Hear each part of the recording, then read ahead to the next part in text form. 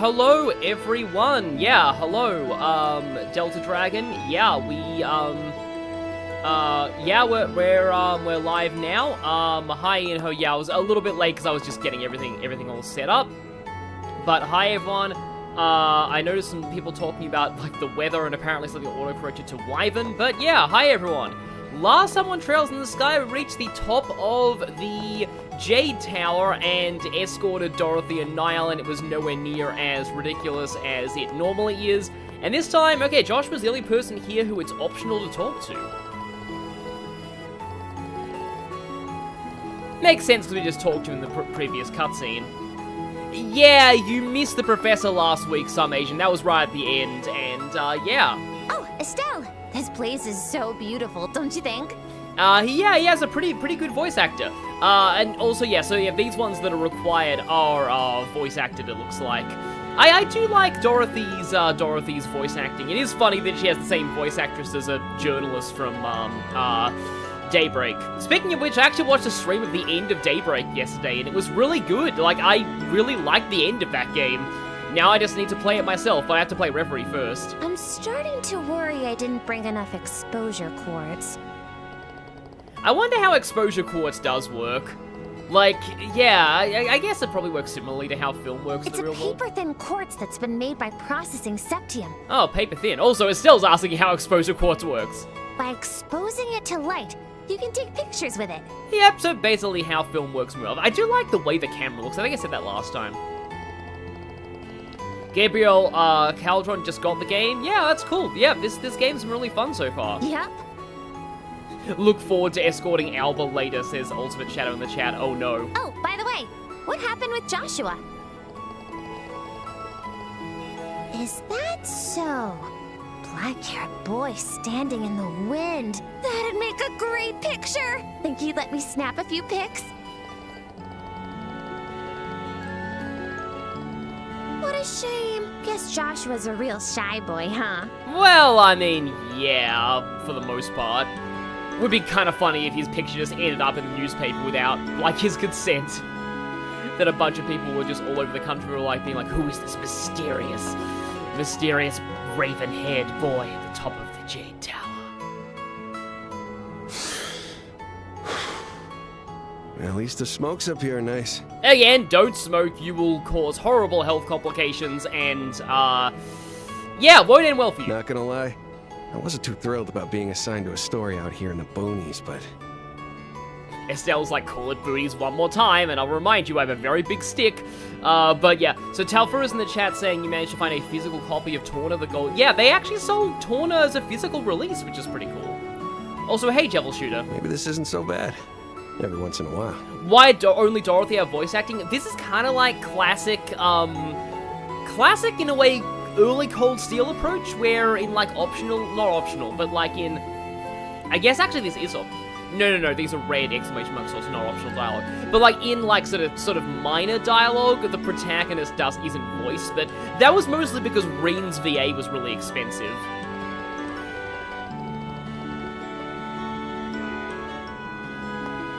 Boss's orders. Besides, I gotta train that ditzy girl after all. And yeah, Trails does go above and beyond to explain their magical tech even when they don't need to. Yeah, you played Acorn T played it on the PSP version. Yeah, this game was originally a PSP game, the original Trails in the Sky trilogy, and I guess does kind of show, Zero and Azure were also, I think, PSP, and then it wasn't Vita until Cold Steel. But they actually did originally come out on PC, even in Japan, from what I heard. It's just the PSP version is the first one that got localized into English. If not for that, I'd be running all over the kingdom looking for my next big scoop. Derek Silver, you did not miss much at all. You can call it a scoop, but some call it a scoo. That's kind of a minor meme from Ace Attorney Investigations 2, where, like, does Edgeworth still say it in the official... I mean, I streamed the official localization, so I should know, but that was last year.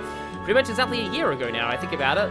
But yeah, I know that, like, when talking to a certain character, he tries to say, well, somebody else gets cut off saying scoop, and it's like, your scoop? It's true. I do gossip pieces now and again, but I mostly do news reports. The way that a certain streamer who voice acted Edgeworth was saying it just really takes it. And I got a hunch something big's going on in Bose. Talfurus, autocorrect makes everyone sound like an idiot. Yeah, yeah, Veridi gets it in the chat. Scoo. It was out as PC in Korea too, okay. Huge string of robberies. Ah. Well, now we know why this dialogue is required. They've yet to catch who did it, but whoever it is, they've got serious mobility. Sure looks that way. Wow, Estelle connected the dots to Sky Pirates pretty quickly. On the other hand, could all be a diversion cooked up by the Erebonian Empire. Well, yeah, I mean, Erebonia does like to do that kind of stuff. It's true. The Empire took quite a bruising in the war 10 years back, and with other nations watching them so closely, they can't afford to do anything overt. Yes, certainly, along with Calvard watching them. Yeah, other nations including Calvard and, well, I would say Crossbell, but Erebonia doesn't think Crossbell's a real nation, and if I stream Zero at Azure one day, you'll see why. Still, this might be some form of harassment. The truth is always hidden in shadow. It's our job as reporters to bring it into the light. Yeah, like we've said in earlier streams, like journalism is a pretty big running theme of Trails, and as I also said in the previous stream, oh boy, does it get good in Daybreak. Oh right, we have to talk to Alba as well. I almost forgot. Oh, your name was Estelle, yes? What happened to your friend? Yeah, I always said Bose, so I actually got it right, but then again I was wrong about the pronunciation of LaBeurle here. Ah yes, hey say. I'm sure that strange-looking device on the roof isn't important at all. Is that so? Well, it's true. The wind up here is rather refreshing. It's very impressive to find bracers as young as you two. I was under the impression that you needed to be at least 16. What a truly wonderful thing it is to be young. The world is still filled with endless possibilities. I'm a fan of Sonic Unleashed. Were I 10 years younger, I'd have solved the mysteries of every ancient ruin of the entire continent myself.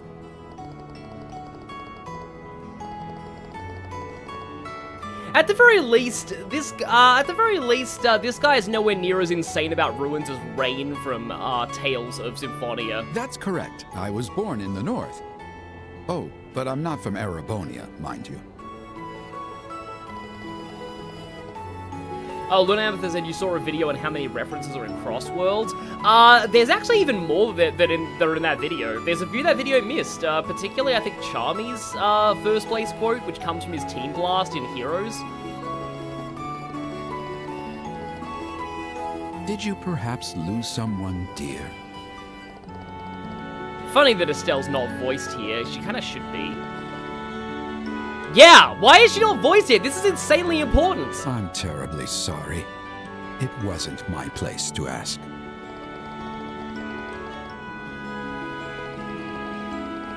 I see, that boy from earlier.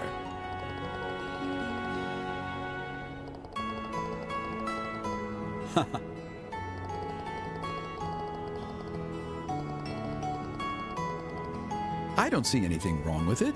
Nothing beats good company, as they say. Yeah, that is actually interesting to think about. Maybe Albert just kind of gives off that vibe of somebody you can just tell things to.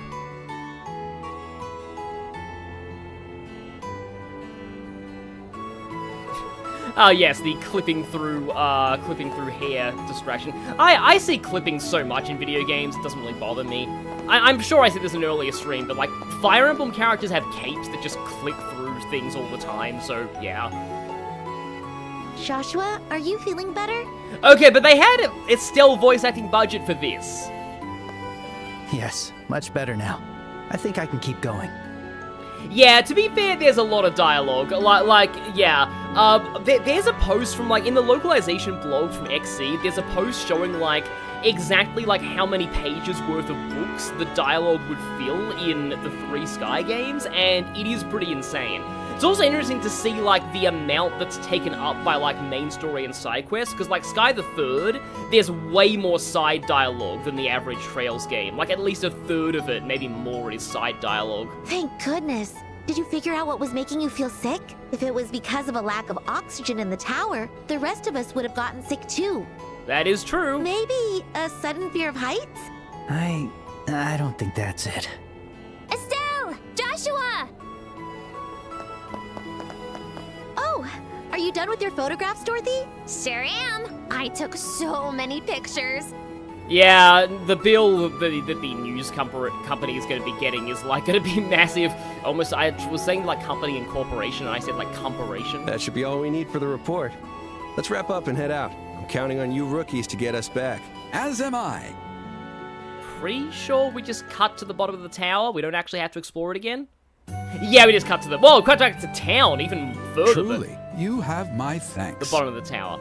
I still love the way Alba's voice. This is basically how I always pictured him sounding. It's the first time I've been able to return from ruin exploration in such a leisurely fashion. Oh, he says leisure, not leisure, huh? Estelle and Joshua, I don't know how to thank you. Not at all. We were merely doing our duty. If possible, though, you really should hire a bracer next time. I'll have to consult my wallet before that. Well, everyone, may we meet again someday. Yeah, so we're totally not going to meet at all whatsoever. Well, I guess we should be heading out too. Definitely going to be seeing that guy again. I had my doubts at first, but you kids weren't half bad. It's not like there aren't like 3 other towers in this region, and he is interested in all of them. So, thanks. I told you we could do it. Hey, don't get ahead of yourself there. You're still immature brats compared to the bracers I know. But keep at it. I'll keep that in mind. I still can't believe that Niles VA is Terry Bogard. By the way, are you two planning to return to your office already? No, we plan on taking it easy and rolling for another day. You know what? This sounds nice. Like seriously, if I was like on some kind of a job that required me to travel, I'd definitely, you know, try and stay longer at a place like this. I've still got a first draft to write as well. Oh boy, yeah, that's gonna suck though. And I've got to go to the workshop and get these photos developed. Though now I remember I was on like a beach holiday once, and I wrote it, I think it was a job app? No, it was a cover letter. I wrote it at the beach. See you later, Estelle and Joshua. Well, that wraps up all of Dad's jobs. Honestly, it was a lot harder than I thought it was going to be. Yeah, well, we had to go to like, what, like 3 dungeons? Yeah, you're right. But I think I have a better idea about what it means to be a bracer.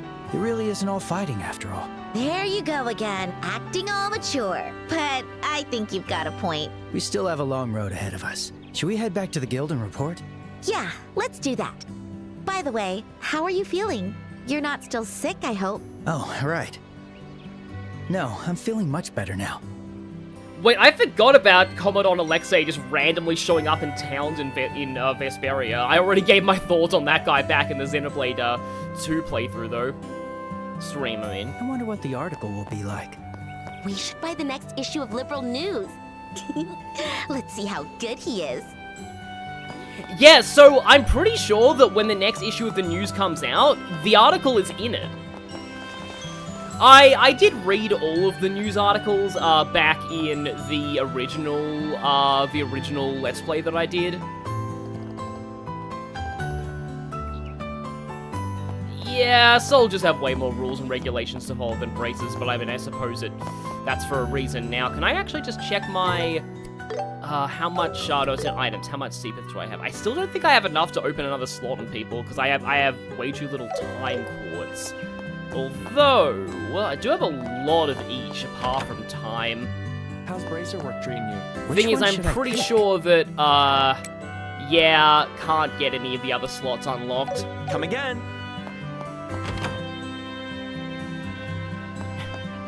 IDK, I vote for reading them all again. I mean, at least the news, the news is kind of important to read in this game, because it does foreshadow like later things. In fact, you know what? No, okay, there's a funnier time that I can read it. Oh, it's Estelle and Joshua.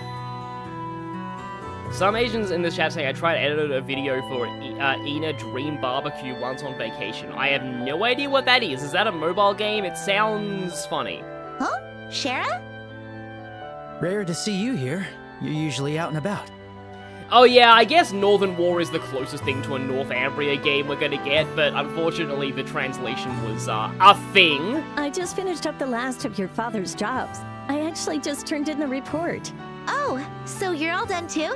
Oh, now I am getting thoroughly jump scared by Michelle Ruff, even though, I mean, I know, you know, I always knew she was Michelle Ruff. It's just funny hearing her again. Sure am. I heard from Ina that you two have been working awfully hard. Looks like all the effort I put into training you two was worth it. Thank you for that. Okay, that barbecue thing is apparently a really surreal game, okay. Now then, we should probably file our report too, huh? Yes, please go ahead.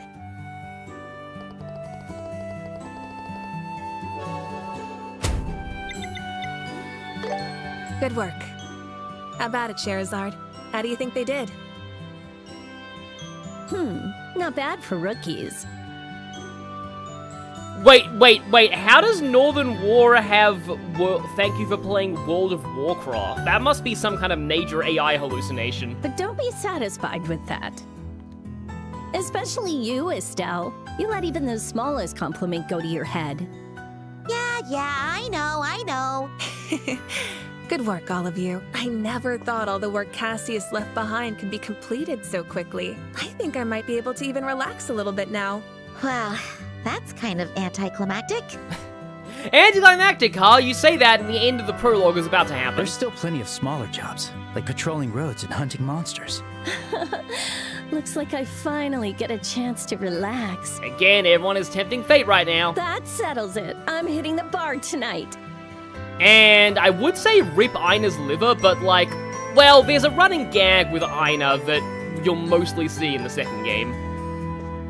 Estelle and Joshua, you'll be keeping me company. What? Do we really have to put up with drunk Shara today? Estelle, don't tell me you intend to refuse my kind invitation. And by kind invitation, she means I need you two as my get me home card, because like even though they're underage, they're basically like the designated driver for like Shara, because Shara's gonna be too drunk to function without supervision. That's rather bold of you. But you're such a pain to deal with when you get drunk. You start yelling, dancing, stripping. That's true. I always have to look away. Sherazard, just what are you doing to these kids? Oh, come on. A little booze never hurt anybody. Delta Dragon says, I don't think Ina has a liver. Yeah, true. She's like somebody in Trails of Cold Steel who doesn't have a heart, let's just say. But with Ina, it's that she doesn't have a liver.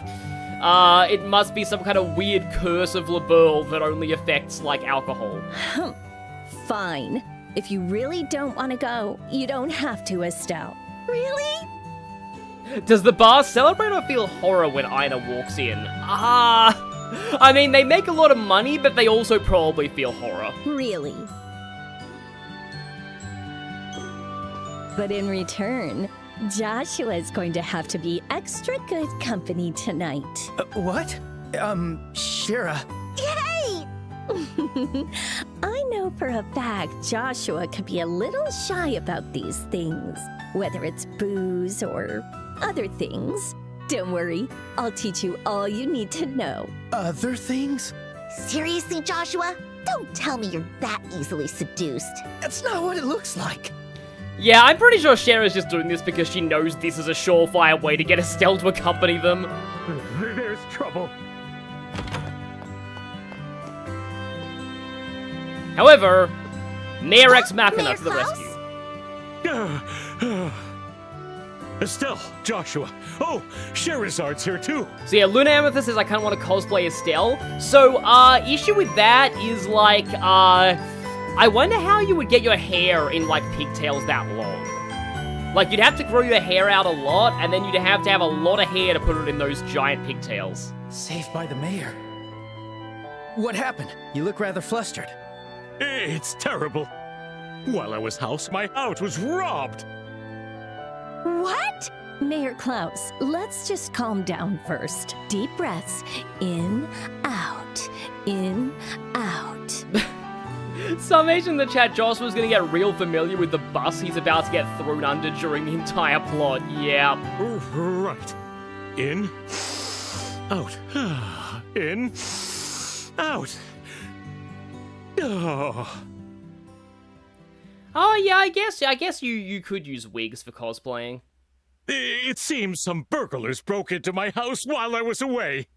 What? That sounds serious.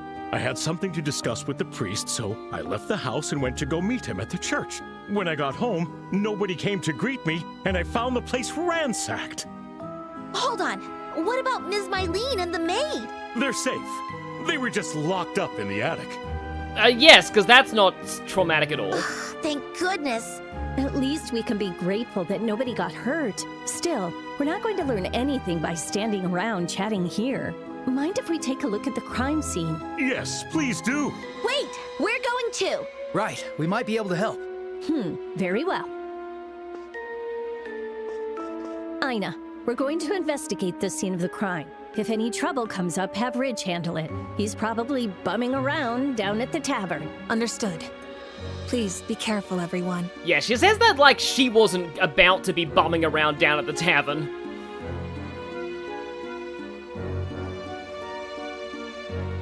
And going straight here, I see. What a mess.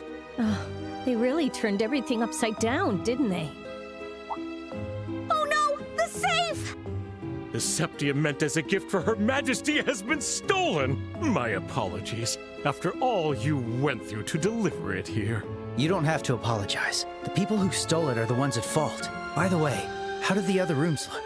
The other rooms were hardly touched. Though the attic, where my wife and Rita were forced into, is a bit jumbled up. Estelle, Joshua, I want you to do something for me. What? I'm going to ask the mayor for more details, but in the meantime, I want you two to do a search of the manor, top to bottom. And that means there is gonna be, I'm pretty sure there is bonus BP at stake here, so you do need to make sure you do a thorough investigation. You mean you want us to do a crime scene investigation? Are you sure we should be doing something like that? Why not? Besides, it's more efficient that way, no? All right, I'll do my best. Be prudent and thorough. Come, Mayor. You can tell me more about what happened in the reception room. Where do I even start? Shara's like, over alcohol, of course. Crime scene investigation. This is really exciting. You do have alcohol in this house, do you? If not, we're not taking this job. Let's start with this room. We should get testimony from everyone who was in the manor at the time of the crime as well. Oh yeah, so basically we are doing Ace Attorney Investigations Trails Edition. Got it. I can't rest until I investigate every suspicious-looking nook and cranny. Unfortunately, that line is no longer in the official localization of Investigations 2. But yeah, so the safe is the obvious one, but like you pretty much have to check like everything. Rare editions. Oh, it's this music! I remember this song. So, okay, no books were taken.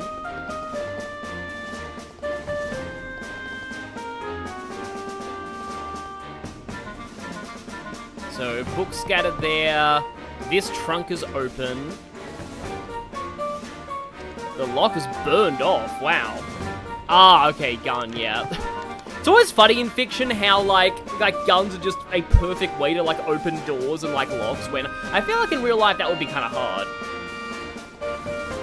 Documents. This reminds me, so apparently once in Australia, a filing cabinet got like auctioned off, like that used to belong to the government, and they forgot to remove the sensitive documents in the filing cabinet, so some random people at an auction managed to get like access to government secrets.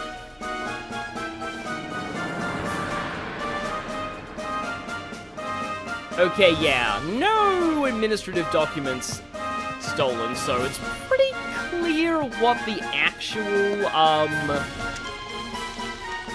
like, target was here. So check that. This one's pretty obvious, though.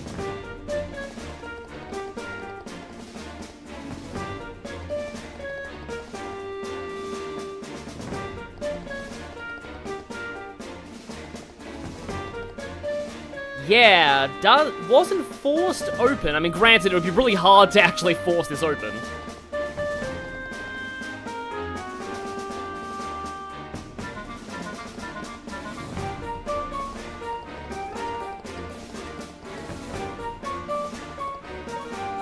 Yeah, so... fingerprint powder on the safe door.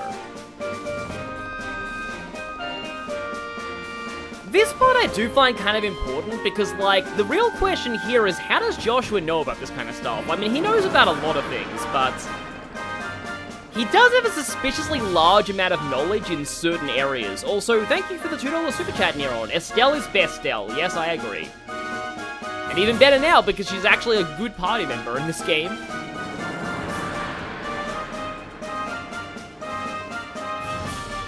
Yeah, I believe this is how a lot of these things really work.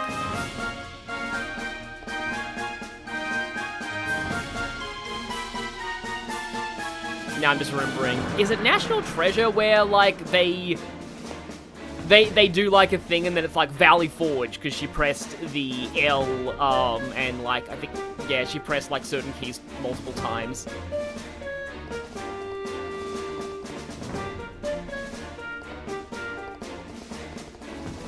Yeah, clearly he just watches true crime documentaries. Granted, those probably, I mean, they're probably just in books because they don't really have TV at this point. But like, yeah, they probably do exist. Yeah, someone who visited the manor, huh? I wonder if somebody recently visited the manor who was there when the thing was put into the safe.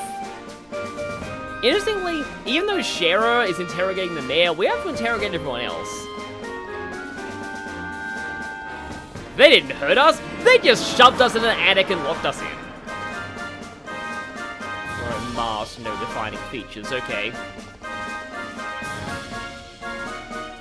Also, Estelle was bad. Yeah, like, I mentioned this in earlier streams, but I feel like Estelle's, like, her crafts were really weak. Particularly Hurricane. Hurricane was really low damage in the original. Its AoE wasn't even that useful because of it. Like, pretty much the only good craft she had was, like, Hardbreak, but she got that very late. So it was just you and Rita here. And that's all you seem to have to say. Meanwhile, Rita, the maid. So you were already in the attic when they came barging in. And it was multiple people. 3 or 4. One of them was much shorter. And could have been a girl. Okay. Well. There was a girl involved. I wonder. And also, the person who did this had visited the mansion recently. I wonder. In the original, this was a lot more, a little more obvious because that person had, oh, I remember this now. Yeah, this leaf. That person had, like, a portrait, and, like, basically nobody else besides the mayor in this town had a portrait. So it was pretty clear she was important. Yeah, Daniel M says in the chat, Estelle was a jack of all trades who became a master of none and later ports due to the higher difficulties being... Oh, right! Okay, I guess Estelle was way better on normal. But when they did the higher difficulties, her, like, low craft power just didn't scale up correctly. With Estelle without Star Shines, your Kid Goku. Yeah, I've always felt that Estelle was like a... I often call her female Naruto. In more ways than one.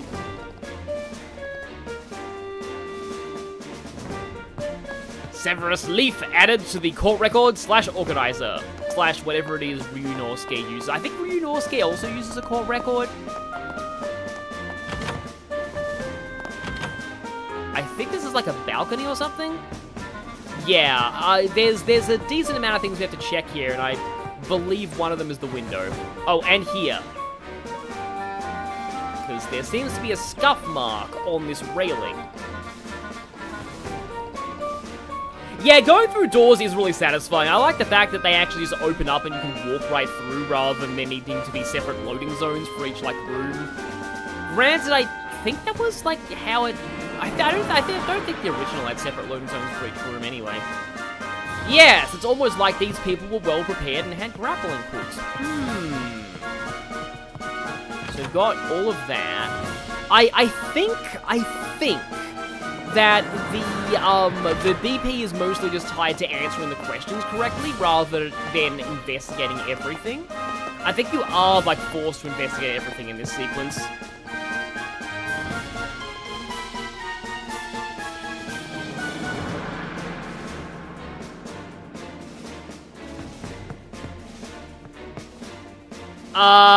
Neurons are, that, yes. And also being totally oblivious.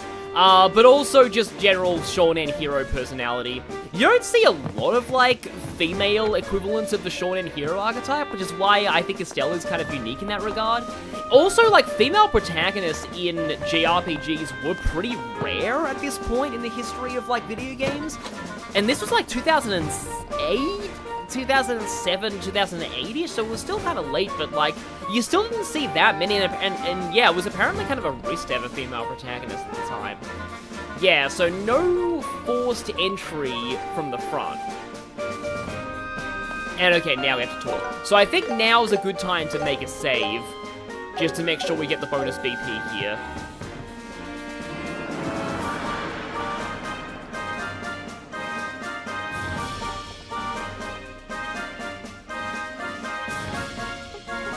I think we can progress here. Well then, let's check things one by one. Akon, you mostly watched shoujo and mermaid anime as a kid. Okay, yeah. I don't think I've watched a lot of shoujo. I was gonna say, like, one thing, but I was like, no, that's definitely not shoujo. First, what were the criminals after? In the early planning, who'd become Estelle and Joshua had their roles reversed. You know, I'm not surprised that Joshua was the original planned protagonist. Because he kind of matches up with the protagonist of later entries a lot more than Estelle does. Like there are a lot of parallels between Lloyd, Reed, and Joshua, like, more so than there are to Lloyd, Reed, and Estelle. Yeah, so... now I remember this preserved food from inside the kitchen, yeah. I actually do remember, like for some reason, like, I remember looking at the original guide to FC, and these responses still stand out to me. It's like how, like, I remember some of the responses from Persona 4 guides to classroom questions, like the specific combination of, like, horseshoe crab and it's caused havoc in the economy. How many criminals were there? It was... I believe it was a group of 3 or 4? It was definitely not a lone female culprit, and they said that one of them was a girl. This one doesn't specify any genders, though, so I do wonder. I don't think it's 2, though? I think it was more than 2.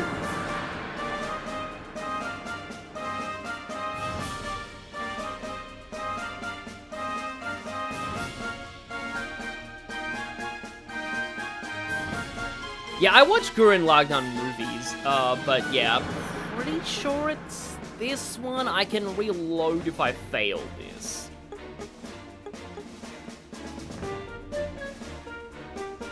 Yeah, I do wonder if they will keep the questions from the Persona 4 remake, because, like, in Persona 3 Reload, they did change quite a lot of the classroom questions, if I'm recalling right.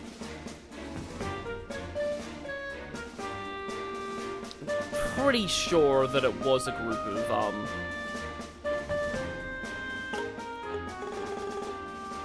Oh, we can actually look through here and see, yeah, here we go. 3 or 4, there we go. So that makes things easier. How did they enter? This is actually kind of funny that it's like the ultimate cheating technique in investigations. Being able to look back through your dialogue backlog. I'm glad that it's like we can see all of it rather than, because sometimes it gets cut off when there's like a major scene change. Generally, by process of elimination, you figure out the right choices, but yeah, there's still some, Wait, sorry, Daniel M in the chat went through a Tsukihime remake, with a Japanese guide Google translated for the dialogue choices. I'm pretty sure it's the second floor terrace.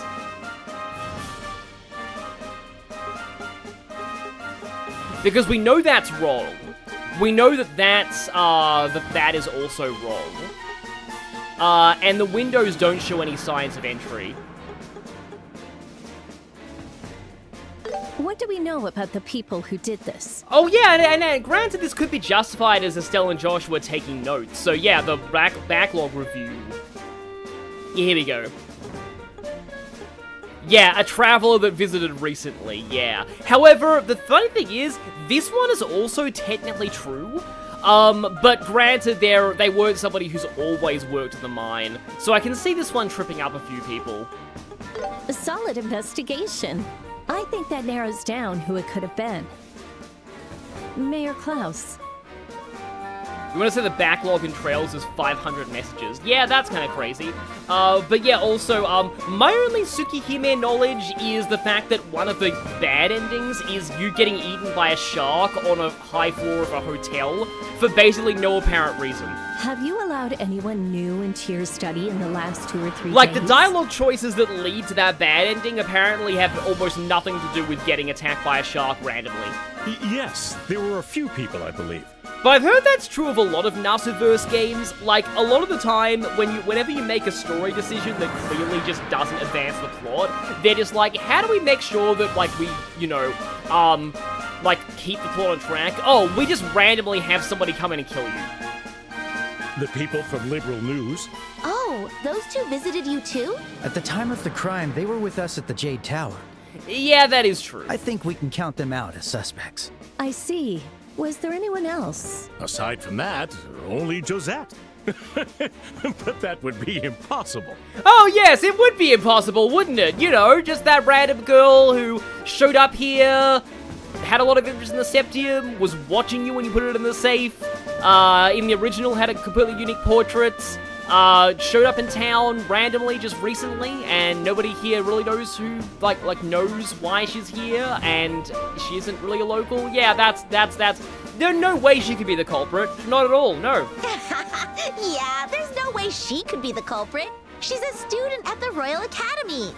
Yes, because school students never commit crimes, ever. Criminals do their best to hide who they really are. If one were so inclined, I can't imagine it would be very hard to make a fake uniform. But she was so nice, so friendly and ladylike. Oh, this is going to be really funny considering, you know. Right, Joshua? I can't say I agree. What? When the mayor placed the Septium into the safe, she looked like a hunter scouting the prey. Yeah, so this right here as well, Joshua certainly knows how to read people's ill intentions very well. Of course, I had no reason to suspect her of anything at the time, but she didn't strike me as just some ordinary student. No way! Granted, students in JRPGs tend to always have supernatural powers, but even still. I don't believe it. Either way, we've got to talk with that girl. Any idea where she might be? I think she's staying at the hotel, but she also said she's leaving Roland today. Then we better hurry. Ah yes, saying that she's leaving town today, obviously also another red flag. Estelle, Joshua, let's start with the hotel. Yeah. Understood. BP increased by 4. I hope that was the full BP for that. Oh! Suddenly we have a new party member! Yup! She uses her whip to keep distance and toy with her enemies with long-distance crafts, skilled in wind elemental arts. Yeah, we got Cher on our side now. It's also, she's at level 9, which doesn't really make a lot of sense considering she's like a veteran bracer at this point, but oh well. Yeah, so Cher is here. And she has, Sylvan Whip, a fan AoE, speed and move down, and delay and 40% blind. Wow, yeah. This is kind of like reminding me of, like, the logic of later Trails games, where, like, they kind of often overtune crafts in later games. They have a ton of extra effects on them. I think this is new, actually. I don't remember this, although I'm probably horribly wrong, and, yeah, this one's an AoE now. Sadist Whip, speed down, steal bonus, and large delay. But yeah, that was her S-craft in the original too. So yeah, her ATS is also a lot higher than anybody we have right now. In fact, her strength is actually higher than Joshua's right now. But I think she does, and also her HP is fairly low, and a lot of EP. Actually, how about, like, let me just see your augment. Oh wow, she already has almost the entire augment opened. That would explain why her EP is so high. And also she has, what a lovely dinner we had, Lightning and Sylphan Guard, which is apparently actually good in this game. Oh, and Aerial too, yeah, so I could swap out some of her stuff, but like, not really sure I exactly want to, although granted, I wouldn't mind her having Cast 1. Oh, because that'll give her Chaos Brand. It'll mean no fire, but like, extra like cast speed on her is going to be good, and she does have 2 restricted wind slots. Mine 1 is kind of nice, EP2... Normally I like to put EP cut on casters, but I think EP2... Oh yeah, no, EP2 would explain why her AP is so ridiculous as well. But yeah, the main thing though is... Let's go. Got it. I would like to see how she goes in field combat, because that's going to be totally new to me. Ranthor, but Shera's design reminds you of somebody from Namco x Capcom / Project Cross Zone. I do, yeah, I have said a bit on those games. They're apparently like turn-based strategy games, and they have like Phoenix Wright in them, and also, you know, they also have like Shulk and Xenoblade Spoiler, and also Lucina. Apparently, there's a side quest available right now, which seems really dumb, but why not unlock a side quest now? Yeah. Emeron Cider. Okay, that's kind of new. Well, we'll be going there on the way to what we need to do anyway, and it's a short deadline. Let's begin. So, Good luck, you two. Let's just go ahead and get that set up. Oh yeah, Segata Sanshiro is also playable in Project Cross Zone. The main reason why I kind of have issues with Project Cross Zone is that, like, the gameplay is essentially a fighting game. Like even though that you move like a turn-based strategy, the battle system is a fighting game, and like I would not be good at that. Greetings, Estelle, Joshua, or even Sherazade, and I don't have enough budget for voice acting. All the budget went to my moustache.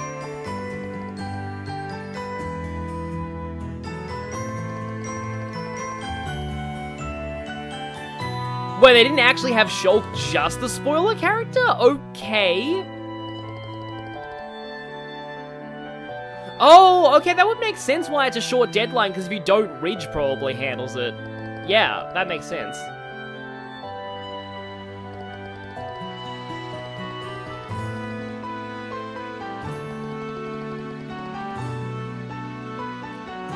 Again, oh Estelle, you sweet summer child.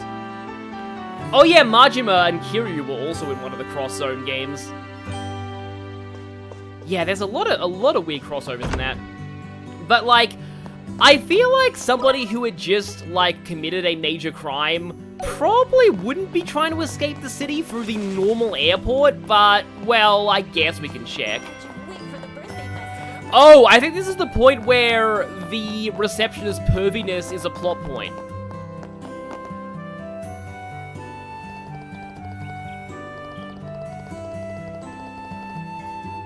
Oh great, we have airplane delays. I know that some Asian in the chat is intimately familiar with that kind of thing. I've actually had a lot of good luck with flights recently, because so many YouTubers that I follow have had horrendously bad luck with flights, like recently, but last year the flights I had to Japan were all perfect.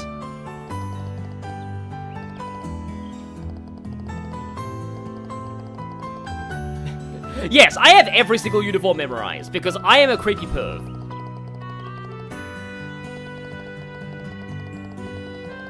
Yes, of course you do.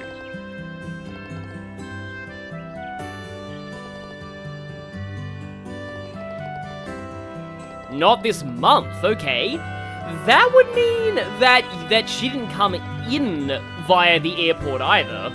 Yeah.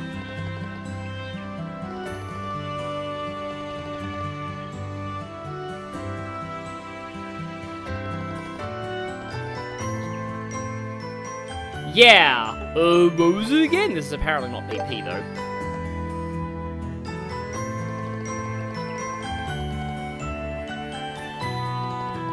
Oh, Dead Souls was the first Yakuza game with playable Majima. Interesting.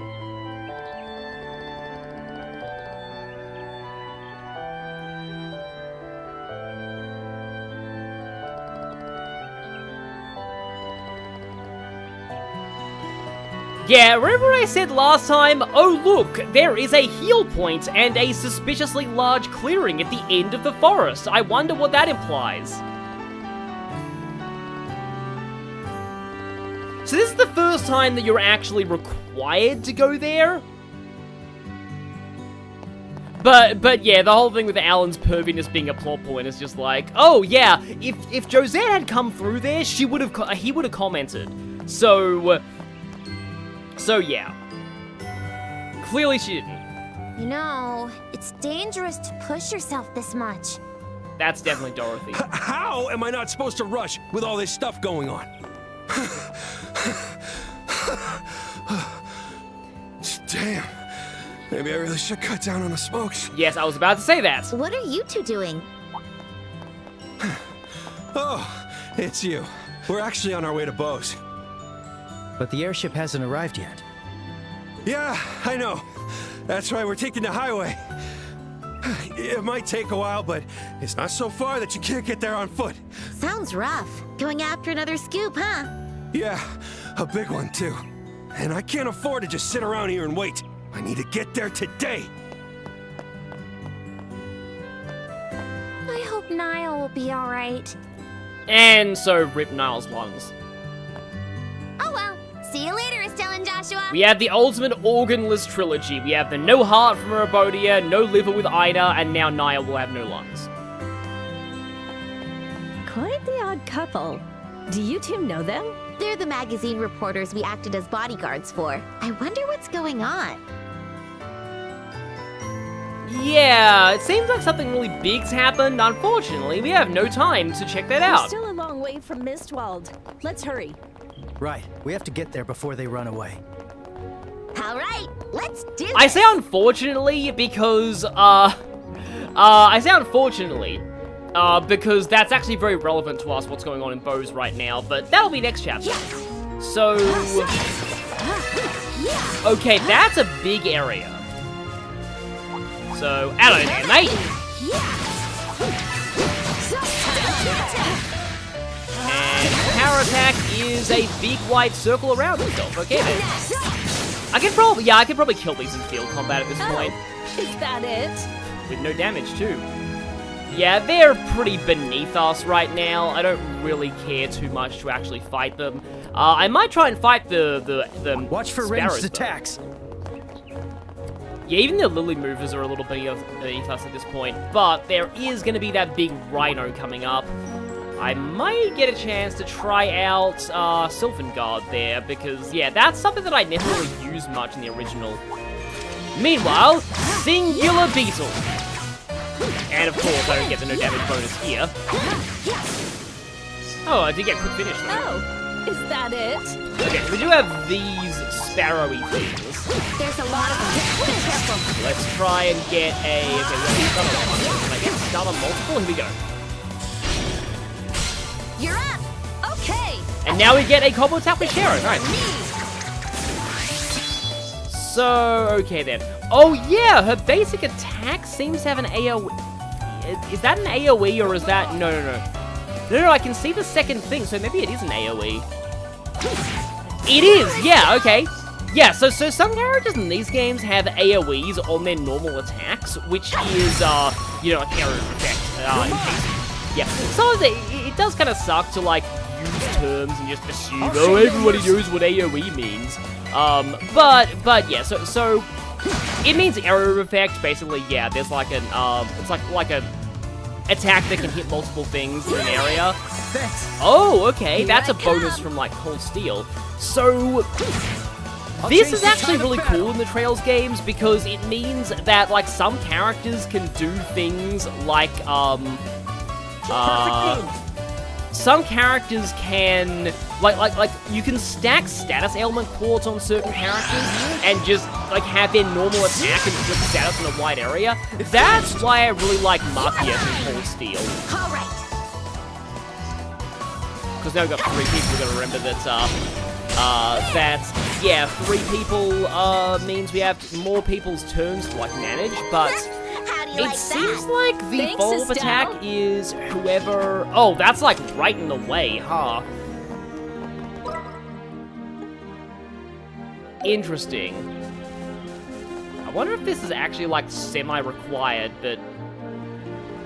Maybe you don't accept the quest, you don't need to. I wonder if this is, like, meant to be a tutorial on how to use Shara, because it's sort of, like, almost, again, semi-force fights right directly in your way. They look tough, but we're tougher. Because I don't remember this from the original either. But okay, yeah. Emeronicider, yes. It is, again, sort of, resistant to everything, null, death, blow, and petrify. It is weak to earth and fire, and I took fire off Shara. It is very resistant to wind, makes sense because it's all, like, green. But, okay, I do have Earthlands. However, I also have, Earth Guard, which I think I might actually go ahead and use here. And as usual, Estelle's gonna morale everyone. Everyone, let's go! Finish it, Shara! And now Shara, again. Debuff immunity, arts defense up, pure stat debuff. Okay, it's not evasion up though, which is a little unfortunate. Anti-sept. Oh, okay, mute 200%. I was talking in the last trail stream about this, how certain things have above 100% chances of working, and that's to account for enemy resistances. So basically that means it's really effective, and also remove buffs apparently, and impede, yeah. Anti-sept definitely got buffs since the original version. But okay, I'm gonna try and clock up Joshua, because he has this weakness. Honor of the goddess. Okay, well, you have AoE on your basic attack too. Thanks. Also notice that that Shara is about like on half health right now, but we've got Earth Guard up, which is going to be helpful. And now, okay, I can use Shadow Spear at least. I could try. I mean, Chaos Brand's probably not going to help me very much though. Yeah, let's actually just try Shadow Spear and have you just walk back a little bit onto this bridge.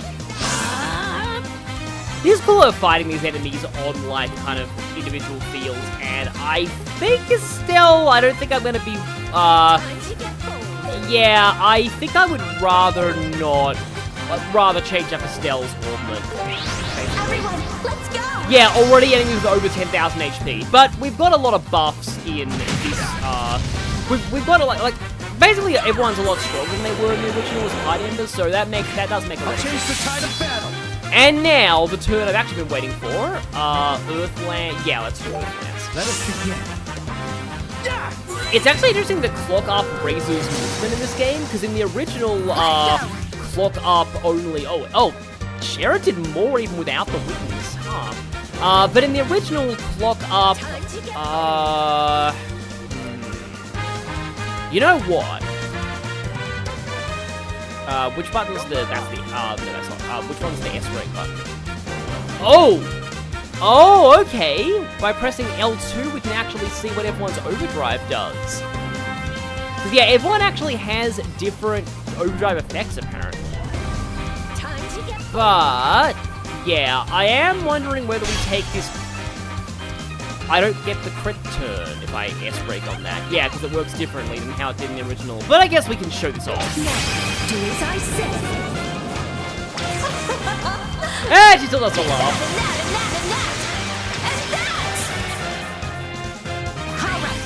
Yeah, that was not a lot of damage. So, yeah, I guess I can move my turn delay to my attack here and then...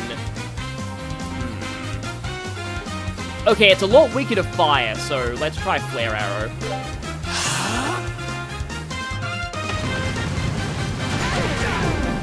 Sweet scent. Okay. Oh, wow. Sleep? Sleep from like a giant rhino. That's not what I expected. Okay. Okay, that's a crit turn. I am going to impede you right now.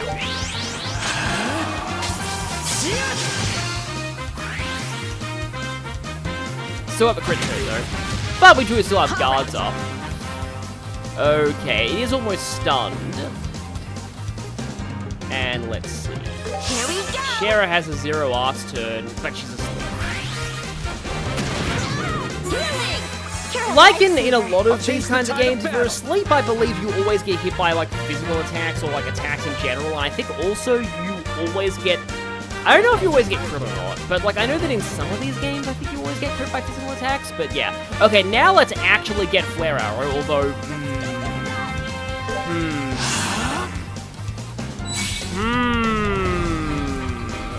It's getting another crit turn. If I do this though, and then I pummel. Let's go! Yeah, it's still... Okay, but I do get the steal bonus though, so... Here goes! Done! You're up! Didn't look like that crit though. This one's on me! Doesn't have... Oh, it got stunned though. But yeah, it doesn't have its crit turn before. Yeah, I'm still learning the ins and outs of this system. Shadow Spear did a lot last time. Maybe I'll try that. Oh, great, it has an HP heal. Now normally how you stop things from HP healing is you use S-Craft, but, like, S breaks in that turn. But with the steal bonus, yeah, it's not gonna... Yeah, it doesn't get the, HP heal turn. Uh-oh. Well, that sucks. It always sucks when an enemy gets so many turns in a row that, I mean, granted, that's because I use too many S-Crafts, but yeah. When an enemy gets so many turns in a row that it's just like, oh, hey, I get to use my charge up and my actual attack at the same time. Do I have any, side attack bonus? No, that doesn't steal bonus, though. But delay small, is that gonna delay you out of the crit turn and the heal turn? Because generally speaking, you really don't want bosses getting heal turns. How's this? Step aside! Yeah, in the original, Silver Whip was also something you didn't really use very much. Payback time! I'll be your opponent. Just because, like, it was mostly just, like, it was what you used with Shara whenever you just didn't have enough, whenever you weren't able to cast with her, basically. Or you never other craft, because, yeah, the main, like, aspect of Shara that was notable in the original game was, the craft that she learns last, but, and that, like, it's an accelerate craft. So basically, like, it's, makes everybody go, like, everyone in an AoE immediately go in the turn order, like, pushes them right up to the top of the turn order.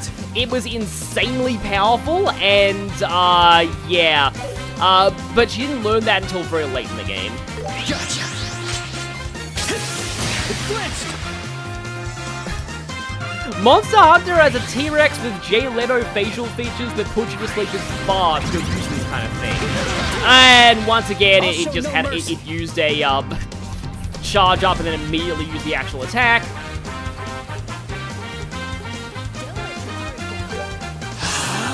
I mean, CP Plus generally isn't that important for, like, enemies, because enemies I don't think really have... Actually, I think some enemies do have CP when it comes down to use their S-Cross, but I'm not exactly fully sure how that all worked in the original game. Here I come! You get a side attack bonus there, and then, I can go for a Shadow Spear. So, maybe it's gonna die now? Oh, Art Boost, yeah. Art Boost from Trails of Cold Steel is totally insane. But there you go. Okay, that was more trouble than I expected. I'm not beat yet! Mission complete. And we get a droplet of defense from that. And due to the magic of fast travel, I think we can actually go back and report that right now, even though we should be hurrying to find those people before they escape. But no, let's just go back here and report that.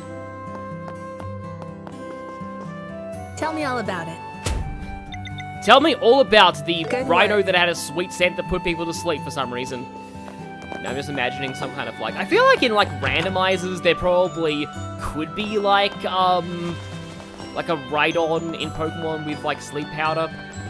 But okay, I was just like, I was originally gonna do my whole heal in the sewers trick, but I know something even funnier. We can sleep at the hotel while we are supposed to be hurrying and chasing down those people who fled. Because why not? Bye now. But yeah, I did that because it gives you 100 CP. Also, Let's go. Got it. forget what the high speed button is. Eyes up now. Eyes up now. Okay, if you insist, Shara.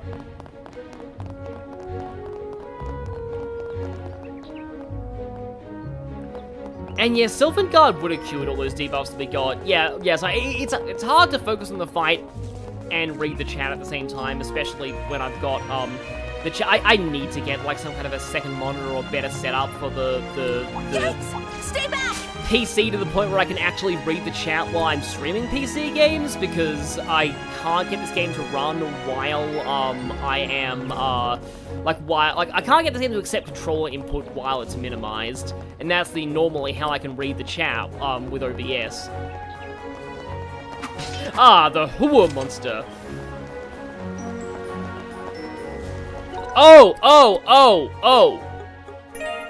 Oh, also we get Zerum powder, nice, okay. But, I don't have any accessories on Shara, as the chat just pointed out to me, so, resist sleep, yeah, that would have been nicer to have in that fight, just saying. Also, she would have had way more HP. Also, I have some droplets I can use. I'm gonna take all the magic on Joshua. Because Estelle and Joshua are gonna be, like, effectively in your party for the entire game. So it is, like you're probably gonna be focusing on most of your, like, stuff on them. The rest of Sky FC is a little weird. You kind of get a revolving door of other party members. It's not really until Sky SC that you have a more permanent party system. And I kind of hope that the remake kind of makes it so you don't have to go to a Bracer Guild every time you want to switch people. And just lets you, like, swap them out on the field. That would make things way more convenient. Yeah, prepare yourself! But in FC, it's really more about Estelle and Joshua's journey.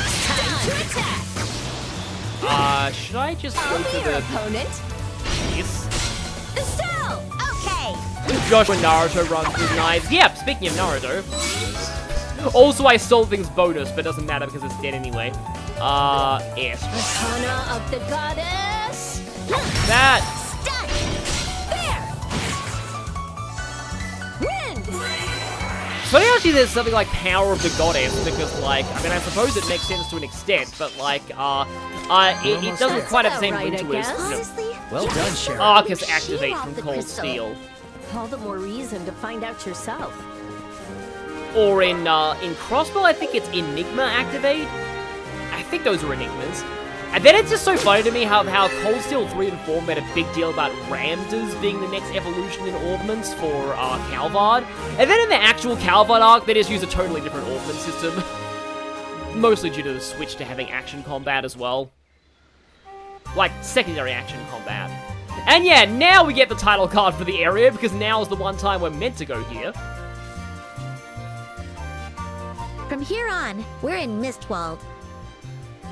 Yeah, Shara does stay a lot longer than most other party members in Sky, though. What do you think, Shara? And yes, Shara does have jiggle physics, that's a little to be expected. No mistake about it. At least she's not Dahlia from Xenoblade 2. You know what's really sad? I got the Xenoblade 2 art book for my birthday and I was looking through it, and Dahlia has multiple beta designs that are considerably more same. I have no idea why they went with the actual Dahlia design they did in the final game. Multiple people have recently passed through here. Yes, that was you two from earlier when you did that side quest. I'd say we're in the right place. How do you know that? Yeah, Enigmas and Crossbow Arcs in a rodeo. All in only 5 years. Well, real-life technology moves that fast, too. Tracking is one of a bracer's most fundamental skills. As we head through the forest, be sure to stay quiet. Roger. Understood. I almost wonder if, like... Because, like, Shara's actual fighting style doesn't really have much of an equivalent in Dungeons & Dragons. Also, nice salute there, Estelle. So I wonder if Shara would be, like, some kind of ranger variant. And I thought there was an augment charging station here. Granted, Shara's fully healed right now anyway, This feels great. but still. Estelle's saying this feels great. I do wonder how it would actually feel to be healed by an Why augment is it station. so dark here? Not even the locals come here. Perfect place to hide. Not even the locals come here often. For good reason. In the original game, they nerfed it a lot in this version, though. got a triple stun there. And now they're no longer stunned. Yeah, I think we could probably beat these in field combat. And I think I'll be playing as Cheryl on the field for a while, just because, you know, it's fun. And, she's the new party member. Makes sense to be showing her off, getting used to her. I don't really think I want to fight you in turn combat, just because you're a little, weak and easy. Right, I guess. You're awesome, Shara. Oh, just started Trails into Reverie, Funhow, and it's just shaping up to be your favorite Trails game. Yeah, I've heard really good things about Reverie. Like, really good things about Reverie. I own that. I'll probably be playing it on Steam. The next chance I get after I finish. Okay, the annoying thing about Claire Obscura is, the one thing I have left doing Claire Obscura is the Super Boss. That's gonna be a thing. Bad boys get punished. Say? Follow my lead! Yeah! First one is just a special, but I think it's actually just a crit, not special.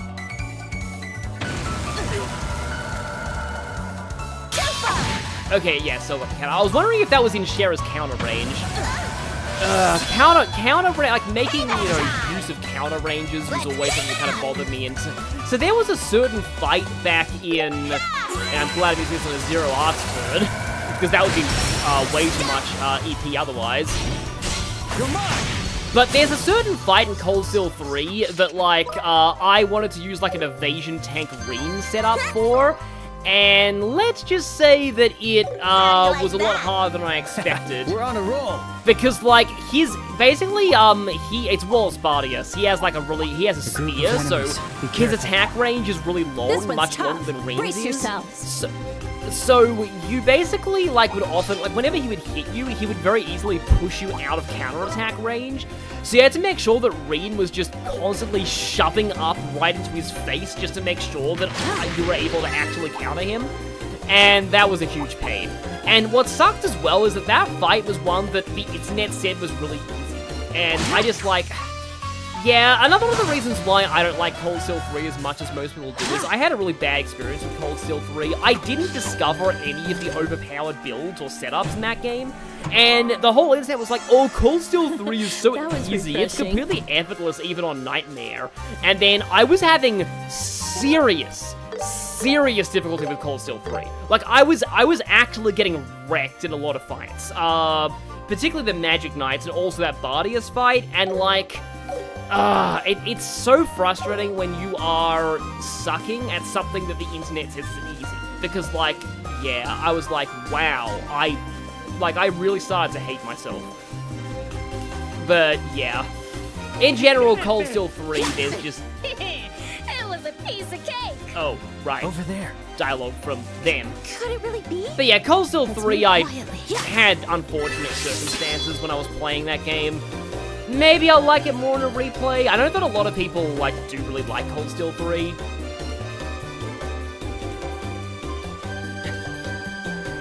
Yeah, there's a reason why, most people in Cold Steel use dodge tanking for, oh hey, all of them look kind of different, too. Use dodge tanking. That was too easy. On characters who have long-range counterattacks. Who would have thought something this valuable would just fall right into my hands? Also, I do like the sort of the vocal shift that her VA has here. It's apparently not Julianne Taylor, according to the chat in the last part. But yeah. What I was saying was that most people in the Cold Steel arc, they use evasion tank builds on characters who have ranged attacks because that way they pretty much always get the counter. That's why it leads that funny thing with Kurt and Juna. Actually, no, it's Yuna there. Juna's the metaphor one. Because, their original default Master Quartz, Kurt's meant to be the dodge tank, and Juna is meant to be, the, defensive tank. But actually, they work better with the Master Quartz swapped, because Yuna has a ranged counterattack. She's actually a lot better with the dodge tank setup. I can't wait to see the look on their faces when I show it to them. Oh, you're really something there, miss. Never would have figured you for the acting type, even with the uniform. As expected from an ex-noble. My past's got nothing to do with this. Wait, so all ex-nobles are good at acting? Still, this outfit makes it easy to fool just about anyone. Especially pervy flight attendants. Especially that eager-to-please mayor and airheaded bracer girl. It's hard to find easier marks. What? Estelle's like, I'm standing right here, you know. Calm down. We should keep listening for now. Yeah, this right here is another BP decision. Fine. And in most of these situations, staying calm and not rushing in gets you more points. In fact, is there ever a situation in the Sky games where rushing in does give you more BP? Those kids did look pretty tough. Some monsters popped up in the mines and they weren't even phased. The mines? Oh, you mean the place where you screwed up, right? Yeah, so this was the guy who, was disguised as a miner back then. The place where, if you had done your job, I wouldn't have had to ham it up in the first place, right? Okay. This is actually kind of cool. I am liking Josette a lot more with voice acting. Like her vocal performance really does kind of sell the character better than the original dialogue did, in my opinion. Sorry, miss. Especially the contrast between her fake persona and this. No worries. All's well that ends well, as they say. And by they, you mean Tails when cities get destroyed. Still, what a joke making those guys bracers. Especially that airheaded girl. She never doubted me for a second. She even wanted us to be friends. Yeah, all of that dialogue from, like, the mayor's house for Estelle is like, oh, I think we'll be great friends. You seem so nice. I was, like, face-palming internally and all that, because if you know how things go... I nearly blew my cover. I wanted to laugh so bad. What's so funny? It's you. How dare you call me an airhead? You've got a lot of nerve. I hope you're prepared. Bracers? How'd they find us? That was pretty impressive, nabbing that septium from the manor. If only you could have stuck the landing. Under the protocol of the Bracer Guild, you're under arrest on suspicion of home invasion and robbery. And also shoving a couple of people in attics. And potentially, like, setting bombs in mines as well, I think. It would be best to surrender quietly. Not even potentially, they definitely did that. Kwang has super chatted, and thus the war begins. The Great Estelle Josette War. Uh-oh. You didn't know these rando bandits even had names? Yeah, pretty sure all of the Sky Bandits have names. Miss, what do we do? Don't be afraid. They might be bracers, but they're just some girls and a brat. We'll show them what the Capua family is made of. I want to say Josette's not that much older than Estelle, so she's not one to talk. What do you mean, just some girl? Take a look in the mirror. Now I'm angry. You're getting a piece of my mind. That's my line. Get 'em, boys! Okay, that's pretty much the classic pose there. I do almost wish there was a different boss theme for this, but oh well. That's enough! Let's keep it up! Okay, so we got defense debuff at the start, because yeah, I have heard, so from what I remember, Josette got more of a focus on debuffs in the Evo remix of the Sky games, so maybe they've actually transferred some of that here. Like I have actually heard interesting things about Estelle and Evo, but power plays into Rage Boost state. In this state, they gain unavoidable attacks, half delay, and buffs to various stats. I can only imagine how much a later boss in this game is going to appreciate the half delay, because their delay is already disgustingly low. They can even steal AT bonuses. Huh, okay. You really think you naive brats can beat me? Ugh, you're just so annoying. Let's see you say that in a moment. Right. Time to Also, strike I'm them down. pretty sure she did not have anywhere near this much HP in the original game. Like, no way did she have that much HP in the original. Okay. I don't think you guys, because usually human enemies don't have weaknesses, so yeah, it doesn't look like they have any elemental weaknesses. Oh. Oh. But confusion works on them. Oh. Oh, and confusion works on her too.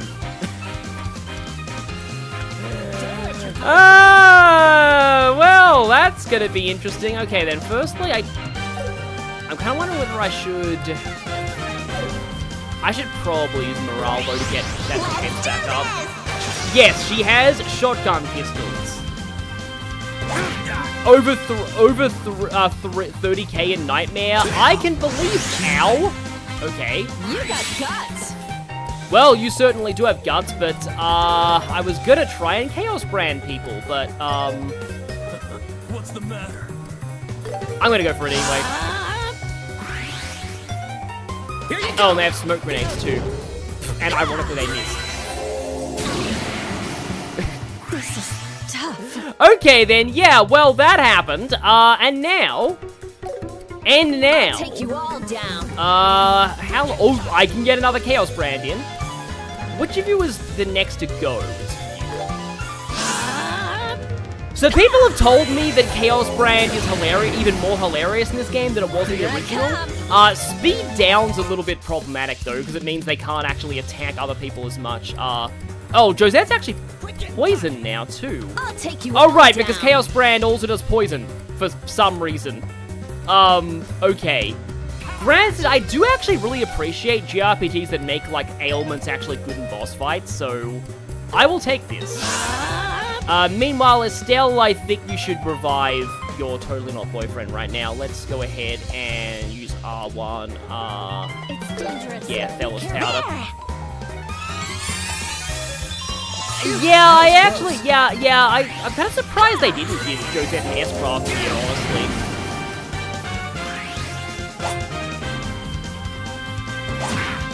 Okay.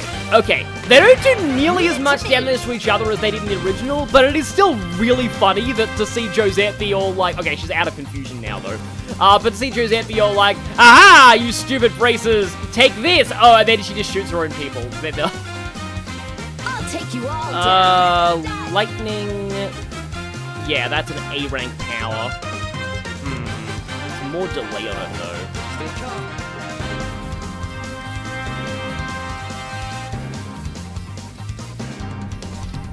We are a little low on health though, and Josh is in the Earth Guard.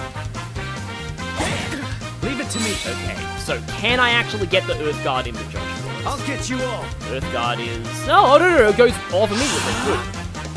I've since found out that Earth Guard actually works this way in Daybreak as well. It gives you like a temporary HP barrier. And... Oh, you have a crit turn. So... Yeah, I think I should probably Hurricane off of the crit turn here. How many side bonuses can I get a side on Josette? I can, but I... thought for a second I did get... Yeah, I think I have to just go for the sides on the random troops. Of course, I want to knock them out of the AoE of, the lightning.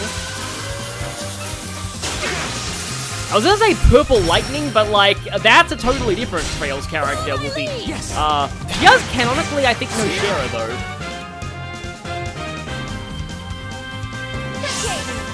I'll take you all down. Interesting, okay. I believe Shera does have an impede. I'll make it hurt. Yes, she does, okay. So, let's try and get rid of that. Oh, we also have the... This is a side bonus, okay. I can get side on all three of them and also cancel Josette, because I don't really want to know what she's casting there, but it can't be anything good. Yes. Feeling good. Oh, Wheel of Fortune, okay. That must be some kind of thing that she has? I'm not entirely sure how that works. Oh, she's still casting. And she can heal, right, yeah. Leave it to me. Something tells me she could do that in the original, but I'm not totally sure on that. Okay, yeah, the other guy's over there. And that guy's sealed. Josette has not lost a ton of health yet, though. Can I, do Fire Arrow? I think I... Oh, Fire Arrow is B, Earthland is C+. And Shadow Spear is A, okay. I think I am actually going to go for this, though. Let us begin. Fire! You leave to take your dog out already to the final battle of this chapter. We were, like, right near the end of the chapter last time. Oh, Josette can counter you. Right, okay, interesting. She's also on fire, which is a little on brand for Josette, I feel. But, yeah. Because bullying Josette will never not be funny. How's this? Everyone, let's go!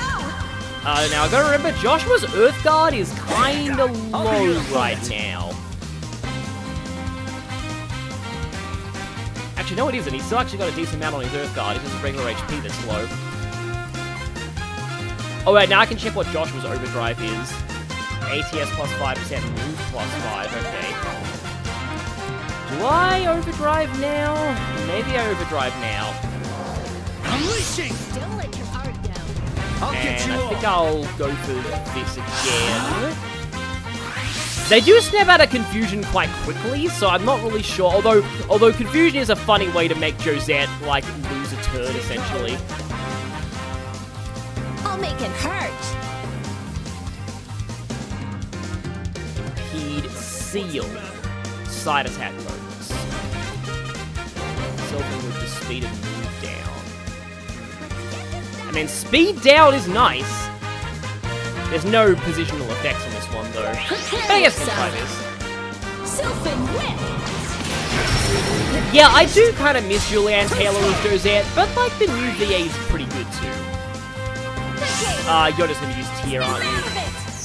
Yeah, Tear is, it's like normally you'd say, oh, take out the healer first, but, like, here, Josette has got a lot of health, so taking her out first is not super viable. Yeah, apparently Josette's VA is pretty new, and that is interesting because she's actually, like, she's really good, I feel. So, Zero Art's turn, Blue Impact, as satisfying as it will be to hit Josette, I probably want to take out the minions first. Yeah, Julianne Taylor was, Cordelia in Fire Flanking. Okay, that is good damage. How dare you hurt my boys!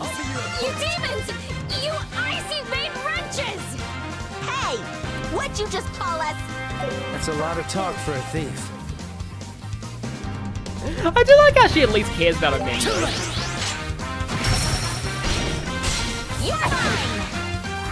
Yeah, Earthguard is not just block one attack. Earthguard is like an actual HP barrier now, which, like I said, is how it works in the Calvard games. So it kind of makes sense they would backport that here.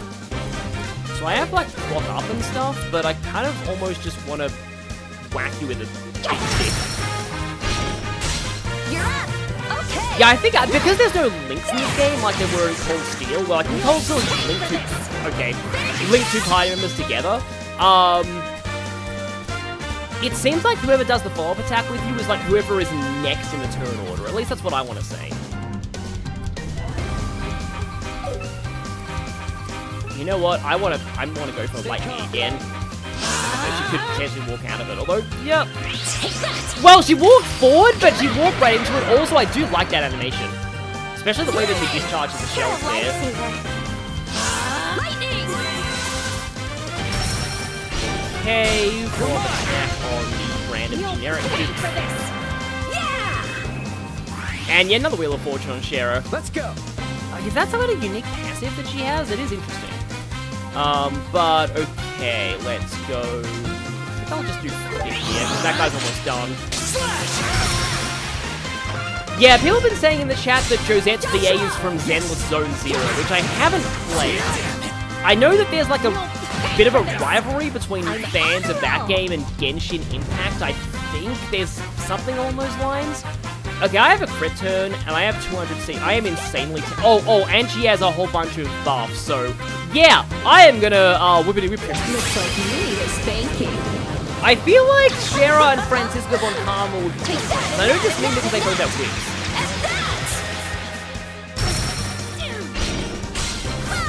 In fact, in a sense, they both would. No way you're this kind of have daddy issues in a sense too, but Why don't you give up and surrender? the daddy issues don't really come to play until like Sky SC. The battle's just getting started. Good grief. Looks like we shouldn't hold back. Well, let's hope she doesn't decide to, is she vulnerable to mute actually? Let me check. Resistant, but it does work on her. I really hope she can't, like, use Thelos, but I feel like there's a decent possibility she might be able to, because I wouldn't put it past them. Oh, there's the rage boost. I mean, this is kind of it. That is problematic. Oh, no. Oh, no! How pitiful. Can I? We shouldn't have bunched up there. That was bad. Okay, then. Everyone who isn't Genshin just hates Genshin, it's the lore. Yeah, that's understandable. Okay, still got a count on that one. You really think you naive brats Well, that was, yeah, that wasn't good. You're just so annoying. Well, Let's okay, see I need that to remember in that a morale hits the whole Right. field regardless Time of to where you're strike them down. Eat this! Here I come. Yeah, to you too? Okay, yeah.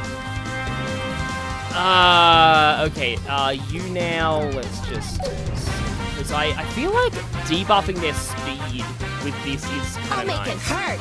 Oh, and then Seal is good too, though.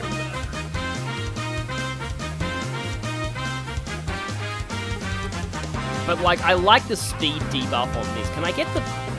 No, I don't think I can get the third guy in this. Oh, right, but you also have Chaos Brand. I feel like I want to save Chaos Brand and Gillette, because they don't do a lot of damage to each other. You're up, Joshua. Okay, and yeah, you need to Earth Guard. Absolutely need to Earth Guard. Me not setting my Earth Guard back up was definitely a problem last time. Oh, great, it still doesn't have the... stealth. Shira doesn't have the Earth Guard this time. Yeah, that was years of revenge she was sitting on for my Let's Plays. Exactly. Gameplay about the crafting system in this game. Okay, I know this game has the U-material system. I think I will actually use morale again. I don't like Sharon not being in the Earth Guard though. Let's go. Okay, so Josette's counter is more if you attack her men rather than because she has basically she has the same like she has the same like party and bonus effects that you do, and I kind of feel like I need to like Earth Guard Sharon now. Rage Boost killed you so many times that this fight gave you the most trouble in the game. Kwang, ironically, made her a tougher opponent than that guy. I know you're talking about, and that's hilarious. Here I come. Everyone got cooked by Josette at the end of the demo, and 95% of them loved it for that. Oh, okay. I will say, this game definitely... Oh, I can see a fan-shaped AoE on you right now, so you probably need to get impeded. I'll make it hurt. Which thankfully this thing does. Can I get all four of you in this? I can. Boys get punished.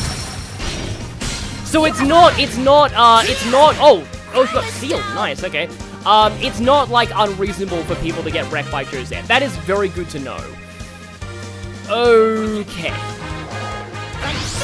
Estelle's not really getting a lot of use out of, her, like, arts at the moment, so I think going overdrive with her and using physicals might be good. Talfuruz, you're backward, you miss? Oh, you miss me getting completely wrecked by, one of the biggest jokes in the entire Trails franchise. At least formally one of the biggest jokes in the entire Trails franchise. Formally. That's just a... No, that's not a heal, that's an attack, okay. Leave it to me. But I think I can impede her. Perfect move. Unfortunately, I have to use a single attack in order to impede her. Can I actually get back on you?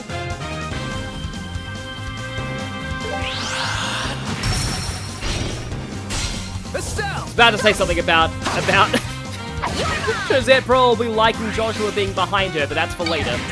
Leave it to me. So, okay, they're okay, their strength down is... I'll make it hurt. I do like the seal. But also speed and move down is nice too. Go, Estelle. Especially speed down. Okay, 0 arts turn is nice to have because of blue impact, although I could actually use, like, clock art, maybe?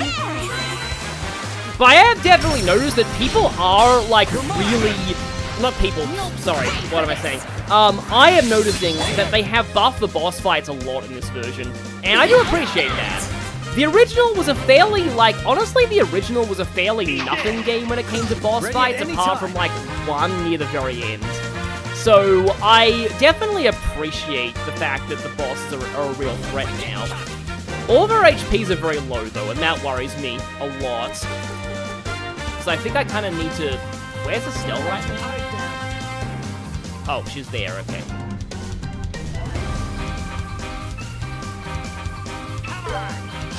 I feel like Josette's thing is a fan-shaped AoE, so it's kind of hard to be out of range of it. But it's like, just be careful whenever you lower her to half HP. Let's go! Okay, you're nearly stunned. You're not stunned. I just realized that just like Fire Emblem, we're fighting bandits in the early game. Okay. How's this? I don't like that Josette's getting a crit turn. Do I use this just to steal the bonus? I think I actually might. And I'm sure Estelle will very much relish in this.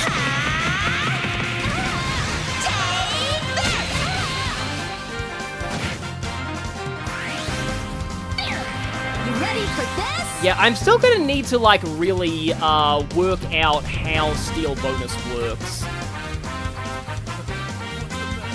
I am liking the speed down, though. Yeah. I mean, usually when I ask the question, can I get all three of you, the answer is typically yes. How's this? It glitched! I think I missed one of them. Follow my lead! Yes! You'll pay for this! I would not be surprised if the strat on Nightmare is spamming morale, because morale does seem very, very good. So one of them is stunned, the others are relatively fine-ish. I'm kind of handling this fight in two phases. Phase 1 is the minions, and Phase 2 is Josette herself, but Phase 2 can wreck you sometimes, as you've seen.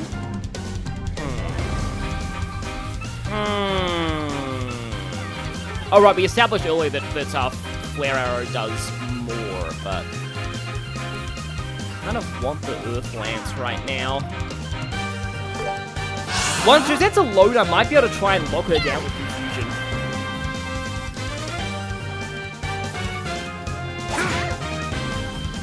Okay, Earth Lance time. Here I come! Oh, okay, we already got the 150 arts thing. Zero arts still on Shara. Weirdly, I have not actually used Aerial yet. In the original game, I was just spamming Aerial at this point, I think. I think I actually used her in Spider originally. It glitched! Too slow! Oh yeah, one of them has way too much, in the way of, like, HP right now. I'll be your opponent. I think she's going for... Yeah, she's going for just a singular attack art in Estelle right now, which makes perfect sense because Josette and I don't think Joshua's MP can reach her in time. I mean, I can delay her, but that is literally delaying the inevitable. Estelle does still have her guard, though.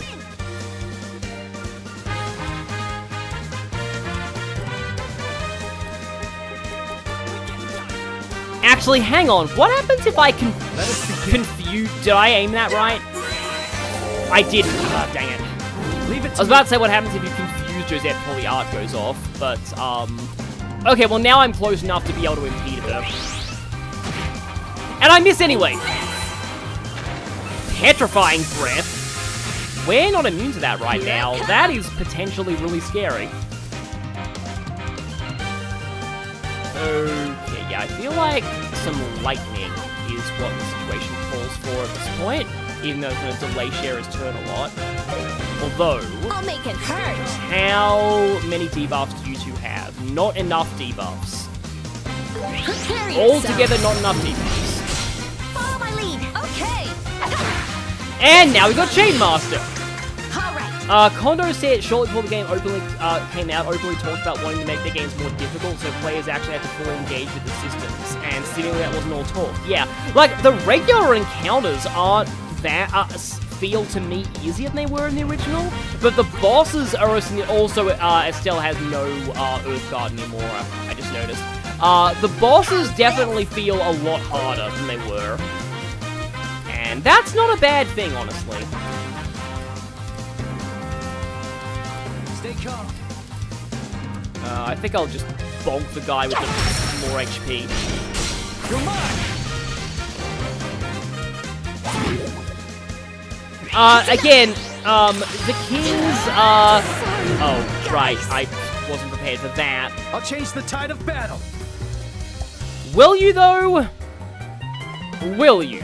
Let's see. I mean, those two are mega debuffed. I definitely need to revive Estelle, though. I almost wonder... Oh, I have 3 Zerum powders. Why not use them? Be careful. Close one. Also, I definitely need to Earthguard soon. Ironically, their smoke grenades are very inaccurate.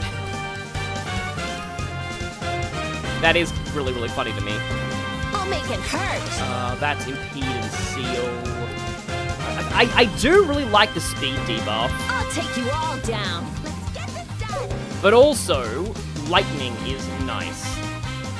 I can get all 3 of you in a nice lightning. Well, if Josette doesn't move, and she probably will. She probably will. Okay.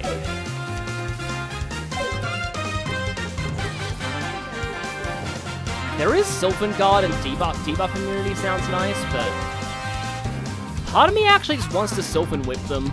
How's this? Stunned. Because I do like the stat debuff. Are you...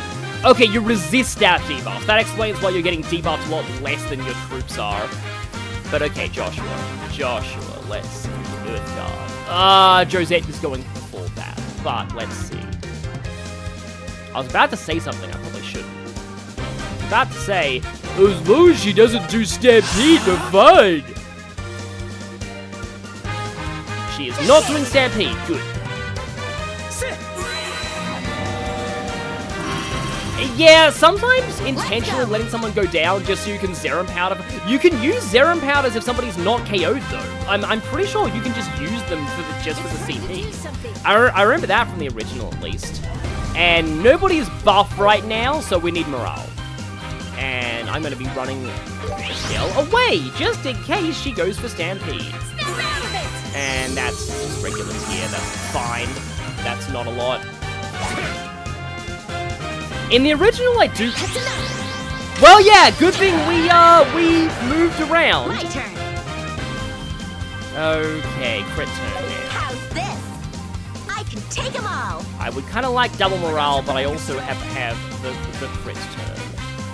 I had a feeling I could get all 3 of them side, but that means I don't get Josette, and I want to get Josette because Estelle. I am acting as Estelle would in this situation. Always hit Josette. You'll pay for this. How dare you hurt my Okay, boys? well, we got How Dare You Hurt My Boys, so one of them's down. But once they all go down, I'm pretty sure that's when she goes into full-on Insano mode, so to prepare for that, Chaos Brand Josette. It might not actually work, but we'll see.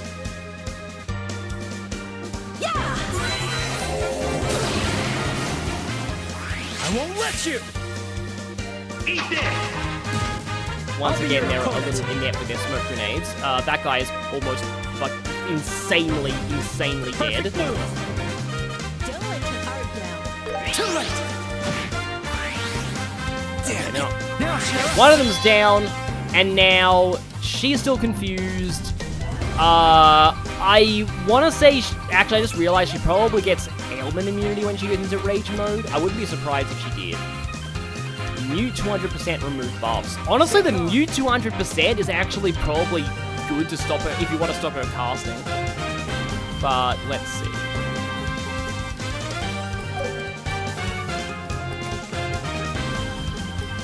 I don't have AoE healing right now is a little I also feel like block upping Joshua might not be a bad idea.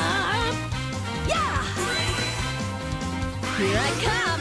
I do think that, yes, I agree these bosses should have had a different theme.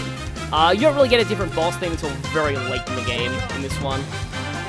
I think I'm gonna go lightning. Because she's gonna do something dumb now because she's confused. Oh, she's gonna... Now I've done it. How dare you hurt my boys! Shoots one of her own boys in the face.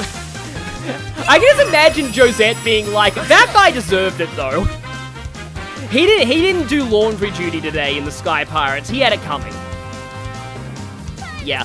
All the Sky Pirate, like the whole Sky Pirate thing actually does, like, because a lot of this game I feel is very influenced by Castle in the Sky.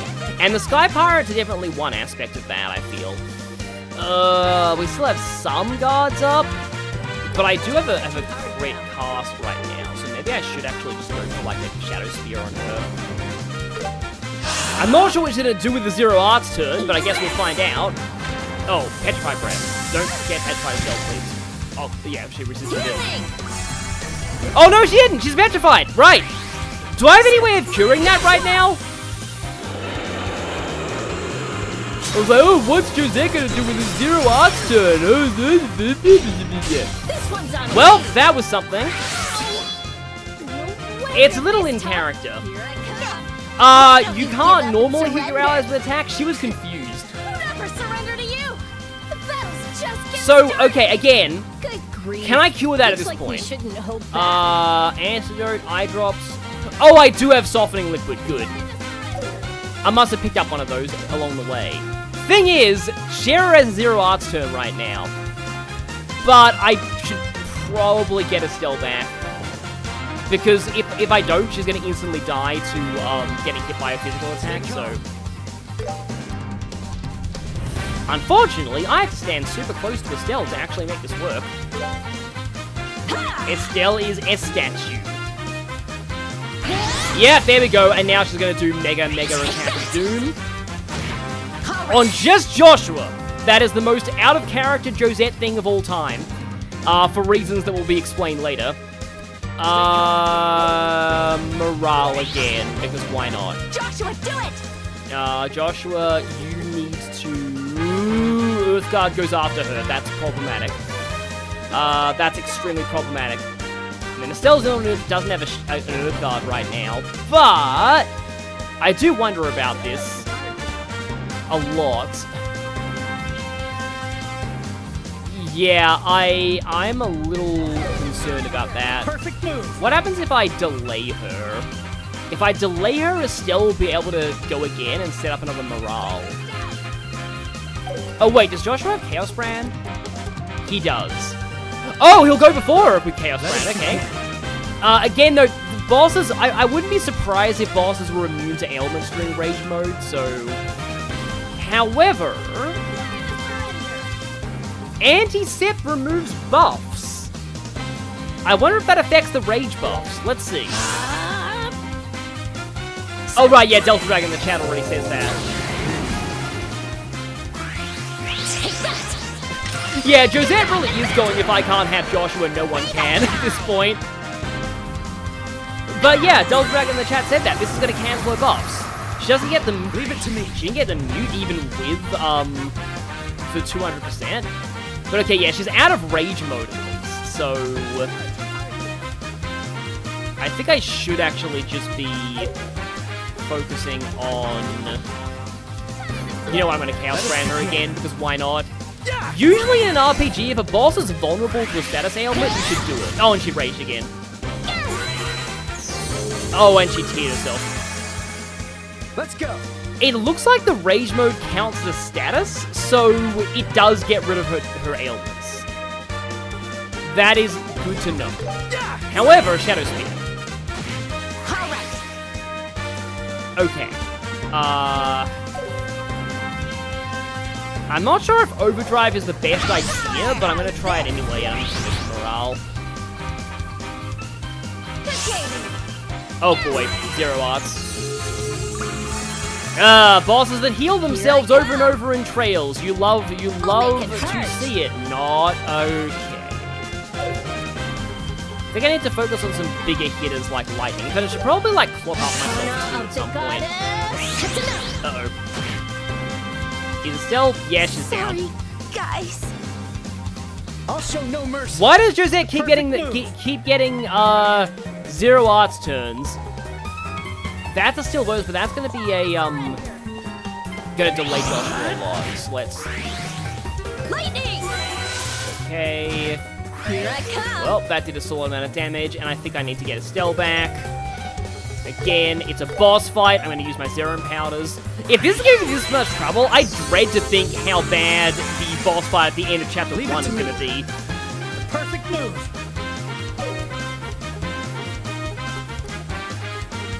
I don't think Shadow Spear is a great idea right now. How are our guards doing? Our guards are not doing great. Let's set this up again.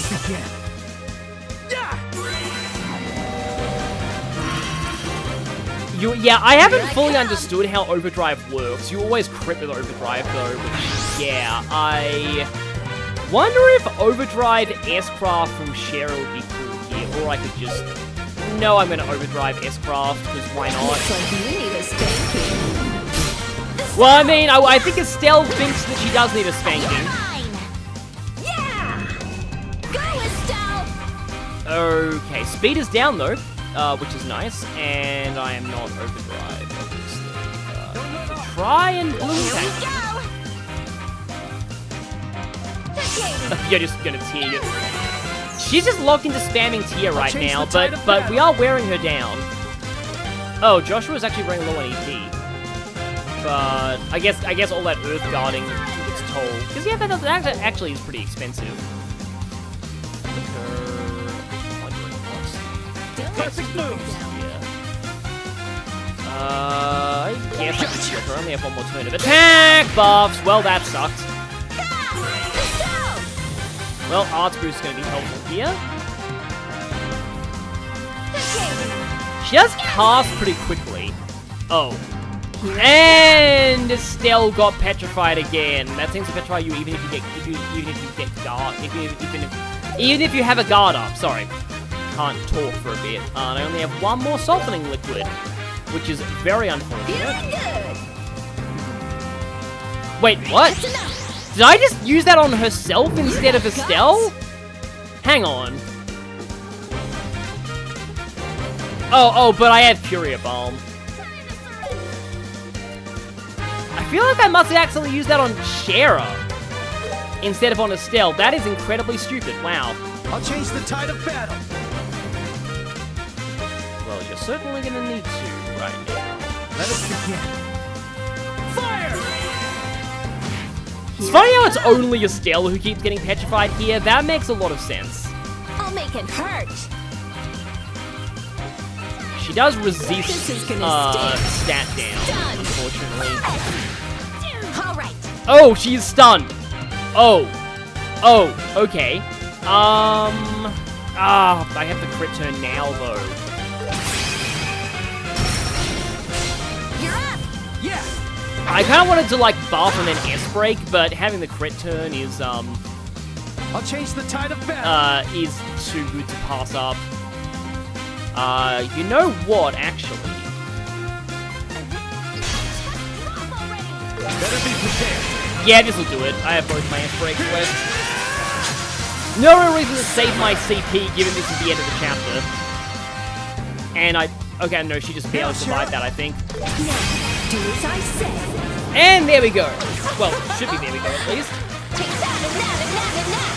Chapter 1 is no joke. I appreciate the bosses for being an actual threat in this version, though. Like, wow, I've almost streamed 2 hours, like, now. Wow, and we're only just barely finishing the prologue.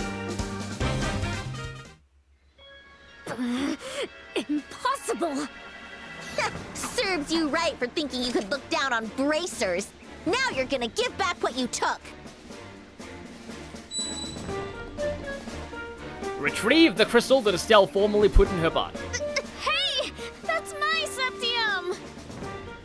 It's not yours. It belongs to the people of Roland. What a brazen thief. now that we've retrieved the crystal, I think it's time for you to give us a little more information as well. I couldn't help but notice that name. The Capua family, was it? I don't know what you're talking about. And she did, and her troops did give away that she was a former noble. Aren't you a stubborn one? Maybe that's what I like about you. Hey, watch it! You know, we should probably get rid of her gun right now, because, I mean, I feel like one person having a whip and the other having a gun is not exactly the advantage in terms of the interrogation, I think, is a little one-sided, but not in the direction that you would think. If your mouth won't talk, maybe your body will. Don't worry, I'll be gentle. Get away! Get away from me! Shara is definitely enjoying this. It's like a cat playing with its food. Sure, watch out!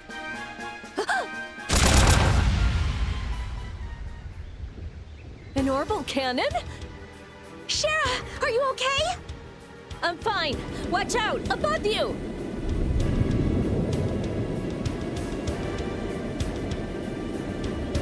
Ah, this ship that we'll be seeing a lot of going forward. Like, seriously, a lot of. An airship? Looks like the tables have turned. Hey! Jose! You alright? Kyle! Took you long enough? Whatever. Just get down here already. No time. The mission to Roland's been put on hold. Something real bad happened in Bose while you were away. What bad thing? Just get on. If you aren't coming, I'm going. Yeah, seriously, the amount of times you will see this exact ship in the series. Hang on just 1 minute! Hey! We'll settle this properly someday. Don't think you've won yet. We'll settle this once and for all.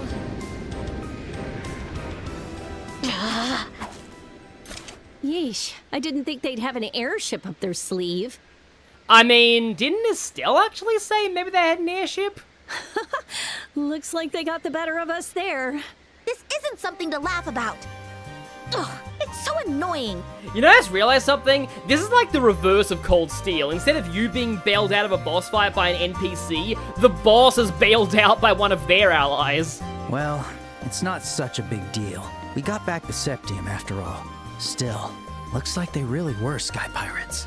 That certainly seems to be the case. And it sounds like their hideout is located somewhere in Bose. So what the heck were they doing all the way out here in Roland? Well, I mean, you know, stealing an insanely valuable Septium crystal for one. Who cares what they are? If I lay eyes on that cheeky little brat again, I'm gonna tear her a new one! Tear her a new what?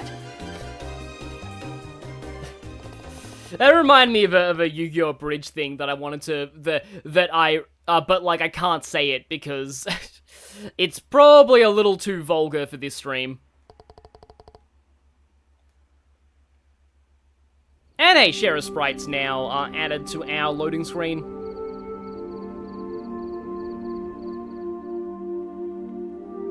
So... Oh my, how terrible. Had to think that sky pirates would show up. We did kind of good and bad. Well, apart from getting wrecked in that fight and still getting petrified a bazillion times. We got back the thing they stole, but we haven't caught the actual thieves. Well, not much you could have done about that.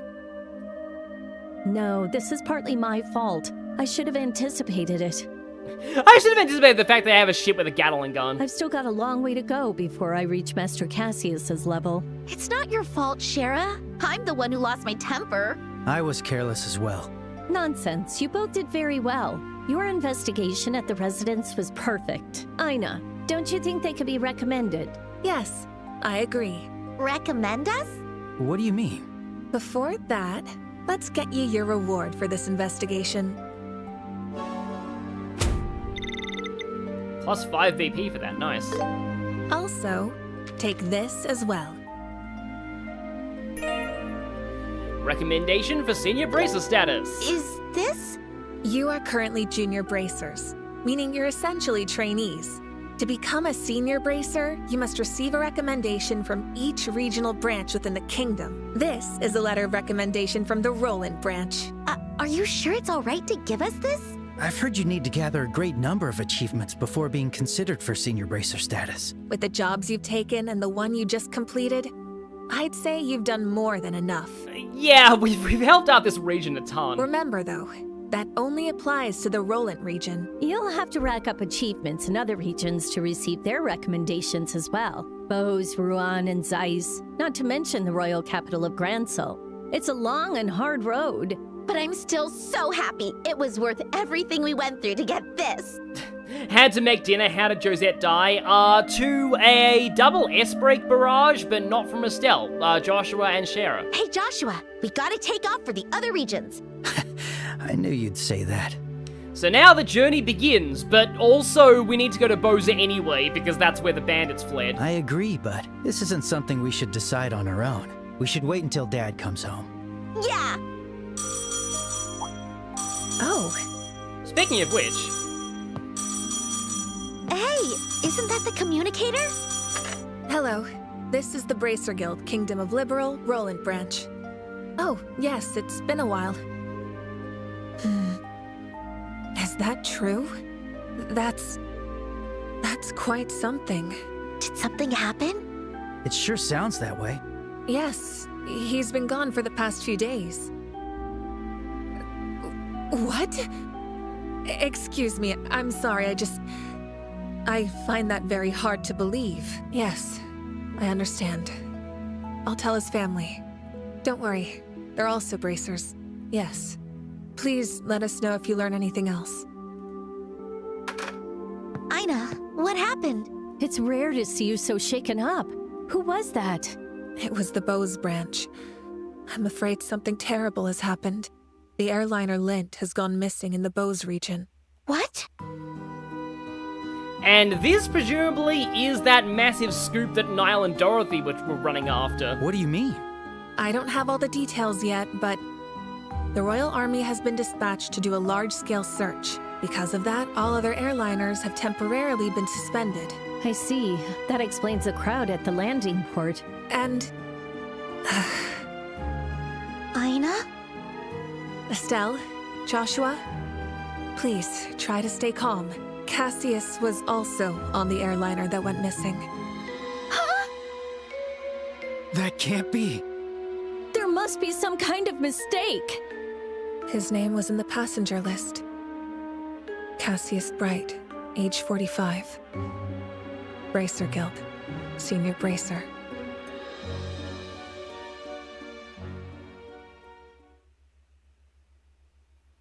I still love how everyone is like, no, wait, there's no way that could happen. If Cassie was on that airliner, there's no way that airliner could ever possibly go missing. So yeah. It is just, yes, Cassius Bright is Cassius Bright. But yes, that is our lead into the next chapter. There are now multiple reasons we have to go to Bose. We need to get a recommendation from there, the Sky Bandits fled there, and also the airliner our dad was on disappeared in that airspace. What is interesting is even the bandits were saying something bad had happened in Bose, so yeah, when even they are worrying about the situation there's more going on here than we probably think. Yeah, those who don't know. Oh no, Cassius! Those who know Cassius. Oh no, those poor kidnappers! It's not quite the same thing, but, like, that reminds me of how, like, yeah, there's a, I think there's, like, an episode of, like, one of the Superman cartoons where some, like, airplane hijackers hijack a plane that, like, Lois Lane happens to be on, and they're like, oh crap! We hijacked a plane with Lois Lane on it, we're so screwed. Estelle, are you there? Joshua? Dinner's ready. Tonight, we're having roasted basil chicken and onion soup gratin. I pronounce it basil, not basil, but actually the whole those poor kidnappers thing actually reminds me of, I think there was like I remember there being a My Little Pony fanfic that I remember reading from a while ago where the premise was that, like, Princess Celestia, like, goes incognito as a normal citizen, like, for, like, a day, and then she ends up getting kidnapped and held for ransom, and she just wants to play along with the kidnappers because it's funny, because, like, they'll know how massively screwed they are if they realize it's actually her, and she can obviously just utterly destroy them if she wanted to, but she finds the whole situation so hilarious that she's just playing along. That probably sounds like something that Cassius might do if he got kidnapped. Sounds delicious. Yeah, I'll come in a bit, so you two go ahead and eat. All right. You should come before it gets cold. Oh, that's actually Wheel the... of Fortune. This card again. That's actually the one where Superman meets Batman, that episode. Okay.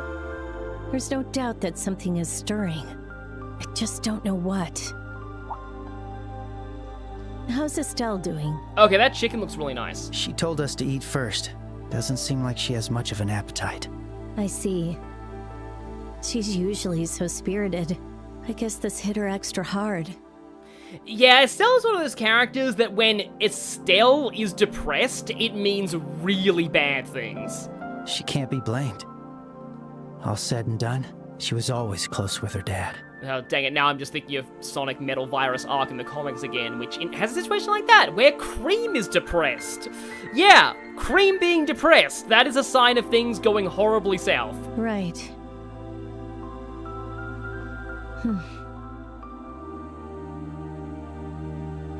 Shara, what do you think happened?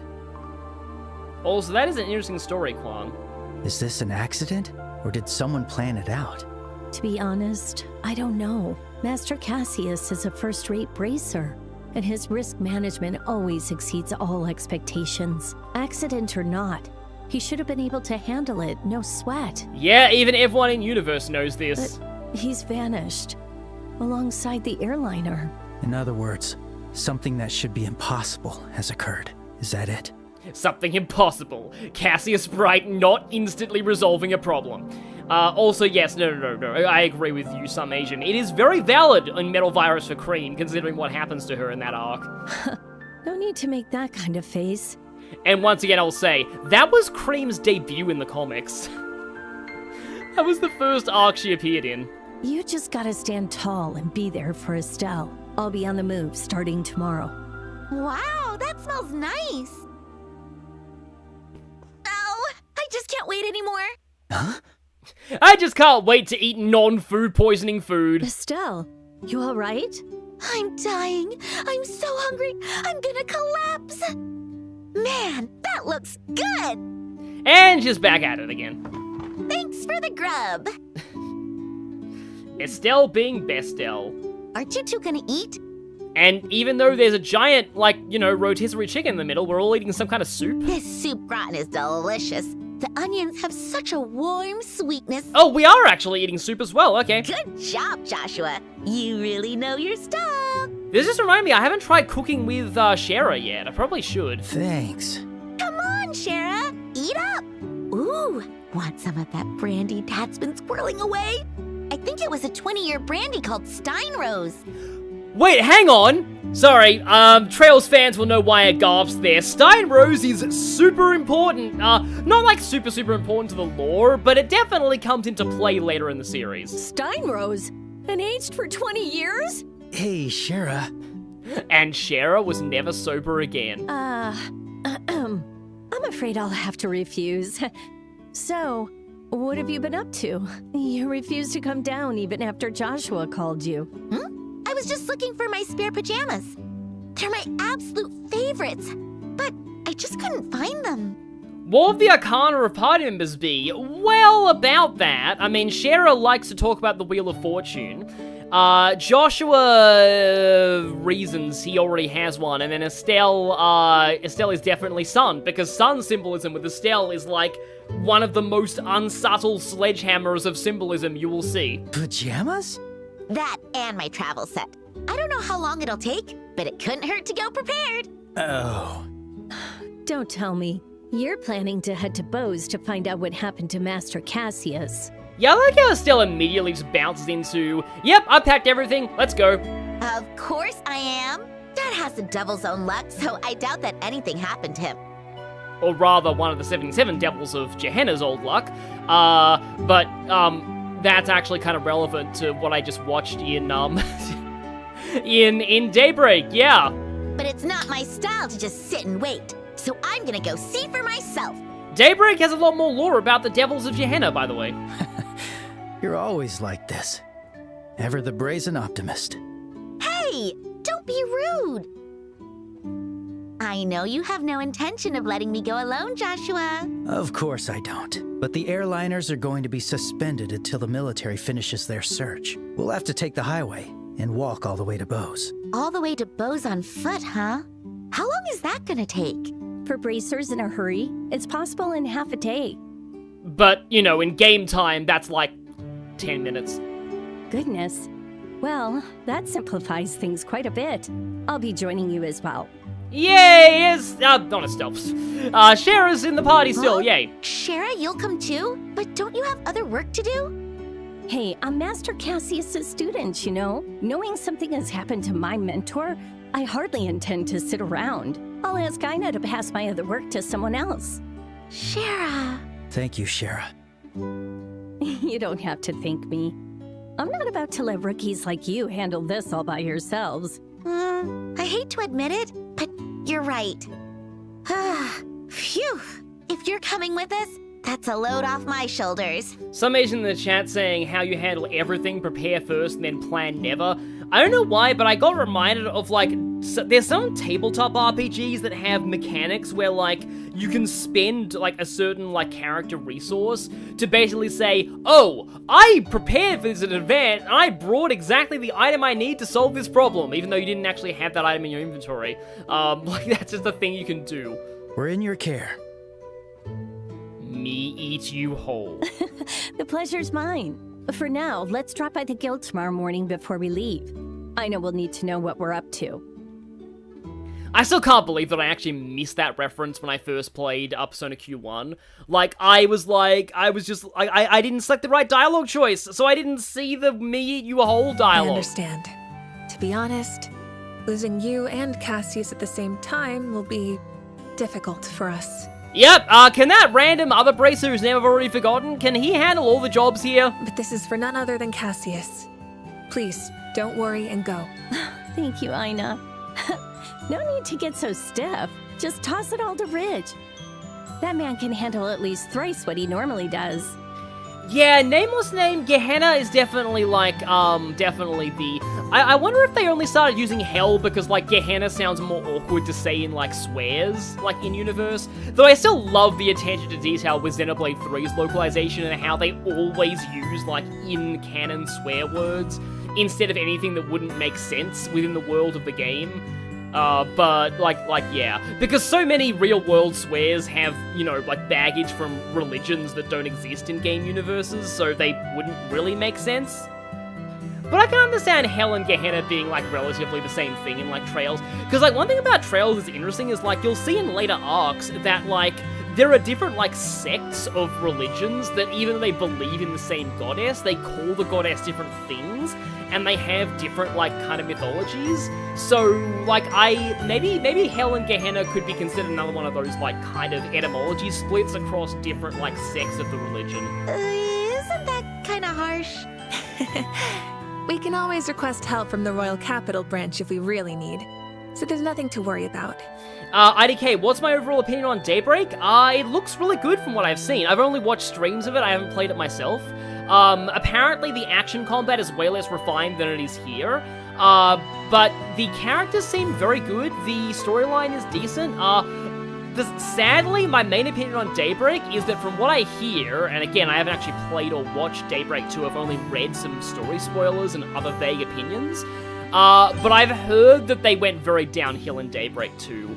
I suppose I can talk about that when we get on the road to Bose, because I have more time to discuss things. By the way, Sherazard, could I have a moment of your time? I need to talk to you about the jobs you were supposed to handle. Oh, Gehenna is Rengoku in Japanese, which means purgatory. Yeah, the funny thing is, Gehenna is actually a real-life religious term, so it probably shouldn't be used here. Yeah, sure thing. Estelle and Joshua, can you go wait for me on the second floor? I mostly remember it though as the name of the desert nation in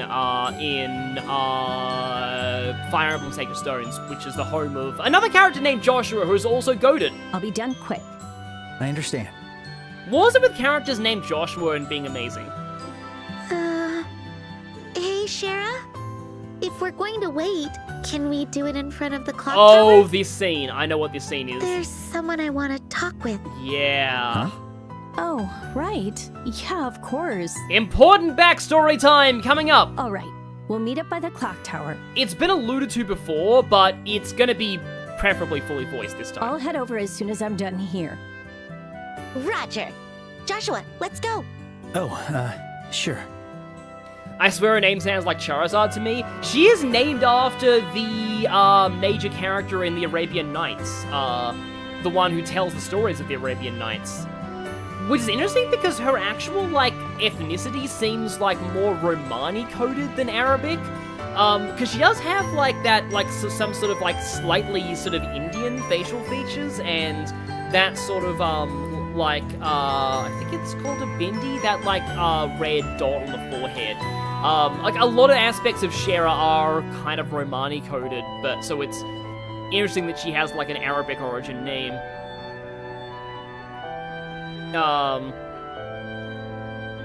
But yeah, so Septian calendar, 1075, established by the royal family, blah blah. 1192, destroyed by Erebonian artillery fire during the 100-Day War. 1197, rebuilt through the efforts of the citizens of Roland. Every time I see the clock tower. So this actually is cool because this actually happens to a lot of real-world landmarks. There are a few landmarks that are on technically their second version because they got destroyed by a fire or a war or something. I was at a castle in Kanazawa on my Japan holiday last year, and the castle got struck by lightning and burned down once, so they had to rebuild bits of it. That's a problem with samurai building their castles out of wood and paper. I'm always surprised it was rebuilt after being destroyed in the war. The citizens of Roland are resilient. Estelle? Hey, Joshua. How about we wait for Shara up there? You mean up the clock tower? I don't mind. Also, hi Dragon Knight. Yeah, you missed not only the prologue ending, but also a surprisingly intense boss fight at the end of the prologue. Didn't expect to get annihilated by Josette, but you know what? That kind of makes it 2 for 2 in terms of remakes of RPGs that I play on stream, and a boss that used to be a joke being an actual threat, because Priestess destroyed me in my first attempt on Persona 3 Reload. Then let's go. I do like it when remakes make the early boss an actual threat.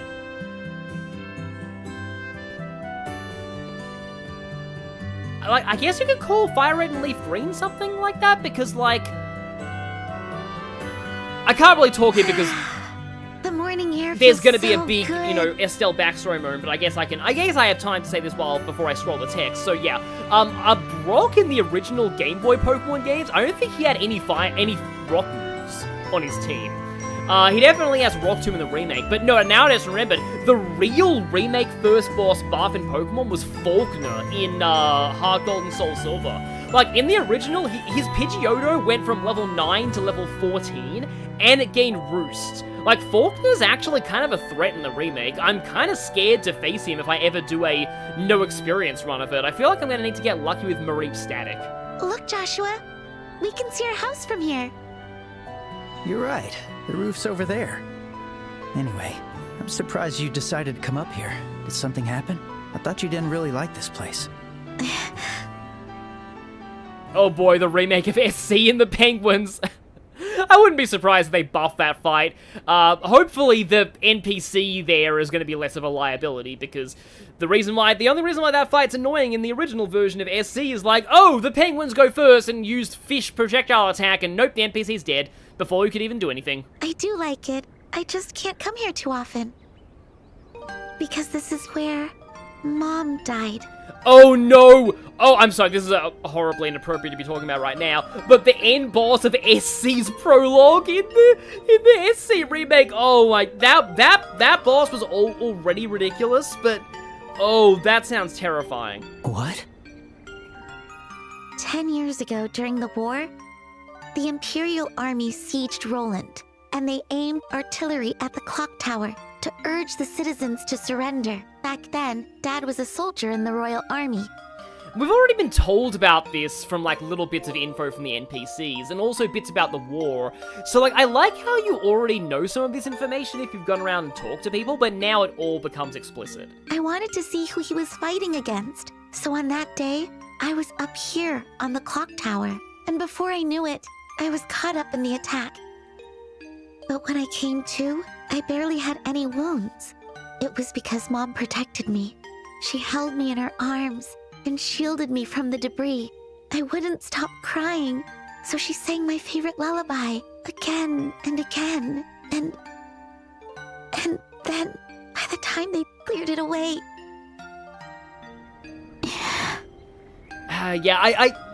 This is a thing about any voice actor who has to do trails, but especially characters like Estelle, because oftentimes the characters who are the most overtly comedic also have to do really serious moments.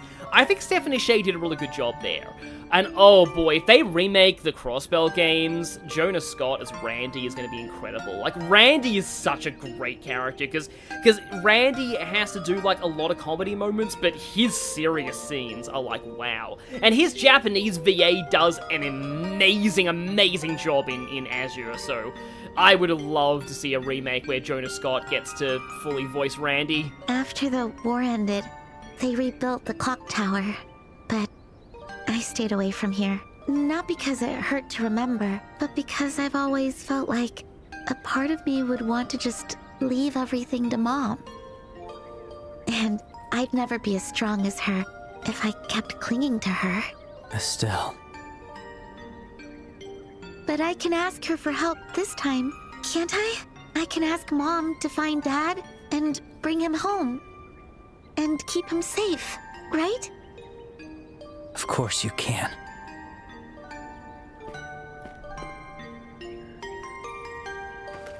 Don't worry. Dad will be fine. Your mother is watching over him. Of course he's safe. And if by some chance he isn't fine, then you can be the one to save him. Just like your mother saved you, you can save him. And I'll be there with you, the whole way. And also, great Johnny Young Bosch performance here, and that is, oh, Johnny Young Bosch is gonna go hard later in this Sky trilogy. Oh boy, I'm looking forward to that. Joshua. I don't think I can ever truly understand your sorrow, but at the very least, I can stay by your side. And if you need a shoulder to lean on, you'll always have mine. So...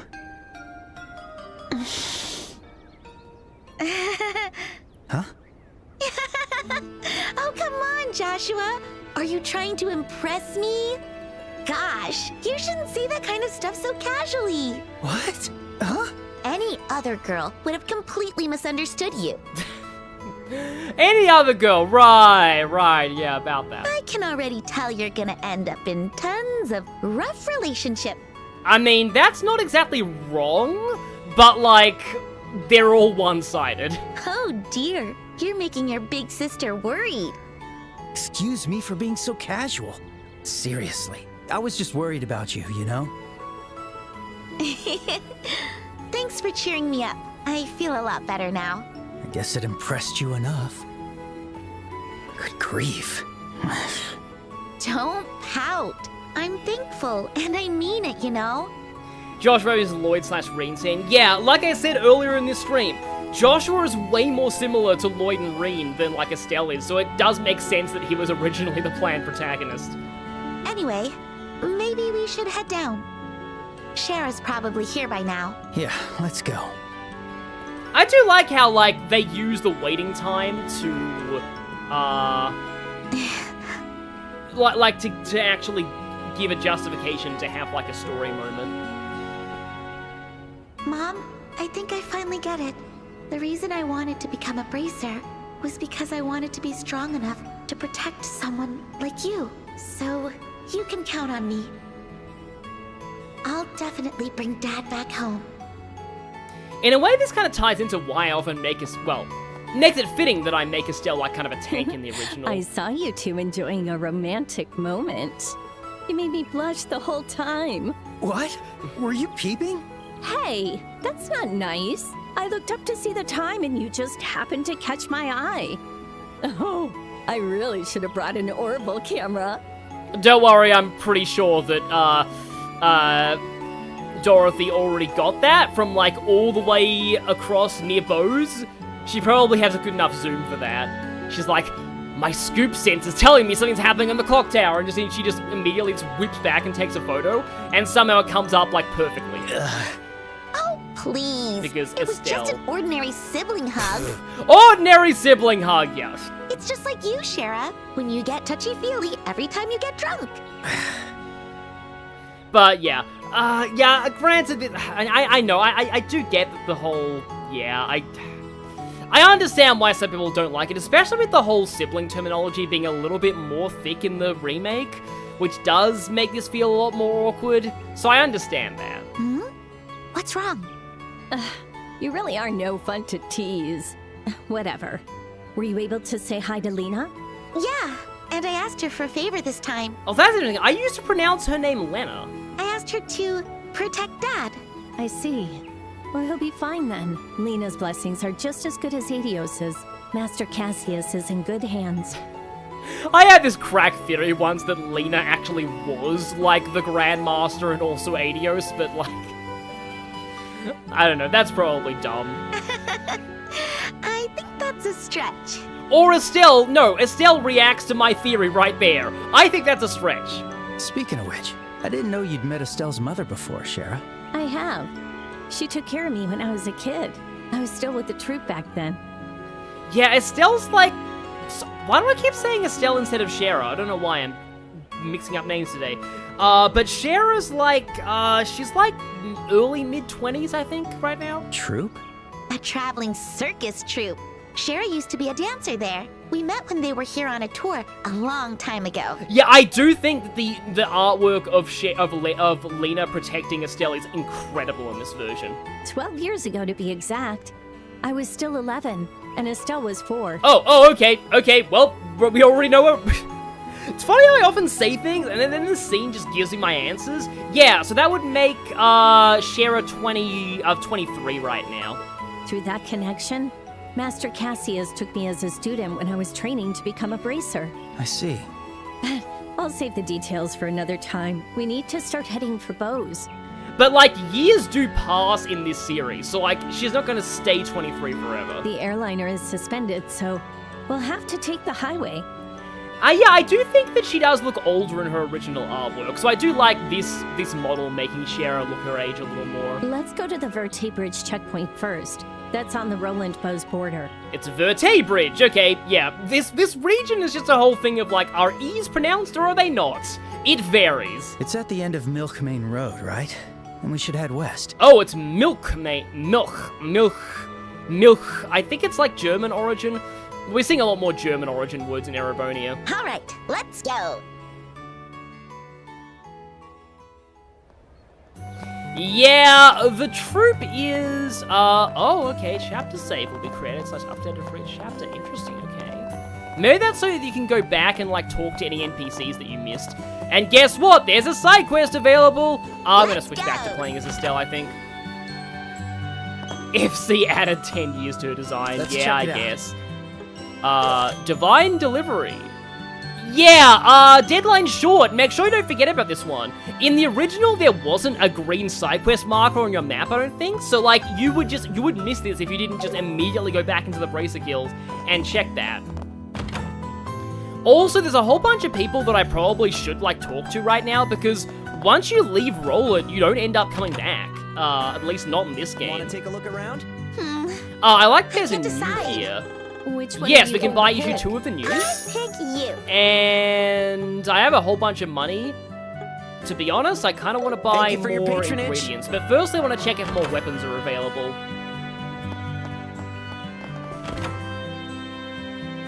The original was way more... Okay, I didn't see a new there, Which so one no, are we you probably... gonna pick? In that case, we probably should save some money You're welcome to visit for bones, anytime. because, also, I haven't even sold my Seepeth masses yet, so I probably should do that. But I think I should save some money for bows, because there will be new weapons once we get to bows.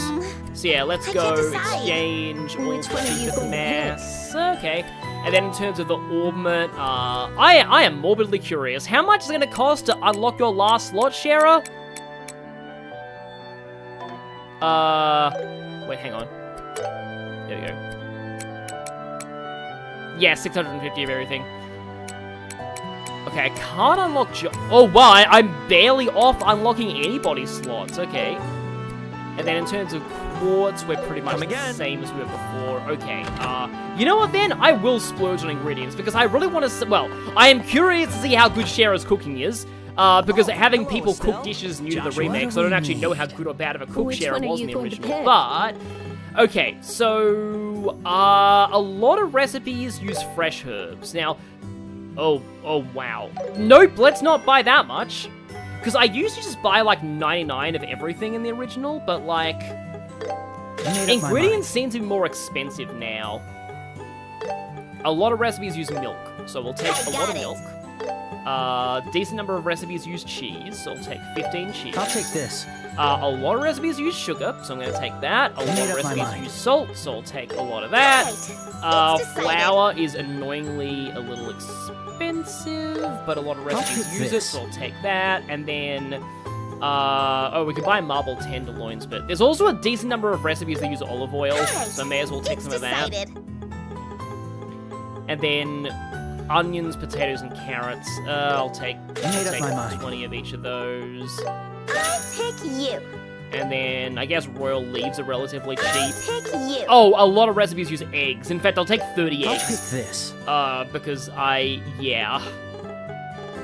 And then I guess I'll get more cheese. I'll take you. And then while I'm here, I may as well buy the pom cone. I got it. Okay. Thank you for your patronage. So, fresh sandwich. Joshua is really good at that. I don't think I've actually tried having Joshua make that. Fried potatoes. We have the peculiar dish. Dreamy shell bake. Oh, we're not actually allowed to let Shara cook. It's only Estelle or Joshua. That makes sense, actually, given this game. I just realized. Yeah, I noticed your comment late, Jedi Knight, in the chat there. But I can try and at least do the bad recipe for this one. Sure, leave it to me. It happens, I guess. Fleeting shell bake. Okay, they're both revives. Okay, and then I've got the completed,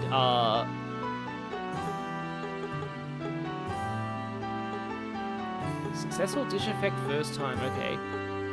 So I don't have these finished, but I don't have the peculiar dish for this. There's a first time for everything. I think it's pretty good.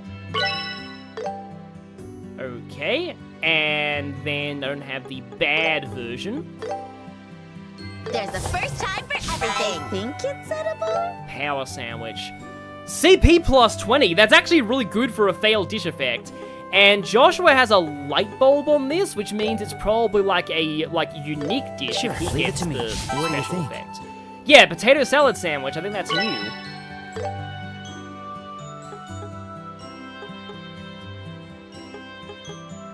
And we've made the bad potatoes, so let's make the successful Sure, leave it to me. potatoes. It happens, I guess. No, he made the bad version, okay. Sure, leave it to me. Sorry. Wait, what?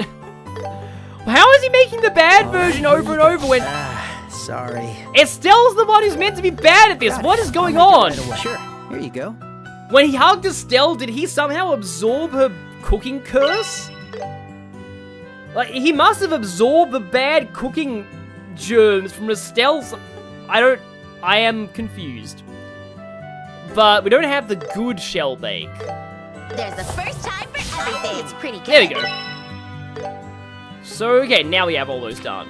Okay, specialty recipes. We need marble tenderloin for that, and then wholesome pasta we have all the ingredients for. So let's make bad pasta. There's a first time for everything. Stubborn pasta. That one, oh no, recovers more EP than the original. Got it. I'll make it right away. Yeah, this went well. Okay, wholesome pasta. Support EXP plus 100 for all allies, okay.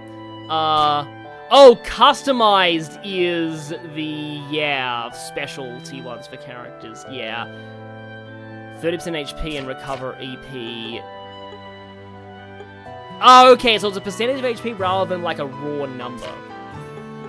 And I need marble tenderloins and dragon beads for that, but the double strength buff on the food is I can't nice. decide. They are Which one are unfortunately you going to get? expensive. So I think I'll only take 3 of made up my mind. those, and then like honestly, spending your It's money on decided. ingredients is really is usually a good investment in trails because yeah, I made up my mind. recipes you for usually your are patronage. more effective than healing items that you can find. So let's try and make bad meatballs. I think it's edible. White meatballs. That sounds horrifying. Does raise defense though. And then we have to make it successfully Got it. once I'll make it right away. All right, it's complete. to get the speed +2 for all allies. And that is, yeah, that's the whole recipe thing filled out right now. So that's everything we can do. But is there any of these that I want to, like, make a lot of? 950 HP is not bad. Remove debuff. I do own 4 of those right now, though. And then revives, and I can buy, like, balms and stuff. I may as well cook the rest of the monster shells, though, because, like, we're finding more of those on the road. So, okay, right, I think that's about right. There's a difference between sometimes bad and a chain of sometimes bad, exactly. At the very least, I want to talk to Luke and I want to talk to Gossip Girl. Wasn't that a TV show?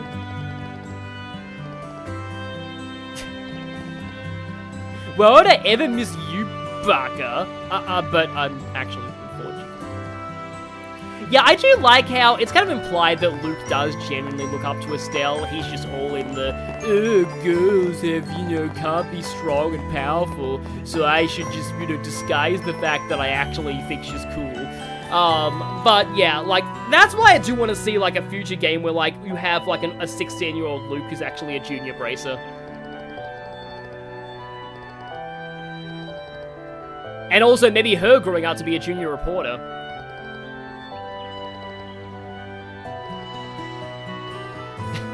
Now I'm just picturing Joshua, just like her just piggybacking on Joshua and being forced to be just dragged to Bose. If you're worried about missing a big incident, you should just become a guest party member, because that would make things a lot, better. Also, I almost forgot to go to the church. Even though I don't need it, I actually want to go back to the sewers and heal one last time, out of tradition. Yeah, you've been a very frequent side quest patron of ours, Father Divine. We have already fought the Sassy Barker Super Clucky, and she destroyed me once. Father Holstein. Holstein? I guess we'll find out later. This actually makes a lot of sense given the airliners are down. Mail is probably way slower now. Whatever you do, though, don't read the letter or you will get an instant game over if Paper Mario is any indication.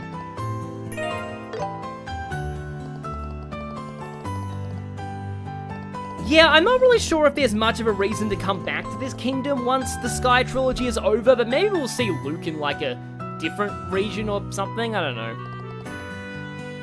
Isn't, like, the Bracer headquarters in Lehman State? Maybe we could actually have a game set there for once, because we still haven't gone to Lehman before. Let's begin. Good luck, you two. The Ravens would be cool to see again, too, I think. So, yeah, like I said, I'm gonna heal in the sewers out of tradition. Because why not?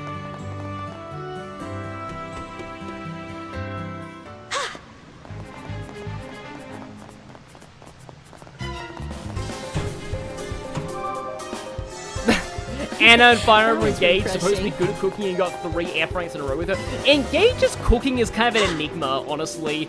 In fact, I think it took a while for people to fully understand. I love how, like, Cher and Joshua were just looking, silently judging Estelle for going to the sewers to heal.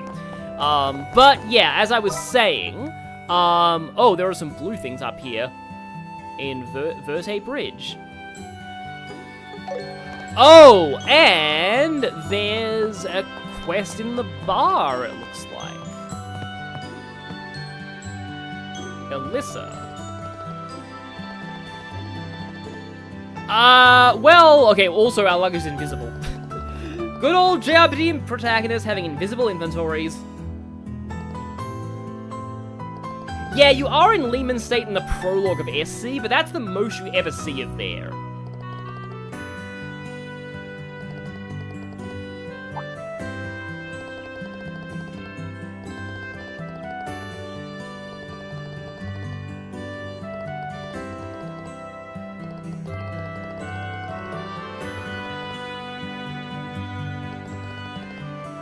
Huh. I wonder if this is new with the expanded cooking mechanics. Because I don't think I remember this side quest from the original.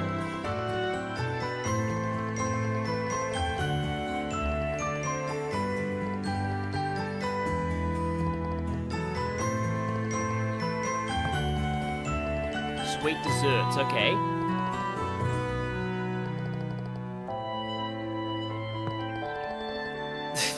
Suddenly, share is interesting. Yeah, I am almost positive this is new. I do not recall any of this. Also, hello, Anonymous, in the chat. Yes, we have magic orbital storage devices that hold all of our luggage.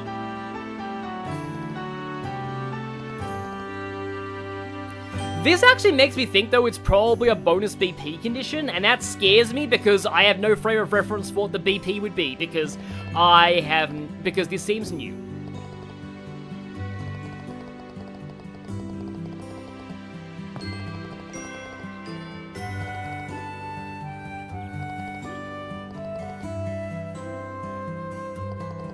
Huh.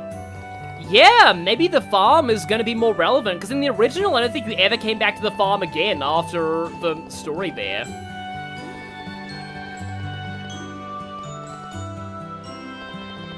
So it's nice to see some new quests added in the remake. Like, I'm almost positive that, okay, Jared Fan says, yes, this is indeed new.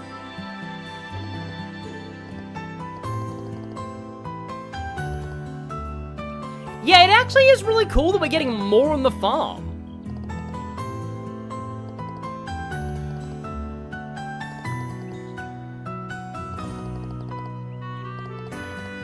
Oh, now I'm remembering that don't the Crossbell games have New Game Plus exclusive side quests, which is kind of frustrating?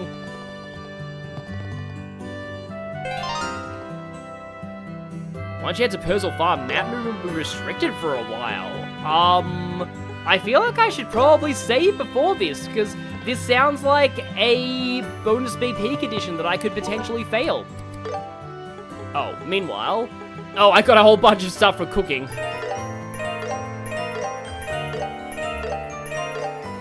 Yeah, BP is bracer points, and it affects your rank, and you get more items as your rank increases. The main thing, though, with the rank is that there is, like, an achievement for reaching the highest rank, and in the original game, getting to the highest rank was, like, there was, like, barely any leeway. You could miss, like, 3 BP for the entire game. If that.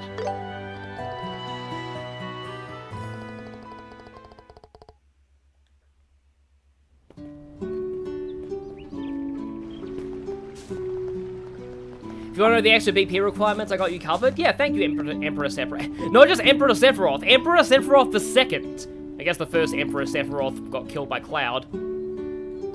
Though he keeps coming back from the dead all the time. Mostly so you can fight in Smash Bros. And Olympus Coliseum tournaments. I do like how distinctive Tio looks in the remake. She kind of looked like a generic NPC originally.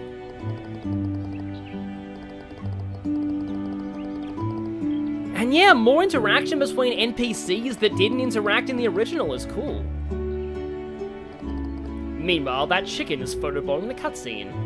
Ah, the chicken thinks squid.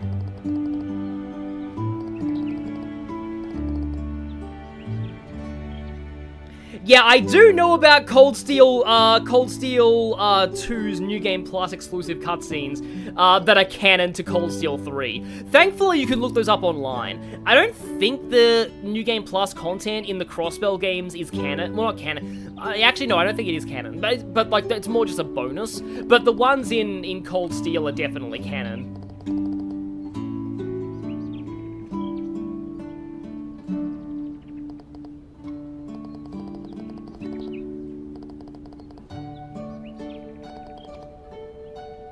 Yes, we're doing all of this nice, helpful jobs in the farm while, you know, Cassius is potentially kidnapped, an entire airliner has gone missing, and there are still Sky Bandits at large.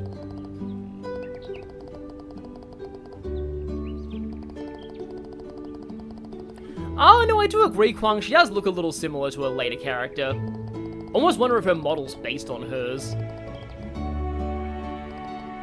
Picking strawberries, collecting eggs, and milking the cows.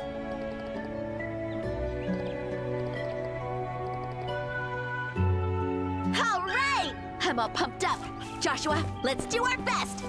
Got it. I was a bit worried about her with Dad's situation, but this should help get her mind off of it.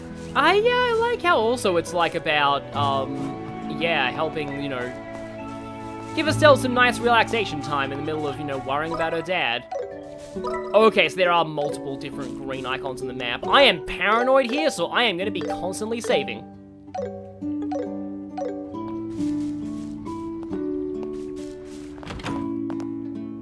So I guess we need to pick the strawberries. Good thing Sonic isn't here, otherwise he would be, saying strawberry shortcake sucks. It'd be really, given that we're getting like eggs and milk, we potentially could be making strawberry shortcake.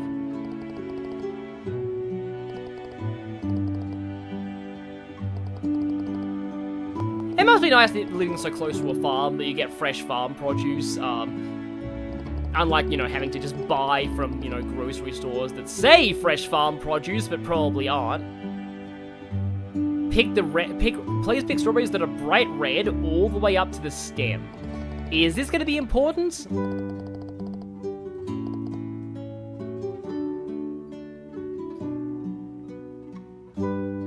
I can see some that look very pale.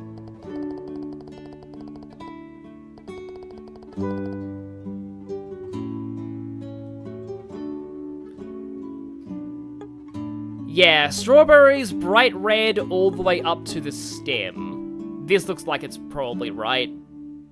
Like, this sounds bad.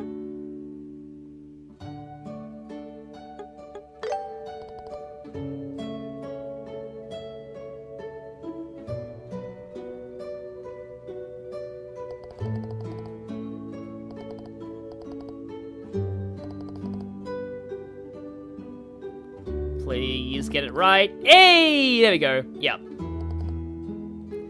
I don't actually have strawberries because I don't really like sweet things, but yeah. I mean, freshly picked strawberries do look nice.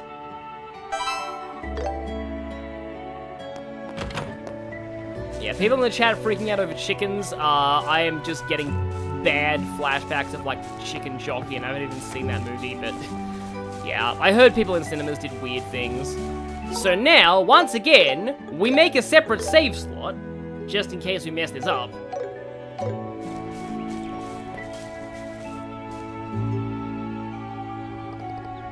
G...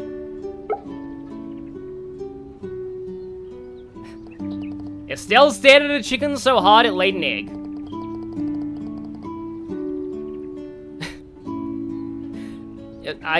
Estelle, I'm sorry, I don't really get that. Honestly, I would probably find it disgusting if I saw that in real life.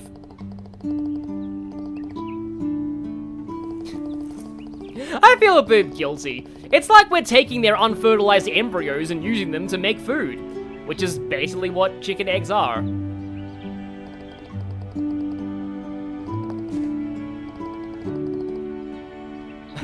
We recently started raising a new breed of muted chicken. It's the acerbic chicken. It lays eggs that are insanely spicy but also give massive CP. Brown eggs. The weird selectively bred chicken, selectively bred to troll farmers by always laying eggs in different places.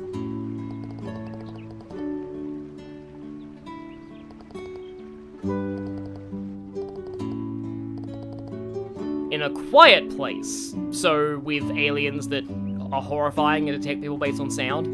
I still have, oh no, I did see A Quiet Place Part 2, but I still haven't seen A Quiet Place Part 1, or Part 0? The Quiet Place prequel, I think it was. But yeah, we need to look for a very quiet place where nobody probably is.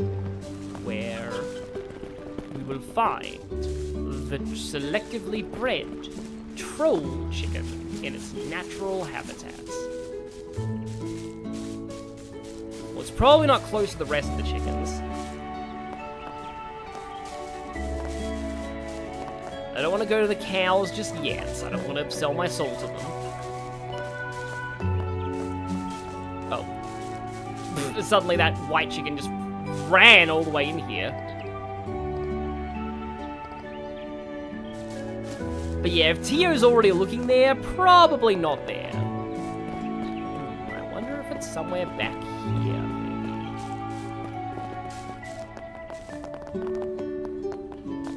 Or it's in the dog house. They have like a dog here. Do you like that orbital tractor though?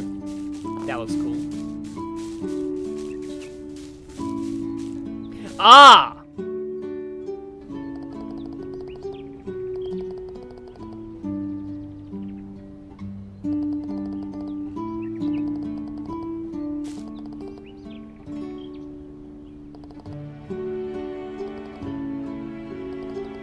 Yeah, the whole I thought eggs were just eggs. Oh boy, Sharer is literally me. So when I was getting eggs for a recipe recently, I found like 2 egg cartons at the store, and it was like they were both a dozen, and one of them was like 70 grams, and the other was 80 grams. And I was like, what? Like, why are these 2 different weights? Like, aren't they like the same and stuff? And then they're like, no, the eggs are bigger in one of them. I was like, eggs can be bigger? Huh? Okay. But yeah, I always thought that eggs were just eggs no matter what they were, but it turns out that apparently, yeah, like, what kind of eggs you buy can make a difference. Not really sure how that affects when you make, like, cakes or something, because, like, really you just think that the cake or the bread is always the same, like, regardless, but maybe they're subtly different. Like, I don't know if I could even taste the differences between, like, I guess I have to do an experiment, make, like, pancakes with one type of eggs and make them with another type of eggs, and see if there's a difference between 70 gram per dozen eggs and 80 gram per dozen eggs. Oh, you can also buy eggs that have 2 yolks in them. I think I've seen that before. Not in any eggs I've used. Now, hopefully that's the only BP condition that time. Nice blue butterfly over there. I hope that's the only BP condition at that point.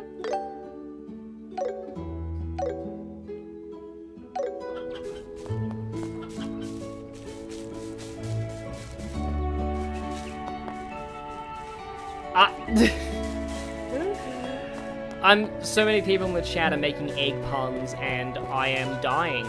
I am dying. Yeah. If you are watching the VOD of this, please look at the chat replay and see all the egg puns. If you're allergic to puns, though, don't do it. You will die. And now, cow.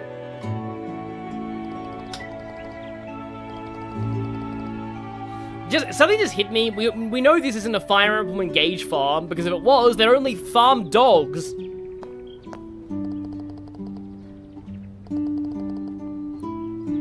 Oh no, Estelle milking a cow is gonna be an absolute disaster. Like, I would not want to be within a mile of Estelle trying to milk a cow.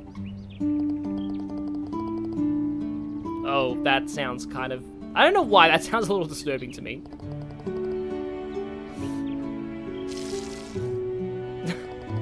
Now I'm remembering the milking minigame in, what is it, 1-2 Switch? I'm pretty sure, yeah, I think it is 1-2 Switch. That one is, that one's something. That one is something.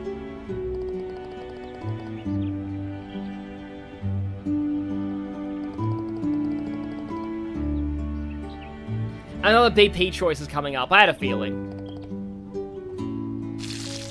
Joshua milking a cow, I can see that working.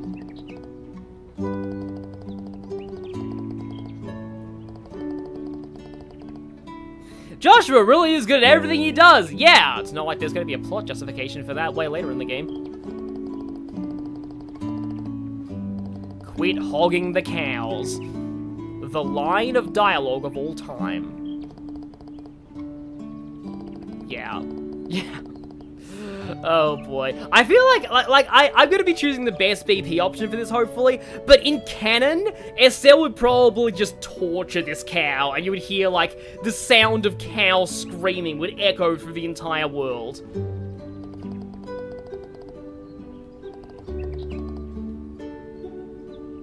And then Ouroboros comes to recruit her as enforcer number something or other, the Cow Killer. Oh no, firmly gripping with one hand just makes me think of that SpongeBob meme. Yeah, some people in the chat know about, okay, was there a hint at this? They said to be gentle, but... Here we go. Be gentle, okay.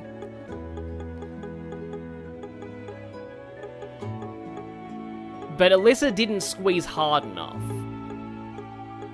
Gently squeeze. Okay. Doesn't seem to be much in the way of hints here.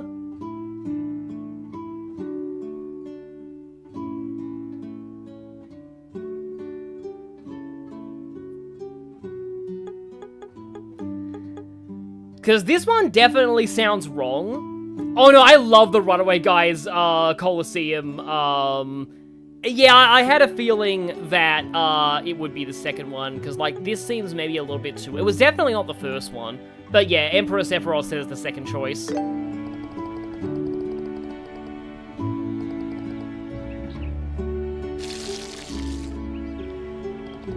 But yeah, Runaway Guys Coliseum was hilarious for 1-2 Switch.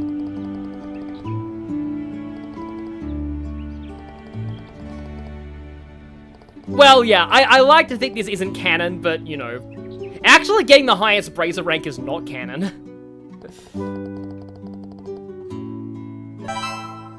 Hey, I didn't get a BP notification for the egg, though. Hopefully I didn't miss anything here. Please tell me that I didn't miss anything here with the egg. Because I did find the brown chicken, but it didn't say BP increased by 1.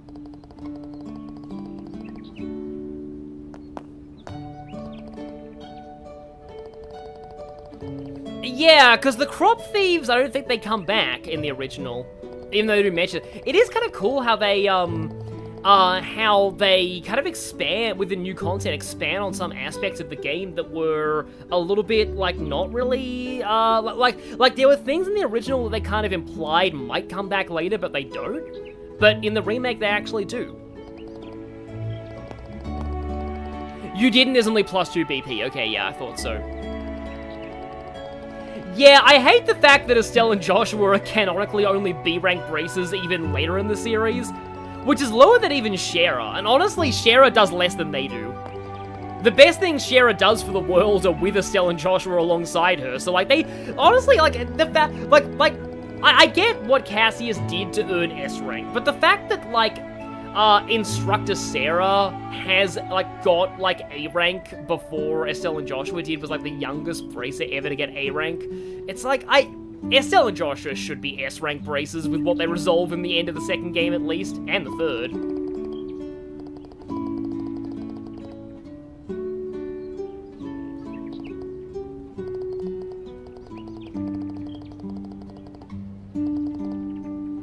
Yeah, kind of. I was traumatized by watching Estelle milk that cow.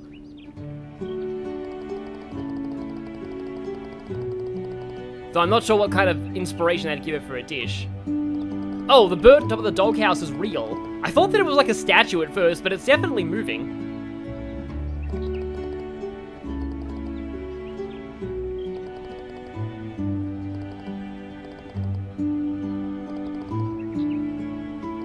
It is definitely possible that we could be making strawberry shortcake, and that's gonna be funny to me.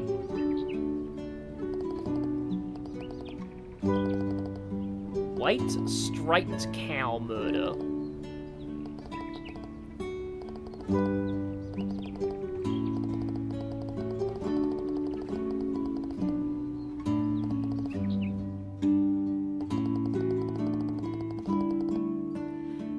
I'm pretty sure Shara was always started out as B.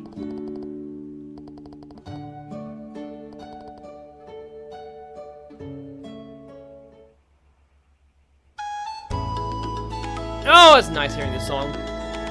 It literally is strawberry shortcake, isn't it? Or it's a... Oh no, it's a crepe, okay. But it does look a lot like strawberry shortcake.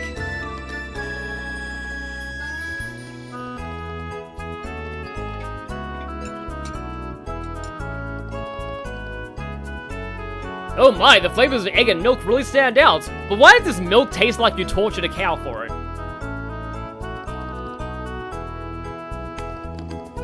Well, I mean, if this does well, Persil Farm's gonna suddenly get a ton more business. Given the side quest didn't exist in the original, is it gonna lead to some kind of weird alternate timeline where Persil Farm makes enormous amounts of money and then ends up kind of becoming a corporation and taking over the region? The true darkest timeline. The Persil Farm conglomerate bad future.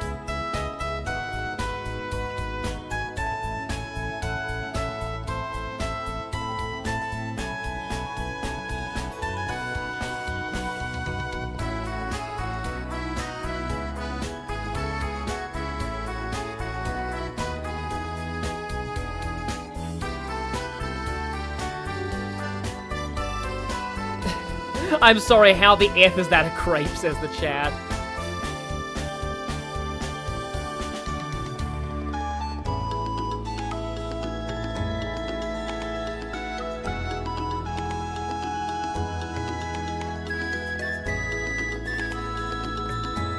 There's a ton of layers of crepes, yeah. Probably wouldn't like this because it seems like it has a lot of cream.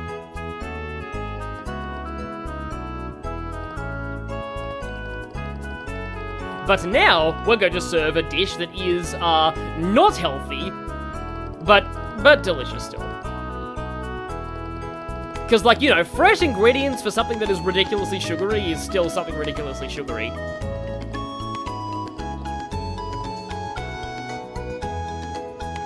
It is actually genuinely really nice that we do get more development for the region in these quests. So yeah, color me surprised for this one.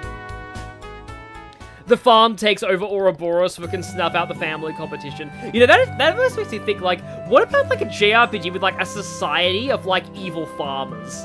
Like, there's some kind of, like, they're all, like, imagine, like, Organization 13, but, like, every member is, like, a different variety of, like, farm worker. And they're all, like, insanely powerful, like, you know, masters of, like, combat, but also, like, using farming equipment. I need to, like, make that now. Although, granted, that kind of reminds me of Fantastic Mr. Fox, just without them being, like, Organization 13. But, like, Fantastic Mr. Fox also has, like, the main villains are a trio of, like, farmers. And I thought this would be a recipe.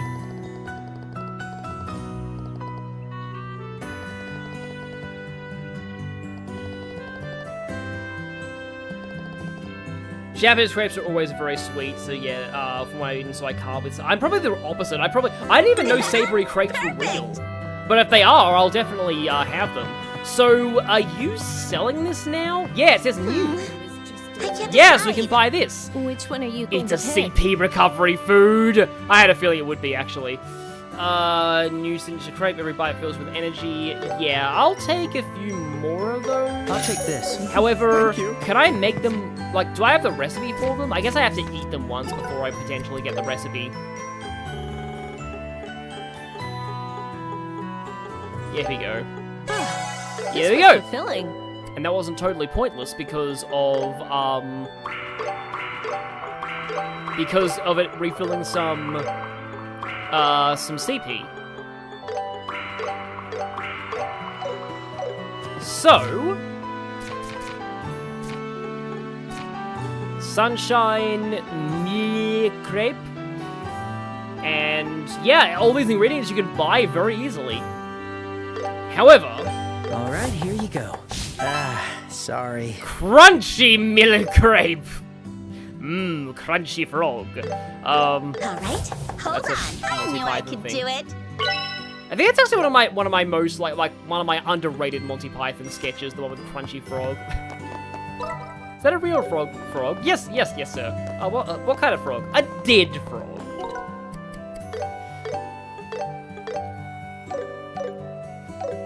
It's also the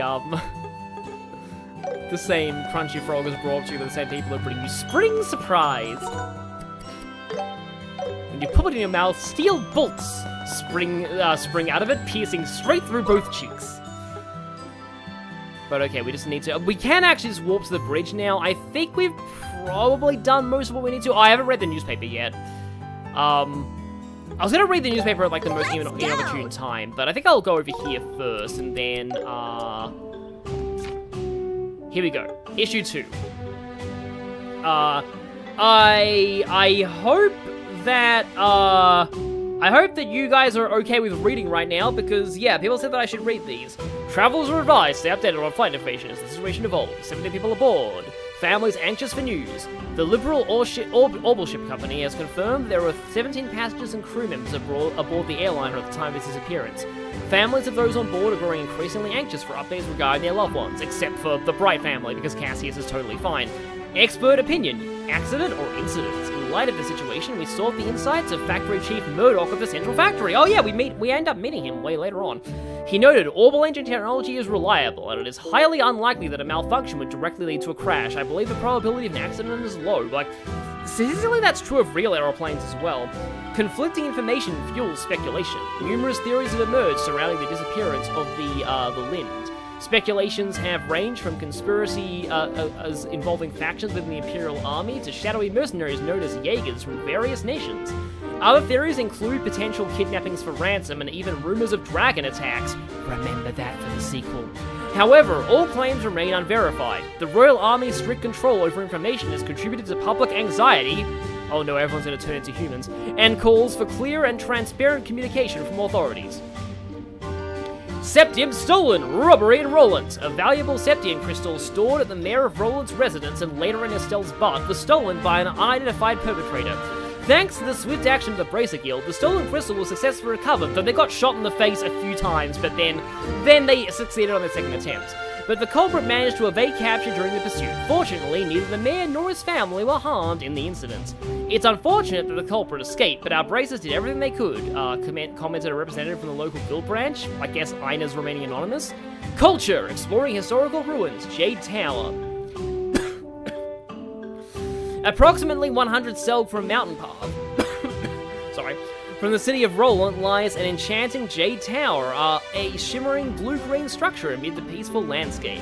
One of the tetracyclic towers dispersed throughout the kingdom, this historic monument is believed to have been built around the time of the kingdom's founding. Its original purpose, however, remains a mystery. Scholars and researchers anticipate further studies, utilizing recent orbital technology to uncover more about this captivating ruin.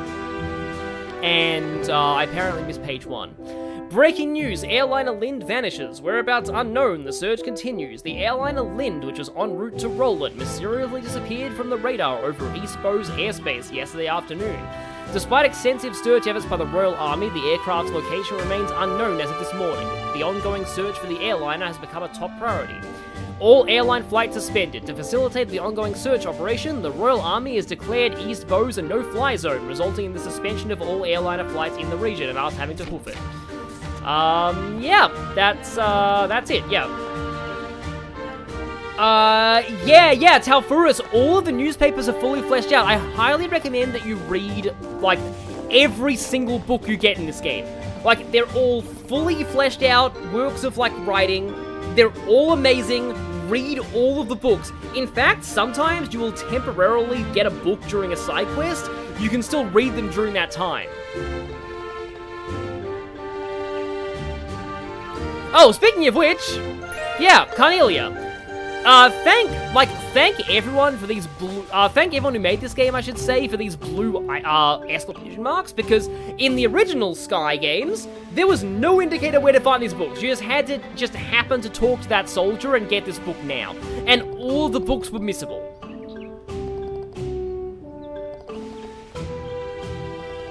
Well, yeah, that's because the flight restrict, yep.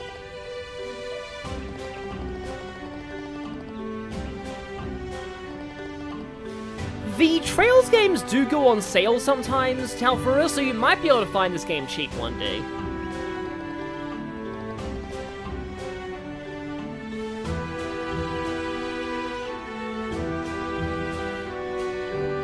Okay, so we need to pass from the captain at reception. Good to know. We've never actually been over this bridge, so we'll be in new territory after this point. Also, hi, Luke's dad. What's my favorite Trails book? It's hard to go wrong with Carnelia. Gambler Jack is surprisingly, like, I like Gambler Jack a lot more than I expected. Dull Knight's also interesting, but a lot of the lore implications of Dull Knight aren't exactly, like, they're not really revealed yet. But like, Gambler Jack is actually kind of cool because, again, having seen a stream of the Calvard arc, which was, like, decades after Gambler Jack was a thing, some of the names mentioned in Gambler Jack are actually relevant to the backstory of Daybreak, which is insane. Like, I wasn't expecting that. Like, I wasn't, like Enrique, like that Mafia member who was mentioned in Gambler Jack, turns out he's actually very important in Daybreak's backstory. I never would have expected that.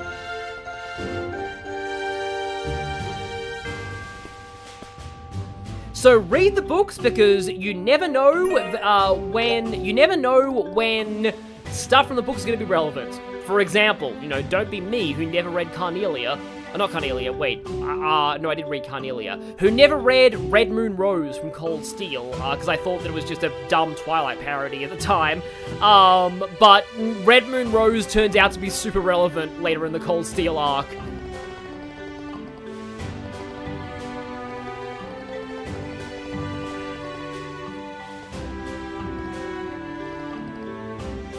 Be careful when Hucken Gate.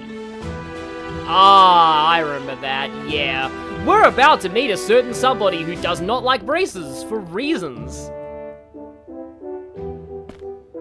That's not until a little bit into chapter 1, though. Of course, by the time we meet him, awesome things are going to be happening. I like how you can see these people. This guy's unlucky. He has visible luggage. He isn't quite... he doesn't quite have our patented orbal bag of holding. Invisible orbal bag of holding. I need to read 3 and 9 as well, mostly because I'm about to play Reverie, and like, you know, literally the characters of 3 and 9 are party members in Reverie.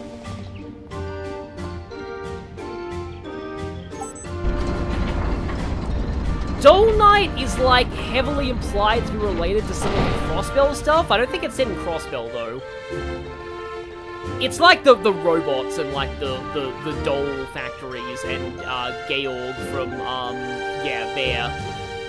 the Rosenberg studio. I think it's implied to be relevant to Dull Knight, but, like, I could be wrong. Also, these are some very, very thick chains. So thick that we can't actually go through them. They are thick with 3 C's, not just 2. But okay, I think it's time to get moving. I'll keep my save files, but yeah, let's go. Cool up gate slides like that. So... looks like we're in Bose now. We're on the road. All right, here's to a new world. You'll see new monsters, too. Don't let your guard down. Wouldn't exactly say it's a new world. It's a new region of the same world. Would be kind of cool if the music was different here, though. But, you know, just like the original, same music in this area. And... oh, the snacks! I remember these snacks! The mushroom snacks, if I'm remembering correctly. Did I just get poisoned? Let's get them! Okay, I don't think we... Did we stun them? Yes, we'll see. But yeah, we have the mushneck! Oh yeah, you can kind of clearly see their mushrooms now. Is that a nose or their eyes? Resembles a mushroom, feasts on prey to weaken them with this poison. Sometimes calls allies, weak to seal though, and fire. And then we also have the Mad Roper. Yeah, there are like big versions of these that are annoying later. 300% earth damage though, and weak to petrify and freeze. But you there...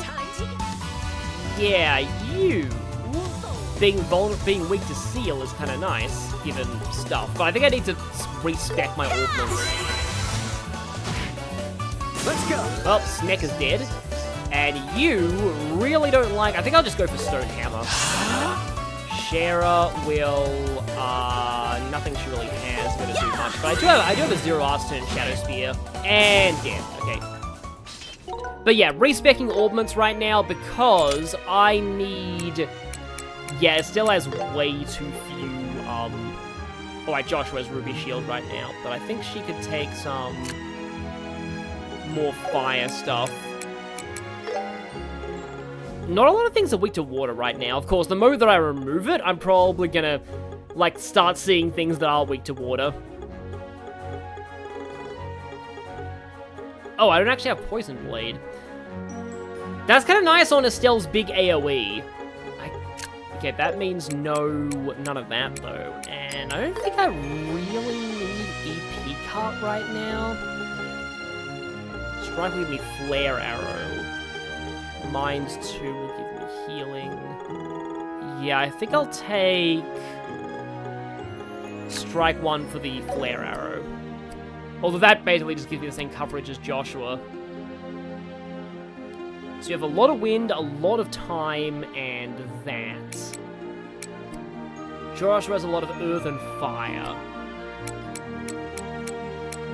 Yeah, I guess water isn't really being covered right now, so maybe I should actually put some water on. I'll definitely open some slots on her later. Too simple.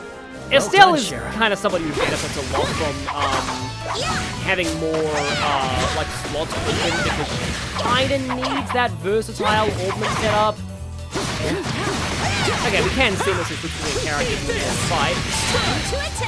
Okay, that's done. And I guess we'll go for the attack here. Keep at it. Okay. Okay, so that's everything left. Okay, again, I'll try Stonehammer, but it may explode before we have a chance to do it.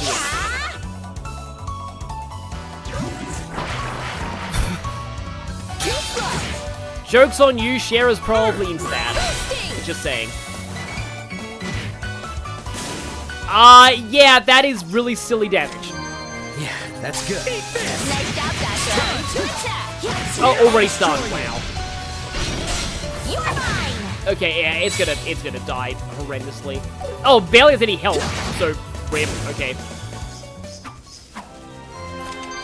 Let's keep it up. Oh, we have one of those things up there. Wasn't that originally like a Monster Hunt quest? But that is a freaking lot of man ropers. But we're tougher. Got it. Let's go. Oh, okay, everyone shares the same strong attack meter. Good to know. Come at me. We'll do it together. Maybe I'll just kill off some of them without, go with you. Another one. You down, and then we have 3 more little things up here.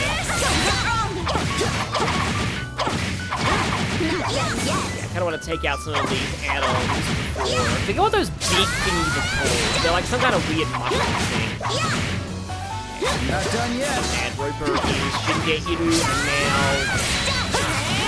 Japanese. We're dead. I'm not even joking.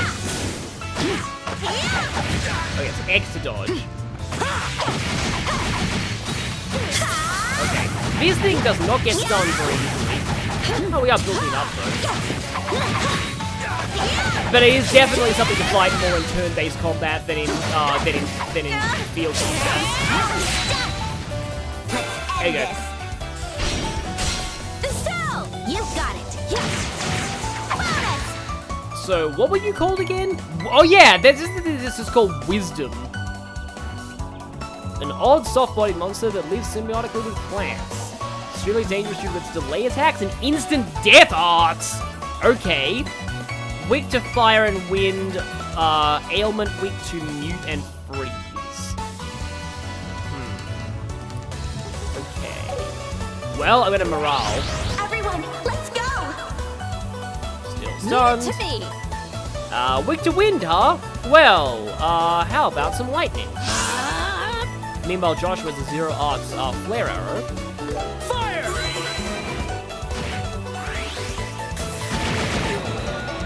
Hey Okay, it steals your EP. Good to You'll know. pay for that.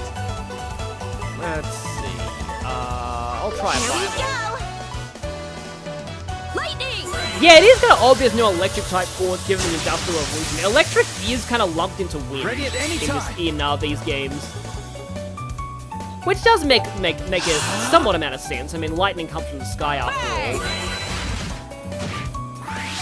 Well, yeah, I guess you can sometimes consider wind just a general, like, weather element. Let's keep I mean, except for the times when there are ice things. Here I come! Okay. Whenever I hear "Here I Come," I immediately think Ready or Go Modern. Out of stun again, and airstrike, and dead.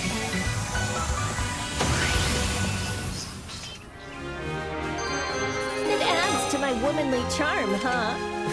Yes, it indeed adds to your womanly charm when you beat the crap out of weird plant things. Also, it says return to the city of Bose, which is a weird objective because we've never actually been there to begin with. I wonder if that's like either mistranslated or written wrong. Oh, we have these things too. Yeah, they're moles. I'll be your opponent. And they can dig underground. They also don't seem to take very much damage from physical attacks. Which means they're not getting stunned easily. Maybe I should just immediately switch to turn combat. Halo Mole. It looks pretty ugly too, wow. But, the oh, okay. Glad I didn't get rid of my water stuff because it's super weak to water. And it knows it because it's going after Estelle. I'll show no mercy. Can inflict defense down with its own attacks. Okay then. Let us begin. I guess if it's a Halo Mole, that makes it a holy moly. And yeah, I guess we can go airstrike. Yeah, the sprites definitely didn't do justice to how weird some of the FC enemies are. Also, 1 damage! 1 damage from a physical attack. Yeah, these guys really do not like getting hit by physical attacks. I don't say do not, but no, they like it. This is a lot of damage. And goodbye. That went better than I So, thought. given that they exist, you know what? I'm actually going into my Orbment and bring back Estelle's water focus. Yeah, let's get your blue impact back on. Thanks, Estelle. Let's go. Sure. You know what? I'll switch back to Shara. I'm a little surprised there aren't any chests over here. Oh, why not? I can give these things a bit of a trip.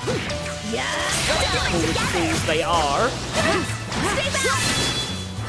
Yeah, and some of the monster designs get even weirder as you go like later on in the series.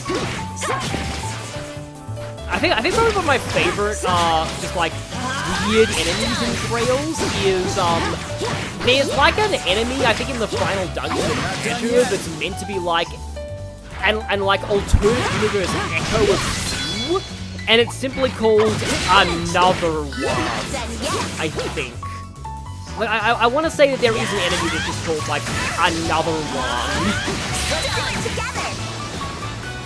No, we're not going to do it here because I think I can see anything from field combat. I mean, they're a little more resilient, so my circle mashing finger is getting a bit of a workout, but nothing we can't handle. Another one. Oh, yeah. How many of those talking about? Finish it.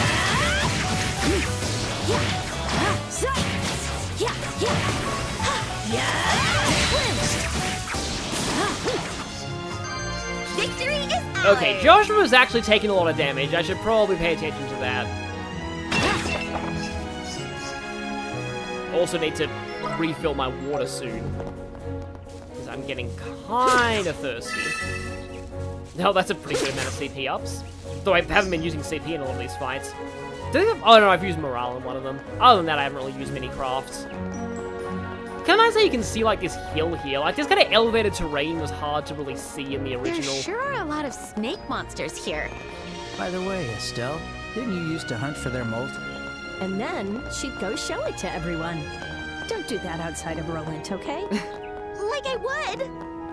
Yeah, most people don't take kindly to, like, you coming up and going, hey, look, I got this big snake skin. Nebel Valley. Yeah, I kept accidentally calling it Nebel Valley or something in my Let's Play, I think I remember. Anyway, we have a reward here. Yet more droplets of stuff.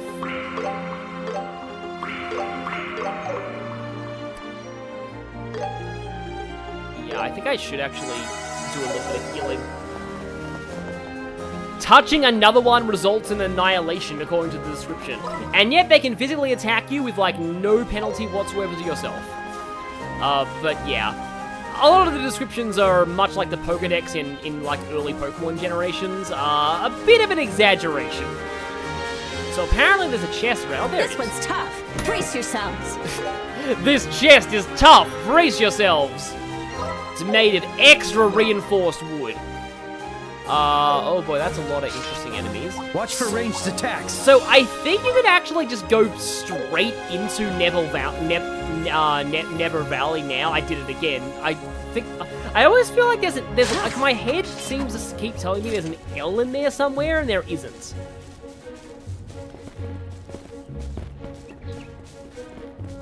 But yeah, if you thought the Mistwald was misty, this is even more misty. So thick. No telling when we might run into some dangerous monsters. Maybe we should head back now.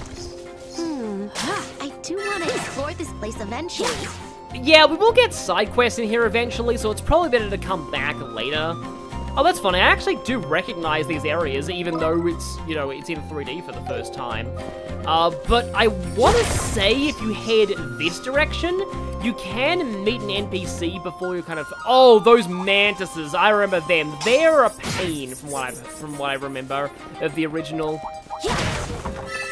But there are definitely... Like, there is definitely... why was there a sedative just randomly hanging around in boxes? Oh, those big bears too. Yeah, at least I think that's a bear. But yeah, there's a house up here and all those dodo things too. Yep, there are those big This one's tough. freaky bears things, which look even freakier with these graphics. Yeah, oh, they have like multiple eyes too, I think. Yeah. Again, the sprites didn't really do justice to how weird a lot of these monsters were. They are a lot easier to avoid with field combat though, when, you know, touching them doesn't just immediately instigate battle. Oh, there's a chest. Hi, mantises. We'll end this in no time. Okay, we're in a fight, apparently. Let's just ignore you guys for now. But I do like it in games where they let you visit an area early than you're expected to be there. Especially if you can grab some, like, rewards. Like, it kind of reminds me of Chuck Conroy's playthrough of Kingdom Hearts, where it's like, oh yeah, you can get Thunder way earlier than you're supposed to by going to Olympus Coliseum early. It's kind of nice. I mean, it's technically, like, just an illusion of freedom because of the fact that, like, you know, like, there's nothing to actually do here right now. But still, it's fun the game actually lets you in. Many other RPGs would be like, oh, no, we shouldn't go in there. It's too scary. Speaking of things we'll be able to do more with later, this totally not suspicious door made out of rock. Yeah, that's way more obvious in this version than it is in the original game. I almost wonder if I can fight the man. They're not taking a lot of damage. You know what? Let's just ignore them. Let's pull the patented Xenoblade tactic of going to an area you're not supposed to and then just running away from all the enemies. But I mean, at least they don't, like, one-shot you the way they were in Xenoblade. And I said, like, oh, I recognize this place, and I absolutely do not know my way around here at all. Ow. Oh, apparently I can investigate this thing. Bear claw! Okay. Now we're talking. Well, I mean, we've got literal bears that are clawing us right now. But we can find the actual plant variety of bear claws. The place I was trying to find, I was trying to go for there's like a little hut out here, and there's a guy who has a very amusing recipe that he often teaches you in this series, but, oh, it's here it is, yeah. It's kind of important to find this hut because it is a free rest point, I think. I forget if he force feeds you his deadly hot pot or not, though. But yeah, the mountain huts. What do you want?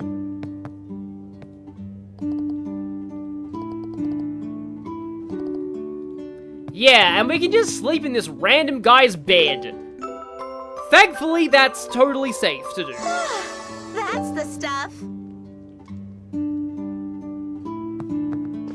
Oh, is that a full CP recovery? If so, that's actually really cool.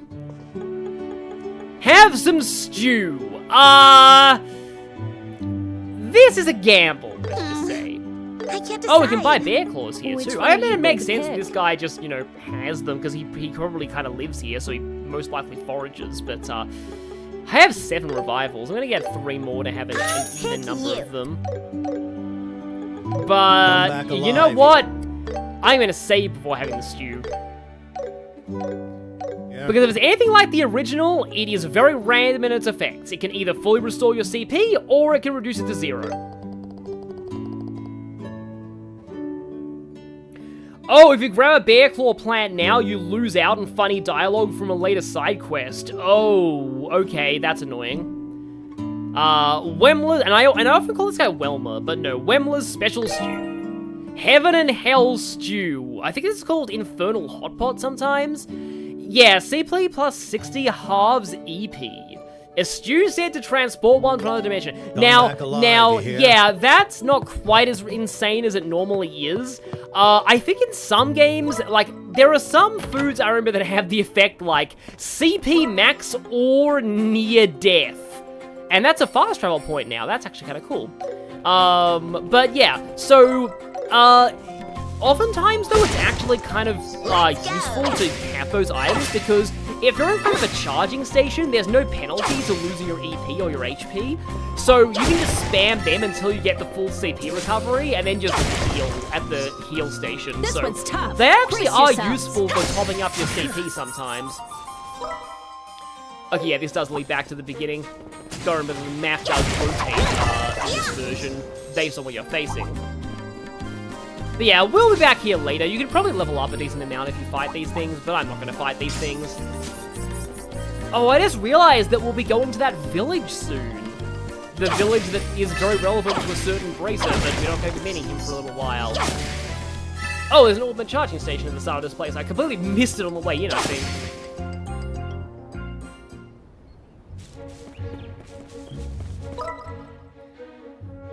So yeah, it is nice to have Nebel Valley as a waypoint you can fast travel back to. That is an advantage of going there early in this remake.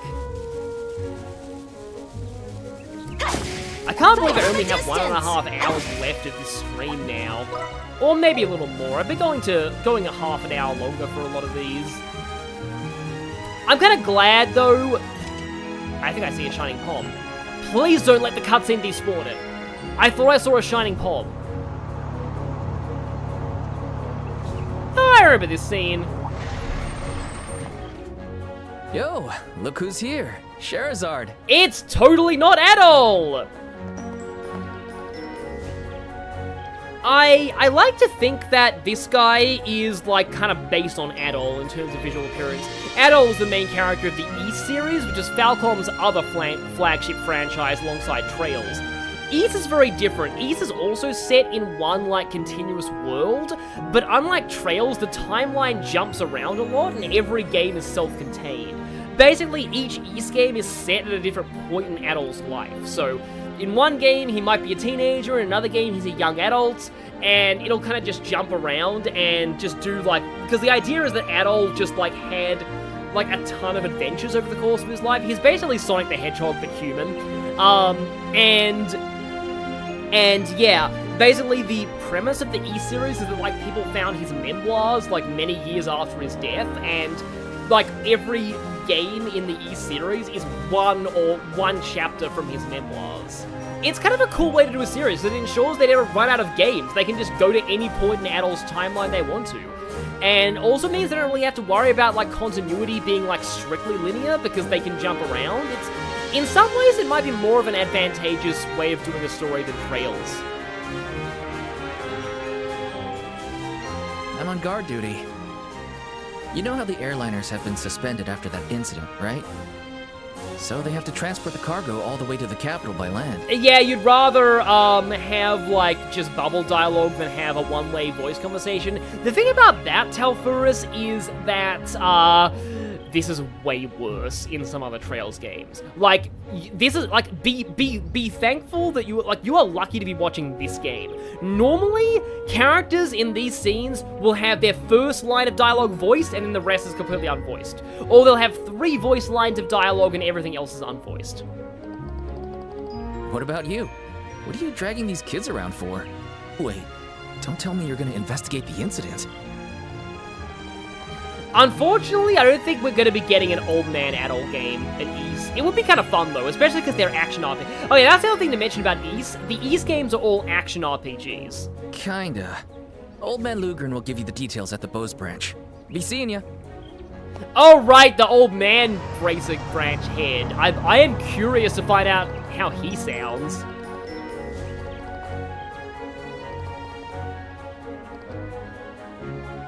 He's gonna walk to Gransel?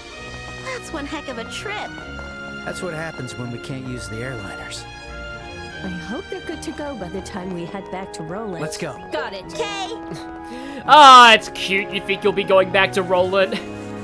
But anyway, I am really hoping that because I swear there was a shining palm here, and I am so afraid the cutscene despawned it. I would not be surprised if the cutscene despawned it. Unless I just saw the chest. Treasure time! Maybe I was I was, you know, my eyes were playing tricks on me and I saw the chest, because I thought I saw something golden sparkling. Yeah. The voice acting budget in this game is actually really good so far, but like, I swear there was something golden sparkling up here. Well, I guess I'm just gonna have to take my frustration out on you guys! Curse your fate that you will get to die because I missed my possibly shining palm. So I know that there was a shining palm in the first part of these streams, and I just missed it because I have a hard time seeing the chat with my setup right now, and the chat was screaming at me. So it's annoying to have to potentially miss another shining palm. Oh, you don't think shining palms show up in this area? Okay, well, at least in this one. Die, Roper. Oh, the combat changes. I hope that doesn't mean you get all the health back. Let's get them. Because I would very much like to take, I feel like taking the skin of a mushroom snake is probably a bad idea. The skin probably has like spores and mold on it that would like infect people if they tried to use it for clothing.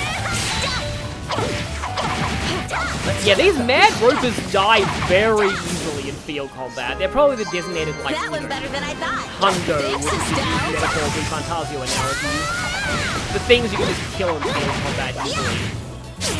Let's do it together.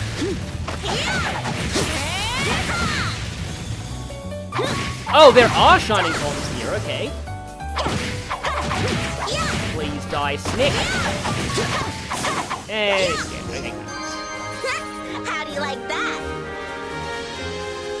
Also, Jared Fayette, that is a good chess score for that one. I'm surprised you can come up with This these one's tough. with such Brace short it. notice. But okay, that is the wrong way. We have to go this way. Oh, wow, those blue trees look really nice. But I think they're in a different part of this route. I do want to get to Bose before we finish this stream, at least. I guess the attack from the distance is the snakes shooting the venom. Which, there are, I think, some real species of snakes that I can never do knew a that. highway could be this long. We're already more than halfway there. Come on, let's move. This is starting to feel like an extension of our training. Yeah, Shara's at this point is probably like, oh, Joshua, everything is an extension of your training. And this is why you don't go on long trips with your teacher. I'll be your opponent. Certain nails on these things. But yeah. I feel like I was gonna say something important, but it's just slipped my mind. I can see a blue, on optional event here, so I think I'll have to go. I think I know what this is, though. This leads up to the army gate, which we were told not to go to. Which means we should go here. Ah, well, we probably can't go here because it's an army checkpoint. Arrowhead Hucker is now restricted by order of army soldier with no name. I'm terribly sorry I didn't know. If I see one, I will inform you immediately.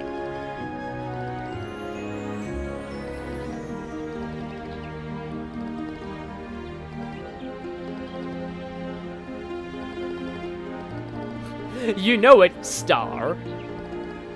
Oh hey, we actually are wearing our emblems.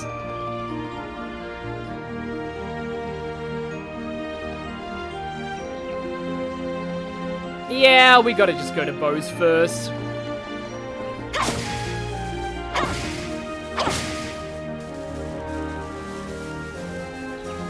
Yeah, I feel like maybe I saw a shining palm, but, like, I'm not sure, like, because they're normally, like, even though they are shining, they are also white rather than...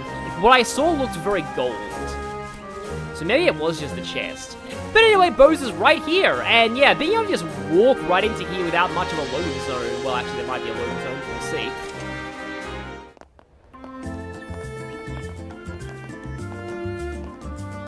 Okay, this is an interesting take on the music.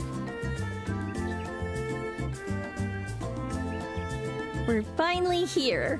This is the center of the Bose region, the commercial city of Bose. Ah, the Anti-Rose. That pub / inn will be there a lot. And also Bar, Kirsch, and... Oh, yeah, I remember this place. Wow, it's huge.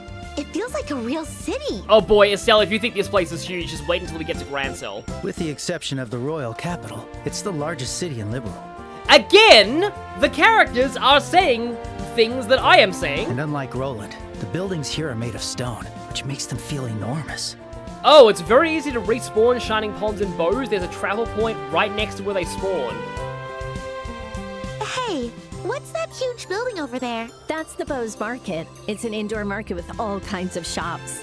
And in the original, this was where you could break the economy. Food, clothes, sundries, furniture, books. Aside from weapons and ordnance, you can get almost anything there. Wow, it sure lives up to its name as a commercial city. Oh, I wish I was here for a shopping trip right now. Well, I mean, you kind of are. I mean, I spent most of my money on ingredients earlier. We can do that another time. For now, let's head to the Guild's Bose branch and ask what's going on. Yeah. By the way, the Bose branch is just around the corner.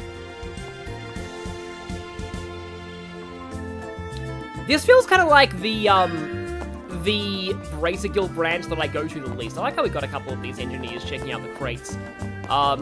This place, I believe, is also home to, like, a couple of kids who have, like, a romance subplot over the course of the series. Or at least they treat it like a romance. It's kind of funny. Speaking of romance subplots, hello, these two. Maid and young woman.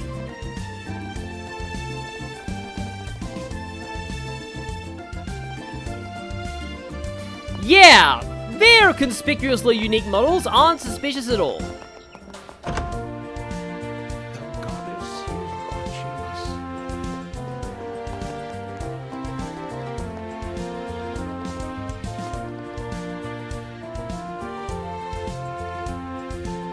Just taking the music a little bit here. But we can turn in this quest now.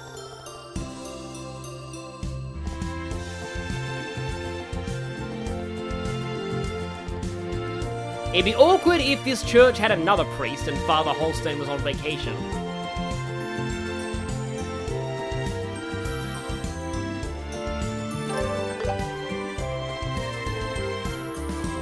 At least this guy's name is not as ridiculously on the nose as the other priest.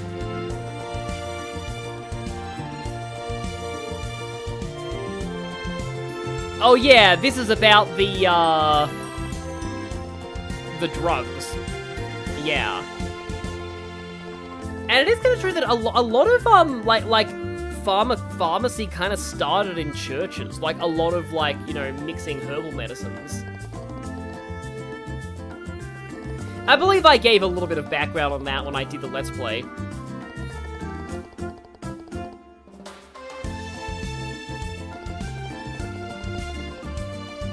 I should check out the Orbital shop for new stuff. Okay, that is good to know.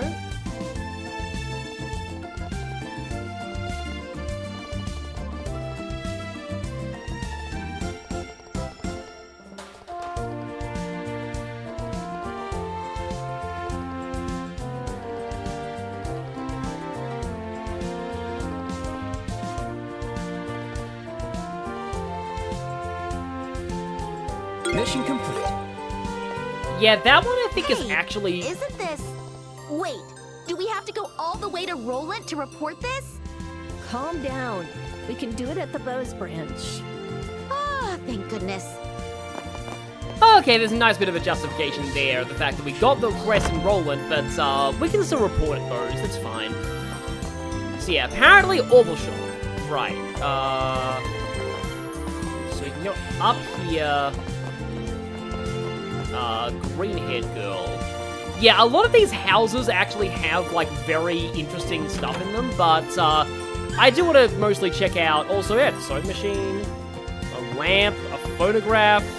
These are all the things that are powered by Orbital things. A vacuum cleaner, some cameras.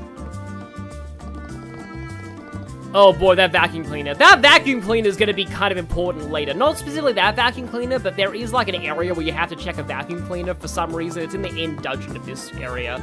Meanwhile, I think these are more like actual combat augments they're selling. Ooh, do we have a visitor? It is really cool that we can actually get a good look at these now that everything's in 3D. Lucia's Orbital Factory. What do we need?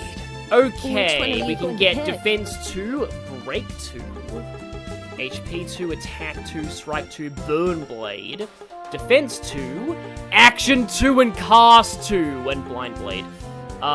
Hit 2 and EP Cut 2. Oh boy, there's so much good stuff here. Action 2 and Cast 2 are kind of ridiculous, but the question is, do I open a slot in Estelle, or do I get an Action 2? Or a Cast 2? Oh boy, these are typically things where it's like you really want to get these as early as possible. Like in particular, in like Sky the Third Nightmare, you have to get like Action and Cast 2 as early as possible. I remember having to farm like Seepith off of enemies to do that. But yeah. You can imagine Estelle just Sonic running to Roland to report the quest and someone getting back to Bose in 5 minutes. Yeah, that makes sense. I actually feel like I wanna... I can't decide. Oh, we can do customization now too, okay. Oh, and we can upgrade our quartz to the higher levels of quartz, but we only have 6 U materials, and that's gonna cost quite a bit. So we could effectively spend U materials to do that, but I kinda wanna get the plus versions of these accessories.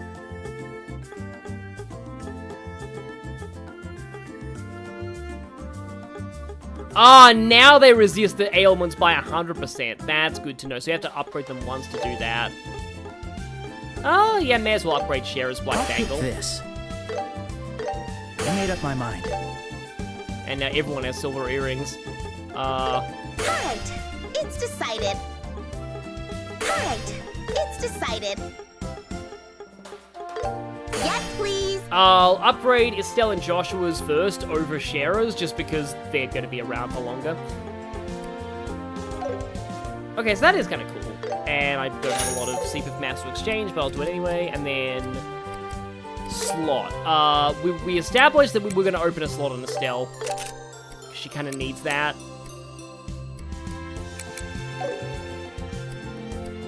However, with the rest of my Seepith, I can't get Break 2. I already have a Mind 2. I don't have an Attack 2, though. I'll take this. Unfortunately, can't get any more Action Quartz, but I guess I can get Arts Defense 2. Alright, it's decided. And HP 2 sounds nice. And no, I guess we'll get Defense 2. It's decided. So, okay, oh, now we get another U material. So, Augment Management. Right, we can put in HP 2 on Estelle. Defense 2 will get you Earth Lance. Maybe I can put something else. I can get Attack 2 as well, or Arts Defense 2. I think I'll take Attack 2. Ruby Shield is... okay, Strength up on Critical Health. I think I'm fine on Joshua's setup for now, and then you... I can upgrade to Arts Defense 2. Oh, that gives you Aerostorm, though it does cost a lot of AP at this point. And, who has the Mine 2 right now? Estelle has the Mine 2. Why did I go to Mine 1? She still has the same arts with Mine 1. Whereas you'll get a bigger benefit out of Mine 2, I feel, so I'll take that.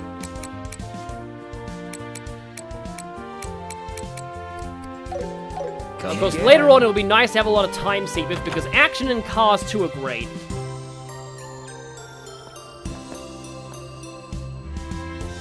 All I'll say here is when you add Black Bangle Plus and everyone and the hilarious amount of speed. Oh, okay.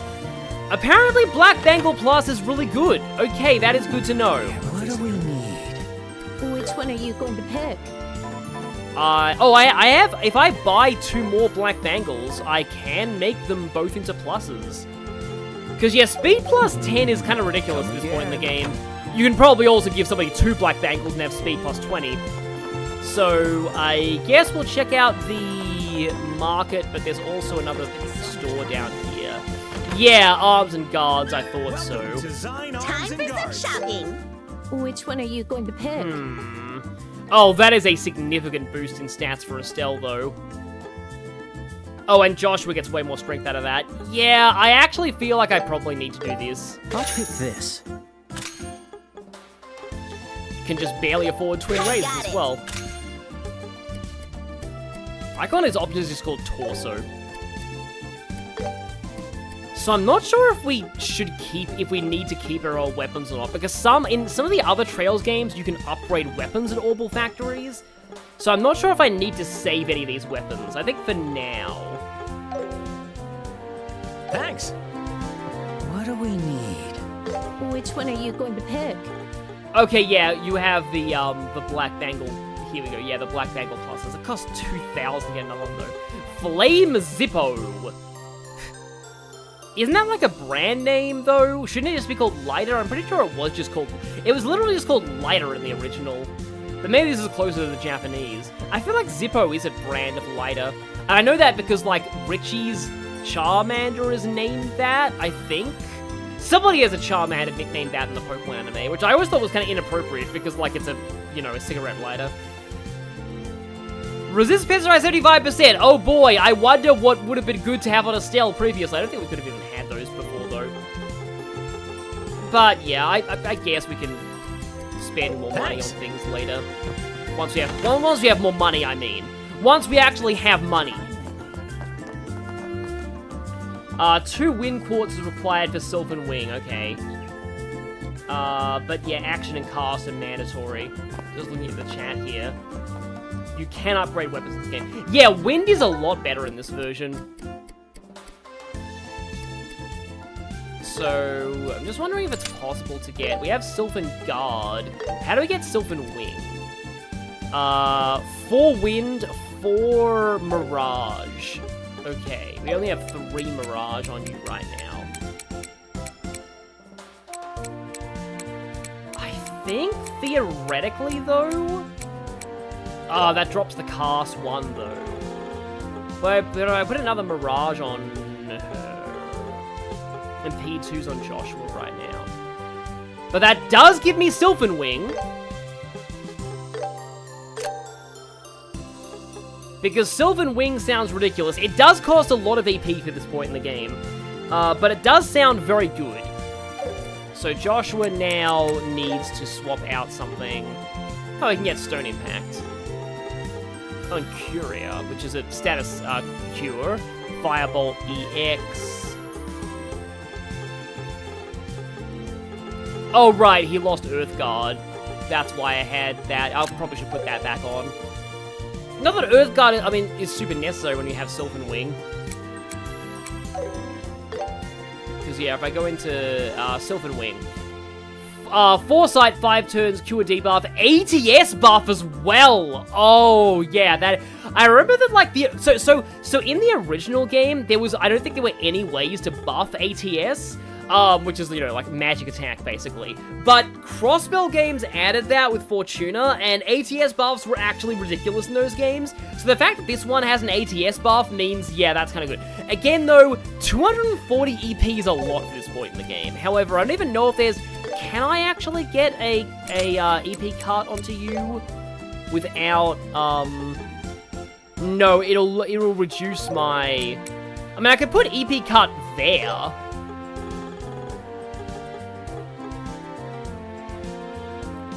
It'll mean that I don't have any, like, non-wind or time art, but EP cut combined with, yeah, that makes Sylvan Wing a lot cheaper. However, that does lower your ATS a lot, because you no longer have Mind to...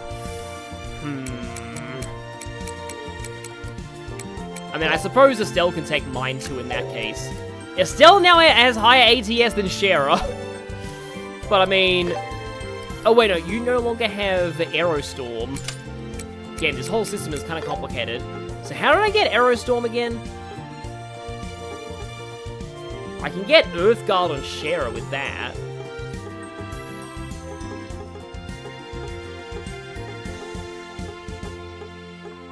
Oh, I need time to get Aerostorm, okay. Because Aerostorm is really fun, but Sylvan Wing also sounds fun for, like, boss fights. I guess for now, I'm going to put Aerostorm on and then take Sylvan Wing later. I don't think we're going to be fighting any bosses soon. Oh, you can upgrade weapons here, but you have to go to the Bow's Bracer Guild branch first. Right then.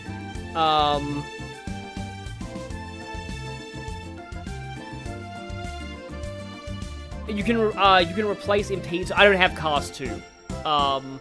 I didn't have enough for that. Unless I can somehow make Cast 2 with the Cast 1 that I have. What do we need? Which one are you going to pick? No, I need 2 Cast 1s, okay, to make that. And I can't make a Cast 1 because I don't have enough, okay. So regardless, I can't get Cast 2 right now. Come again. Which is very sad, but yeah. I think for now I'll go with this. We also have the Bow's Market. I love the way these doors open. Yeah, there's a... Oh, actually, there's a lot of important things to buy here. And I spent all my money to quote win the race. Which one are you going to pick? So we can get Ripe Apple and Passion Orange. Those are from the local orchard village. Want to take a look around? What do we need? You have black peppers and red peppers. And 10-year miso. Oh, there's a certain somebody in Xenoblade 3 who has miso that's been aged way more than 10 years. Oh, hi, Dorothy. I love how you can sometimes see just people you know hanging out in areas.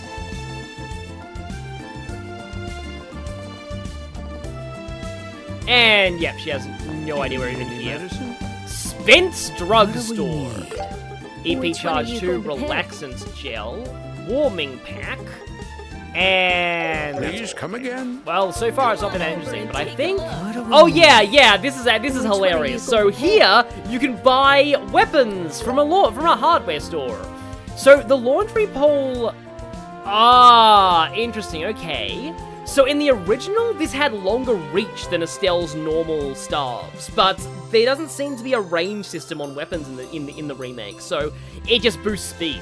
Given that speed is like one of the best stats in the game though, or the best stat in the game, that's not bad, but I also thought it was fun in the original that some of Estelle's staves did actually have longer range, and the fruit knives also increase speed now. Work Helmet just buffs those defenses. I love the fact that you have like a hardware store where you can just buy some like knives. I'm confident in our love now. And yeah, here you go. We can buy you can buy the carnelias you missed here, but they're really expensive. That's probably a quality of life feature. I feel like they didn't do that in the originals until like S. Would you like some cake? I think this is the... I can't decide. Yeah, Sweet Which Castella, one are you Flowery gonna pick? Jelly, Flowery Soda. But not the ice cream. I forget where you get the ice cream recipe. Please come again. It's also a bit of a pain that I don't have enough money to afford because I normally like to buy all the new dishes. Time for some shopping. And now... Which one are you going Oh to pick? no. Estella's gonna murder me. I didn't have enough money to buy her new Stragers! I'll probably get these later. Colorful Scarf is speed +7, not bad. And also, yeah, you can buy costumes here. These are totally new to the remake. And also, Orbital covers Violet Pom. I haven't even used the Pom cover yet. But yeah, as you would expect for a merchant town, there is a lot of stuff to buy if you have money. Unfortunately, I don't have money. Ah yes, the immortal feeling of going to the store and forgetting the thing you actually came there to buy.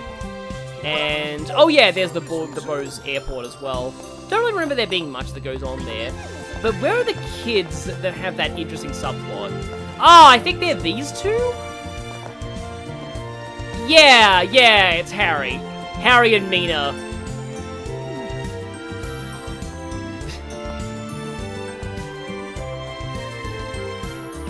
Harry and Mina are a very fun duo. They're definitely some of my favorite NPCs in the Sky games.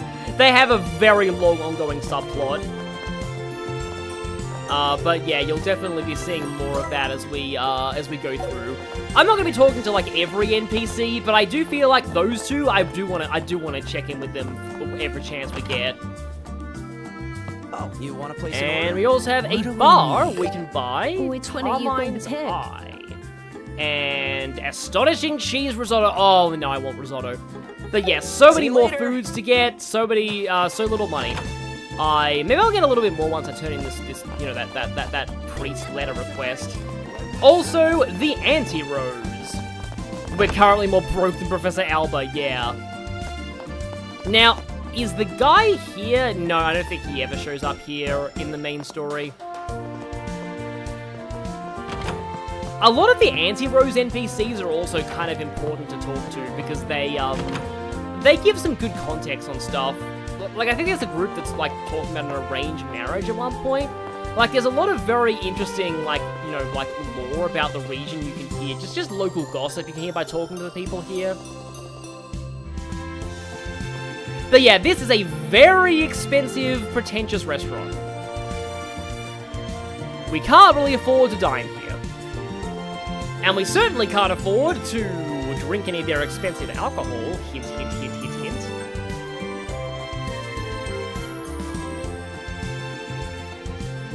Isn't that the purpose of, like, nearly everyone's trip to Bose? But yeah, let's head to the Bracer branch and find out how this guy sounds with voice acting, because his portrait makes him look like a crazy old man in the original. Ah, Sherazard. You arrived sooner than I expected. Must have been a long trip walking all the way here from Roland. That sounds fine. In the original, this guy almost looked like... Oh, no. There's another guy later on who looks way more like Dr. Wily. But, like, this guy looked like... He kind of looked like a deranged guy with, like, broken teeth at times. Yes, from Ina. And those two must be Cassius's kids. Oh, and their voice acting ran out. Oh, well. My name's Lugren. Just some old fella in charge of the Bose branch. Another one of those names I would subconsciously get wrong. I used to read this as Lurgan. Your father has been quite the help to us, you know. Sounds like old man. Feel free to call me Old Man Lugren. Sadly, this guy is not as awesome as the old man from Delta Room and doesn't have, like, an option in your menu that is simply called Old Man with the description, I'm old. Yes, about that. The Royal Army is still searching for the airliner, but they've got a gag order on it, so nobody knows what exactly is happening there. Not only do the general public not get any information, we don't either. Technically speaking, there is a range system, it's just that all weapons of the same type have the same range in this game.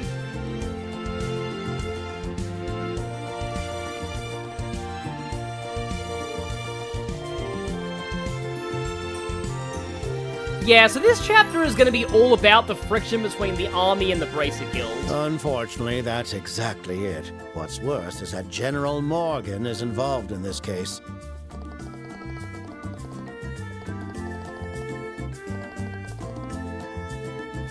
One of the heroes who held off the Empire's invasion, unfortunately.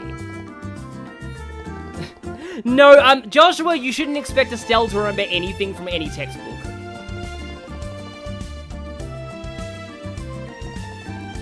We're so broke with Mira that old man Lurgan was the only one to be able to afford his own voice acting.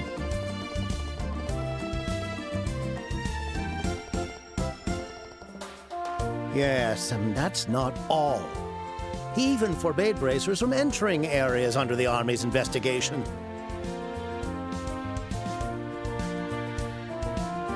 And it's affecting our regular operations, too.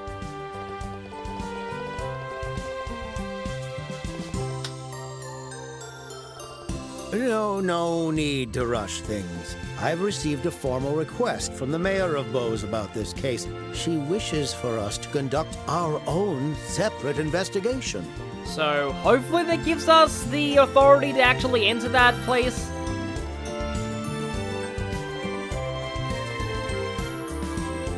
Oh, there's a different Lecter. I was confused too. I was like, wait, they added a cameo of a Lecter at this point? But no, there's another Lecter. There are a lot of people who share names in these games, which kind of makes them a little bit more true to life. Very well.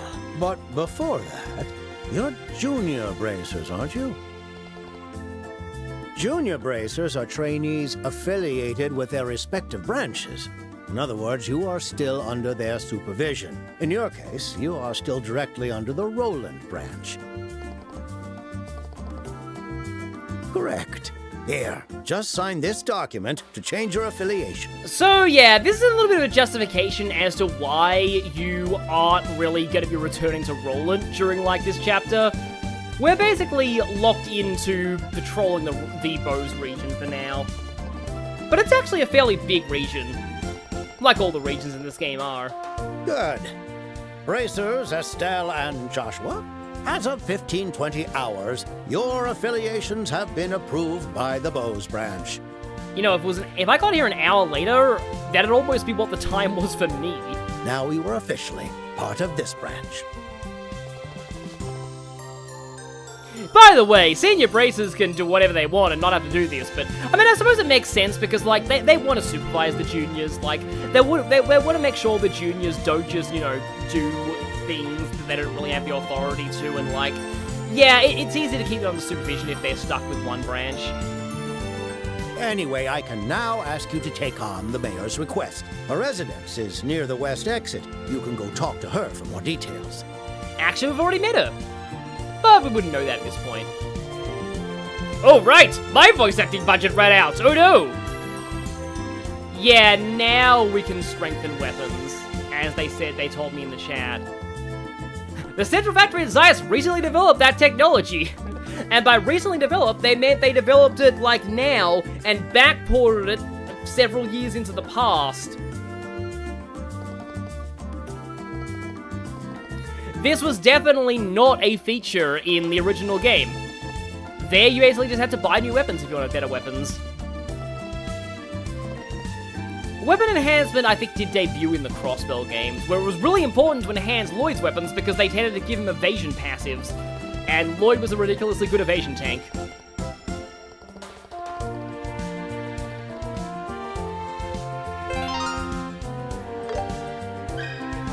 Yeah, we kind of already noted that also Laundry Pole Plus, Strager J Plus. So, we're no longer bracers of Roland. That feels kind of sad. I know how you feel.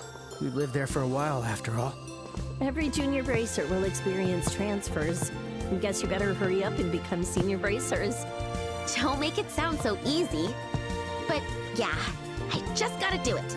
Oh, you'll be senior bracers one day after, like, you know, 50 to 70 more hours of this game. Let's check it out. So, Mountain Monster. Mountains Past, okay, I am looking forward to how they pronounce this in voice acting, because I have no idea how to pronounce that just from looking at it. It looks vaguely French. So yeah, we have to already go to the village chief, and culinary collection. Running low on ingredients for cooking practice, please deliver 5 monster tenders to Gwen at the Anti-Rose restaurant. I think those come from bird monsters, which we haven't fought yet. Let's begin. Good luck, you two. So how much money do I have? Oh no, basically still have no money. I think I can report the priest request though. Oh yeah, and that one. Good work. Still haven't quite got a rank up, though. Sometimes upstairs you can meet some other bracers from the branch, but nope, nobody's there right now. Apparently, we can, according to the chat, we can see a certain somebody, and if I know who that is, they're probably in the market. Okay, we've got to go to the mayor's residence right now, but yeah, I would assume said person is in the market. Oh, Cameo, where are you? I mean, Dorothy Cameo is here, but Come on over and take a look. I would assume that person saying come on over and take a look sounds a lot like Shara. Probably Michelle Ruff voicing a random NPC like she doesn't fire up in 3 houses. But okay, that's a produce shop. I did want to get the Stragers. So where are the Stragers? All elk. Here we I go. can't decide. Which one are you going to pick? Yeah, Estelle desperately needs Okay, these. it's decided. In fact, I think I can afford these for everyone. I made up my mind. And more speed is always good. You. So I will give everybody You more found strength. everything okay? Well, not more. They didn't have any. I mean, technically speaking, they had 0 Stragers before, so they do have more now, but, you know. Oh, she's at the Lake Inn. Oh, that's interesting. That's quite a bit off. I think we can freely go there right now, though. So, well, we might as well do that. The road to the lake is like right in the south, I think. Because I do know that we need to go to like a, this doesn't look like, this looks like Be on your toes. the West Highway. No, that leads to, I know where that leads. That leads to the next gate, If I'm remembering right, the way to the lake is, yeah, it's down the stairs here. Because, like, I do know that there is another one of the towers in this region, and in the original, the tower was a totally unmarked quest. It was, like, a required quest to complete, but you just had to just go there. And stuff just happens automatically. So we have one of those puffer monsters. And a whole bunch of pink bombs. That's not the Jade Tower, is it? That's the Amber Tower that we had for Okay, the Amber Tower just lost an L on its name. Monsters could be trouble. But yeah, I mean, granted, it kind of makes sense that you would miss that quest in the original because, like, if you're the kind of person who likes exploring RPGs, like, it makes total sense that you want to go to just that, you know, during dungeons. I'll just go into turn-based combat here. Yeah. You're mine. Yeah, people in the comments or chat are already talking about this. Double exclamation mark critical turn. Let's activate our Celestial Hurricane. You're mine! Okay, both of them are dead. It said it uses instant death odds, so let's impede you. The perfect move. I'm so glad that, the, interface understands where the back of this monster is, because seriously, like, how would you know what its back was otherwise? You don't like wind, okay. Oh, right, I did have Arrow Storm. Probably should just go for Airstrike, though. Wow, Airstrike is cheap. Wind! Feeling good!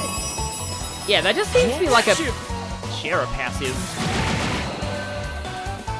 Still drains your stuff even if you take it into someone else. Interesting, okay. Once again, more airstrikes. Wind! Stunned! You're mine! Yeah, people in the chat are talking about Annalise, yeah. Annalise is great. I mean, yeah, she is invincible. Or is she? You're mine. Oh, I can't wait until we actually get to her with voice acting, but that's what we're doing right now. We're trying to find her. I have to keep getting better. Oh, nice little up skill. I assume Joshua also leveled up there. Okay, that's done. Follow my lead. It's still fun just doing random fights. Like, I do feel like I've got, like, well, a bit less than an hour now, but I've got basically an hour more of this stream, and I do wonder whether I should focus on whether I might be able to fit in the... If we can go to the tower now? I wonder if I might be able to fit that in here. I just want to hit you. Here I come. You're not really worth using hearts on. How's this? Oh yeah, you're totally dead. Sure. Yes. This one's on me. Yeah, Kevin's not in this game. Kevin's still one of my favorite Sky characters. Too simple. You're awesome, Shara. New Ansel path. Well, at least it's Ansel and not something starting with an I and ending the same.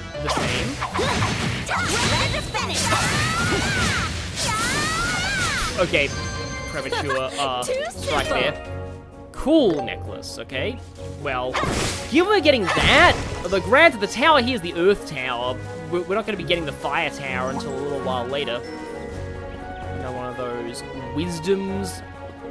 Wisdom is just such a weird enemy name. You know what? Let's play as God. Come at me. Ah, lol, you foil my Joshua strike. But you only seem to lose the meter for that if it actually hits an enemy. So that is cool. Yeah, I'm heading down to the lake and then maybe I could do the tower. There's not enough salt for Kevin to be here. True, that's very true. Very true. Sadly, you have to leave early today, Kwang. But no, you've been good, and seriously, thank you for the, you made a really big super chat earlier, which is really nice, but also only give what you can afford. Just make sure.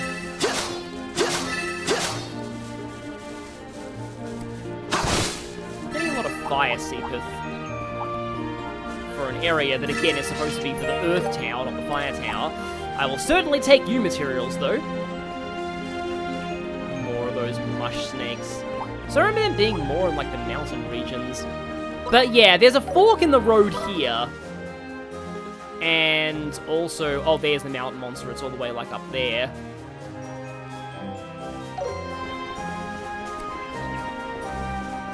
But yeah, there's the tower. Before that, though, I do want to go to the Valeria Shore. I'm probably pronouncing it wrong, but yeah.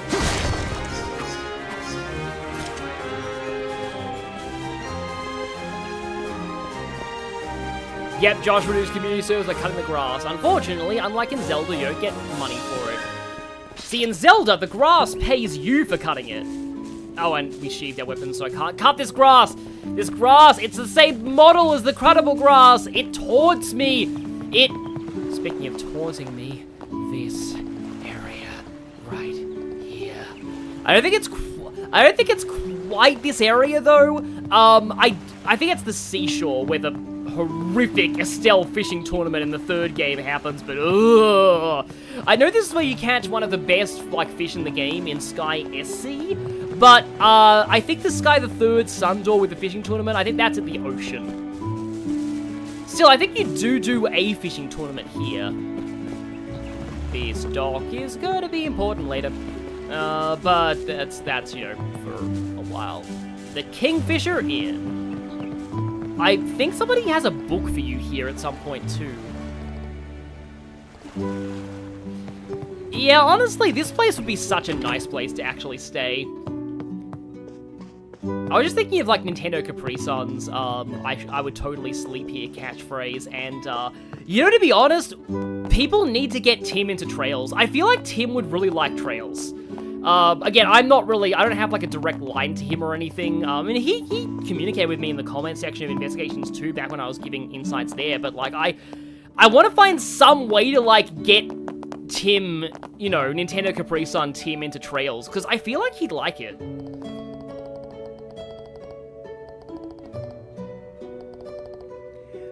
To be honest, I feel like Chugga would be way too impatient for this series. He might like the later arcs better. And Claire would probably find some way to, like, ridiculously glitch these games into oblivion, or do really silly battle setups.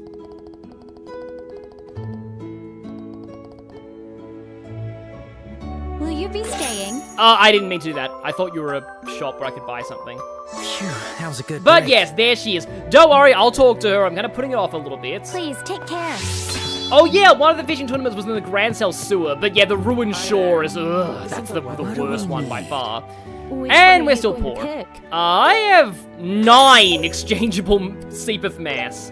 But yeah, oh, holy magoli, there's a lot of food to buy in this chapter. I need to save up a whole bunch of money because, wow, yeah, I need Take it easy. to log all these recipes. And now, is this me or is she out of her, like, doesn't she normally wear some kind of coat? Or did she always look like this in Sky FC? Sadly, she is not voiced yet.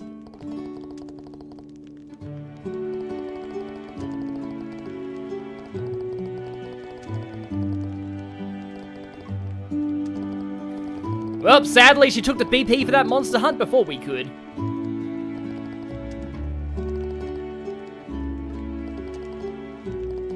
Oh Hi boy, there, the first rookies. meeting. My name is Annalise Elfeed. This is the first time we've met, right? Oh, hey! Voice acting kicking in the middle of a scene jump scare. You guys must be the ones Cheryl was talking about. Estelle and Joshua, right? Wait, hang on. I forgot that she was Cassandra Lee Morris. I'm so used to Cassandra Lee Morris's fee that I forgot she was also Annalise. Oh yeah, she's also Alphen. Wow, Cassandra Lee Morris plays a lot of roles in Trails. Why is Estelle not voiced in her first meeting with her eternal rival partner thing, Annalise? Not really sure there's a word to describe Estelle and Annalise's dynamic, but it's certainly an interesting one. It's like a one-sided rivalry, kind of, but like non-maliciously. Oh, we'll be seeing way more of Annalise as we go through the Sky trilogy. She's like one of my favorite characters, and she's a lot of people's, she's high on the favorites list for a lot of people who play Sky. Of course, it's kind of hard to beat Kevin, but Annalise tries. Stay alert. She tries, but she is not successful because Kevin is unbeatable. But Annalise is very high up there.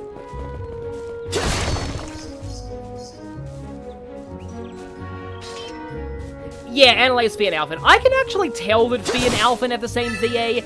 Annalise sounds a bit different at times, but like, Cassandra Lee Morris is one of those VAs who generally sounds the same regardless of what she's in. But that voice that she does is very good, so yeah. Also, she does sound convincingly male as Morgana, so I like that. I was actually a little skeptical of Cassandra Lee Morris as Morgana when I first heard that casting voice, because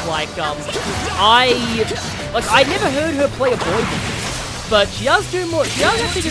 Granted, Morgana's played by a woman in Japanese as well, but still, played by Pikachu in Japanese, and Tiki, and Tony Chopper, I think Chopper is Ikue Otani.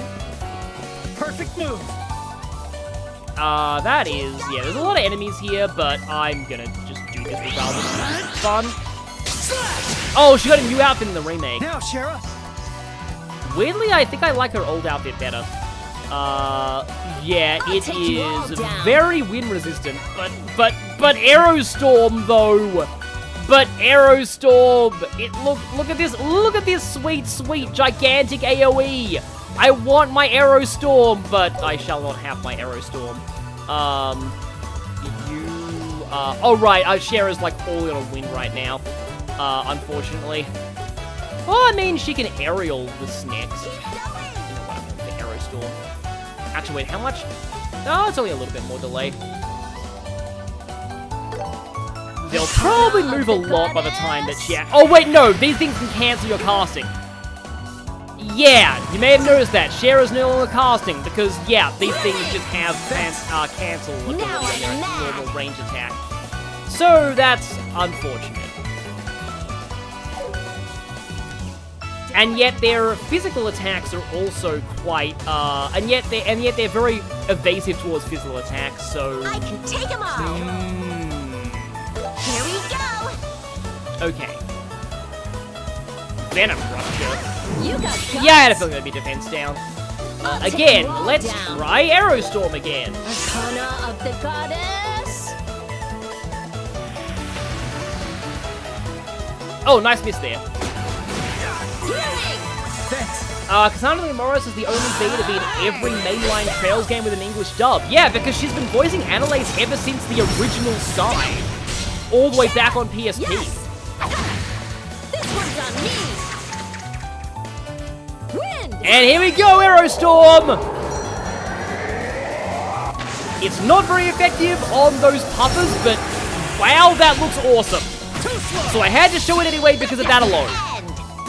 Let's go. Are you the only one left? You are the only one left, so die.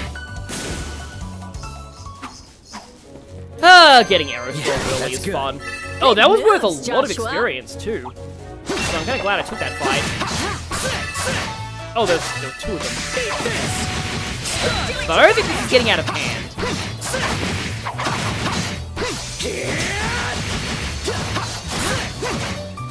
Mario Party music, yeah. I assume you're referring to that voice bit that is like yes. I didn't do it right there. That sounded more like Mario. Time to attack. Or time to field combat you because I can't be bothered to do turn-based combat right now. Good moves, Joshua. And yet another chest. I don't think I This feel one's like tough. fighting that Brace wisdom. yourselves. Droplets. Once I get to the tower, I think I might spend some droplets. Oh, was it just you or did Aerostorm kill the frame rate for a bit? It wasn't on my side, but like, yeah. I hope there's an Orbment charging station at the start of this. Oh, Arse Fence 2 from that. Cool. But yeah, I think I want to use some droplets. Hey, 100 magic on Joshua. And Spirit. Okay. Haven't saved in a little while. I think I'll save here. I technically only have 30 minutes of the stream left. I think I might actually do the tower. And there is a charging station. Good. So if I remember right, That's refreshing. there is... I love these. I've always loved these crystals. Let's proceed with caution. In the Amber Tower, but, just like Amber or more, I guess. But, like, they look really nice in the remake. Also, the trap chests are gonna be here. That's a thing. Now, I actually think that you can do this with a fourth party member if you progress the story a little bit further, but I'm doing it now because I'm gonna live on the edge. Cause like, don't you, I know that you meet a certain somebody in here. Unless they're an actual official, because I think remember there were like an official quest you actually had to like go in here on your own volition in order to meet them. I don't think I actually fought these beetles in turn-based combat, so I may as well do this just to you know, show their stats better. Green tea beetle. Okay. I guess you can like melt them down and put them in boiling water and drink them as tea. Or they're just the color of green tea. Weak to petrify, huh? That sounds fun. Okay. Oh, and you guys are weak to, earth rather than wind. Okay. But I assume there's gonna be more things weak to wind in here. That's a given. Hey! Nice share level up there. Okay, it did lag a little bit with Aerostorm. That... Yeah, I do really like the tower theme, especially for, Let's keep it up. Reasons that I'm we see not beat later. yet. Oh, that's a lot of beetles. You know what? I'm gonna go Shara, because Shara has big AoE on her field attack. I do like how different people are like better at different things in the field as well.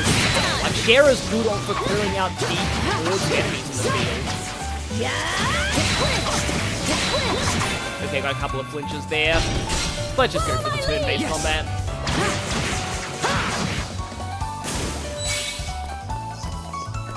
It's funny how he got steal bonus there, even though there really wasn't much of a bonus. Also, oh, okay, I can get this in. How's this? And everything's dead.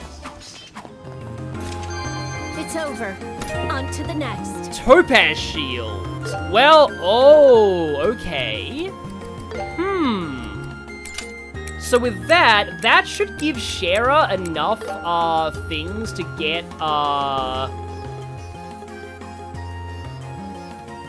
she won't get Aerostorm, though, but she will still get Sylvan Wing, but also Earthguard and Earthlance.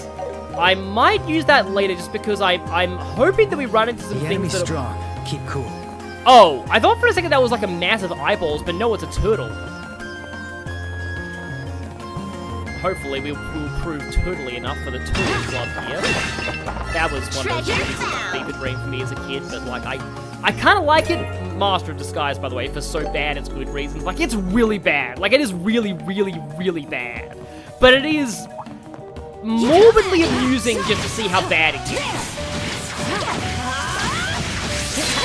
It's also weirdly quotable for such a terrible movie. Let's keep going. Yes. This one's on me. Like, I sometimes like what was the one I sometimes quote? The one about Too slow. sometimes the great white bald henchman go away, sometimes you don't go away. Keep getting better. Okay, nice little ups I think I there. got a little stronger. So yeah, yeah, these things do look even weirder in 3D. Also, they're taking like literally no damage. Although Estelle does do damage here, but like we're not building up his stuff. Yeah, I think it's better that we just turn-based combat this. Amber Turtle, that is a lot of health. I remember these being way weak originally, and it's weak to fire. I was like, oh, they're gonna be weak to wind in here, right? No. Apparently not. Things in here seem to be weak to everything but wind. I'm like, oh, this would be a great place for Shara to use her aerial, to use her Aerostorm, but no.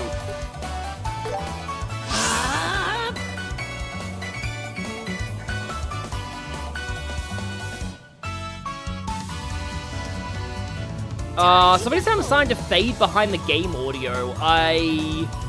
Okay. Hang on. Maybe I can turn the game audio. I've had the game audio up on full this whole time. I never realized. Oh, that's annoying. Yeah, wow. I'm probably barely audible here. That is actually really unfortunate because, like, I couldn't realize until now because I can't see OBS while I'm streaming a full-screen PC game. I almost wonder if it's better if I stream this in windowed mode, but I can experiment off stream, I guess. But yeah, that's really annoying. Let us begin.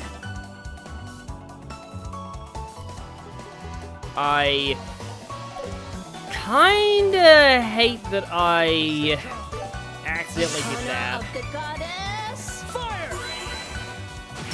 It flinched. All right. Okay, we got the stun on you. Still barely do any damage with visuals though. Sound fine to you, okay. I turned the game audio down a little bit. Let's go. It's because I was previously recording a little bit of Crossworld, so I had the audio up to full for that. It is always annoying when you're recording different things with OBS at different times and you have to keep fiddling with the settings. I've lost entire recordings of Persona Q to that, actually. Arcana of the goddess. I won't let you. Ow. That's like second tier Earth art.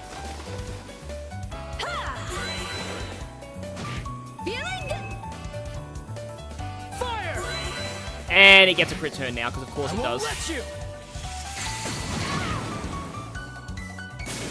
And it exploded from burn, okay. However, we are both very badly hurt off. Well, actually, all three of us, not both, but we were all badly hurt from all that. You can hear me perfectly fine, but that's only because you're wearing headphones. Also, hi, Philippe and Feather. I didn't see you there before. You might have just been lurking, but well, yeah, welcome. And hi, Trey Figueroa. So I think I've done most of what's on this floor. Because I seem to remember that, like, Alba was here in the original, and it was like an unmarked quest to escort him, but maybe that's later on in the chapter? I don't know. Because I hope I don't have to just, you know, like, if I do all this now, and then later on it's like, oh, I actually have to come back here and do a whole bunch of stuff again. The enemy's strong. Keep cool. Yeah, those turtles are really strong in this version. They were actually pretty much generic enemies originally. Like, very, very minor enemies. Doesn't really look like there's any chests around here right now. You were lurking. Yeah, I had a feeling. Hello, beetles. Let's do it together. Focus. Shara, sure. Alba only shows up during a side quest later, okay? I guess I'm being inefficient if I'm doing it now, but, like, I don't really want to progress the story very much here, because I feel like the mode that we next progress the story, certain things are gonna happen that I want to be saving for the next stream. So, I'm doing some more side stuff now. On to the next. Okay, we've got 2 different ways up. Cassandra really has a ton of range that she rarely gets to use because the 1-2 of Tiger from Toradora and Adia Lee typecasters. Oh yeah, she was Adia from Bravely Default. That was one of the first roles I heard her in, actually. Be careful. That was like really early Cassandra Lee Morris. Like, wow. Because, like, all of the other VAs were a bit more established at the time, I think. Like, I want to say that Ringabel is Spike Spencer? I could be wrong about that. I know that Ringabel is somebody pretty high profile. Also, something was... Hello, Shara! You just gyrate over there. You live your best gyrating life. Here we go. And Joshua is going to... oh, that's only weak to fire. Time to get bold. I'll get you all. Fire! Or at least I'll get you all except one. Because I don't quite have the movement to reach that one. Obnoxious buzz. Well, that's probably it. No, Joshua was out of range for a counter, I guess. You take physical attacks like a champ, but do you maybe appreciate getting speed debuffed?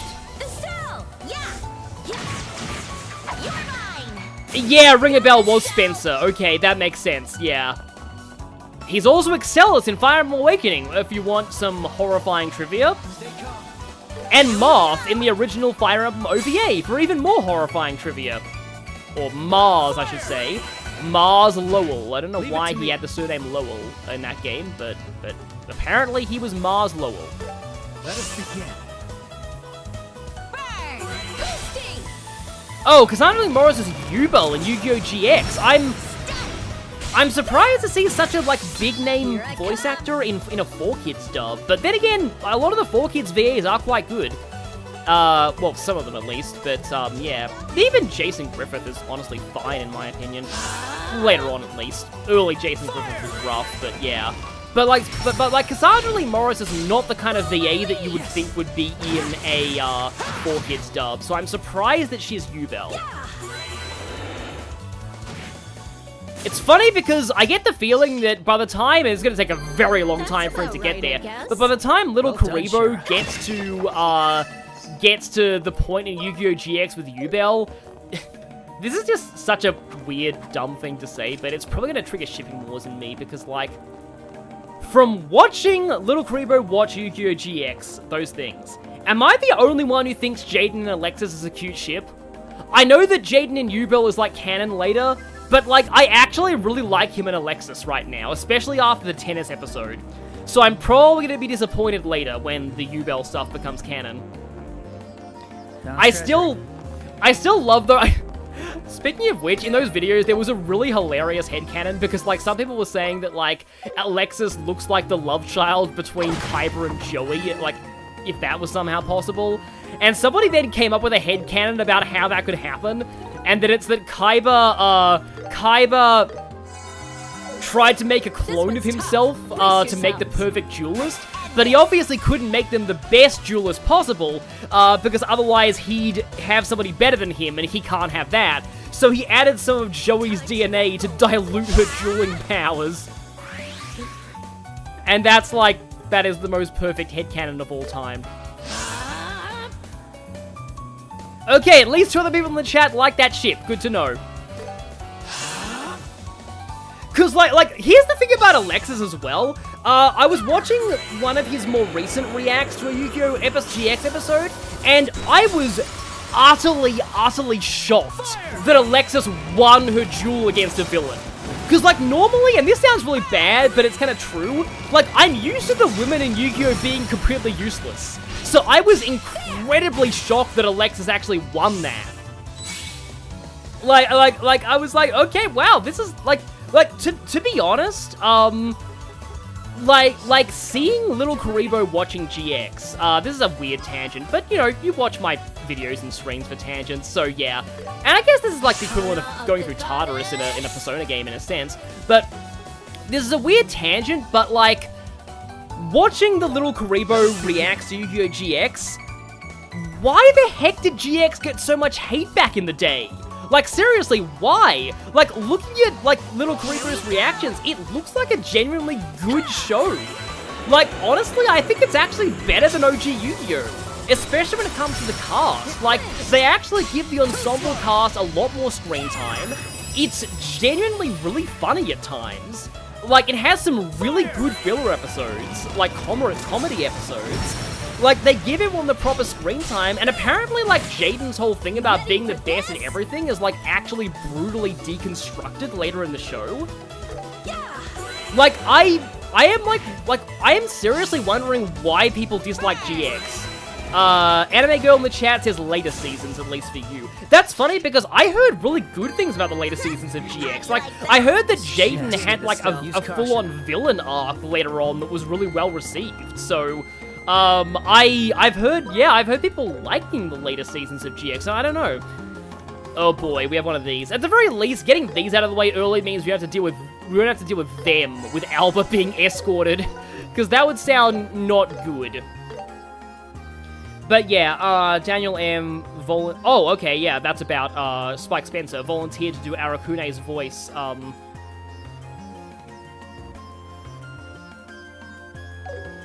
Neron, $5 super chat. Thank you. Thanks for getting into the Lost Dimension with you. Yeah, honestly, Lost Dimension is a super underrated video game. More people should play Lost Dimension. I knew it. I knew that keeping Aerostorm on Shera would pay off eventually. Aha! Yeah, finally something in the Earth Tower is weak to wind. Well, okay, okay, no, I do have Earth Guard. It's just at the bottom of the list because it's, you know, a defensive skill. Okay, what you guys gonna do? You're gonna cast, as I had a feeling. Oh dear. I want to cast with Shera, but also I want to steal bonus so that you guys don't get the crit turns, because then you'll keep them when casting. Or you still get the crit turns? Okay. I'm not really sure what's going on. Also, I walked Shera out of the AoE. Oh! I am Baka. Let's see. I guess Estelle is just gonna morale. I pressed the wrong button. Everyone, let's go!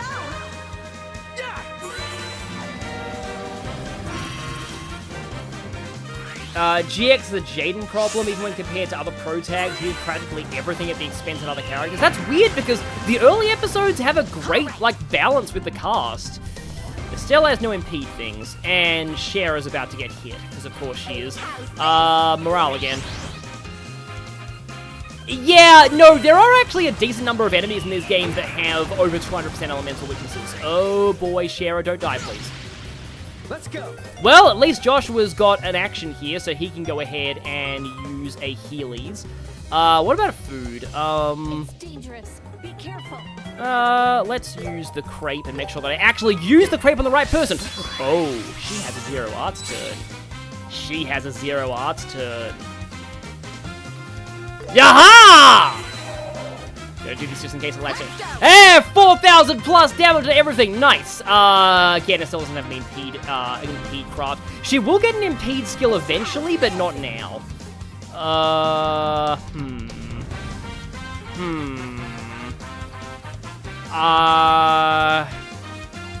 guess I'll go for that.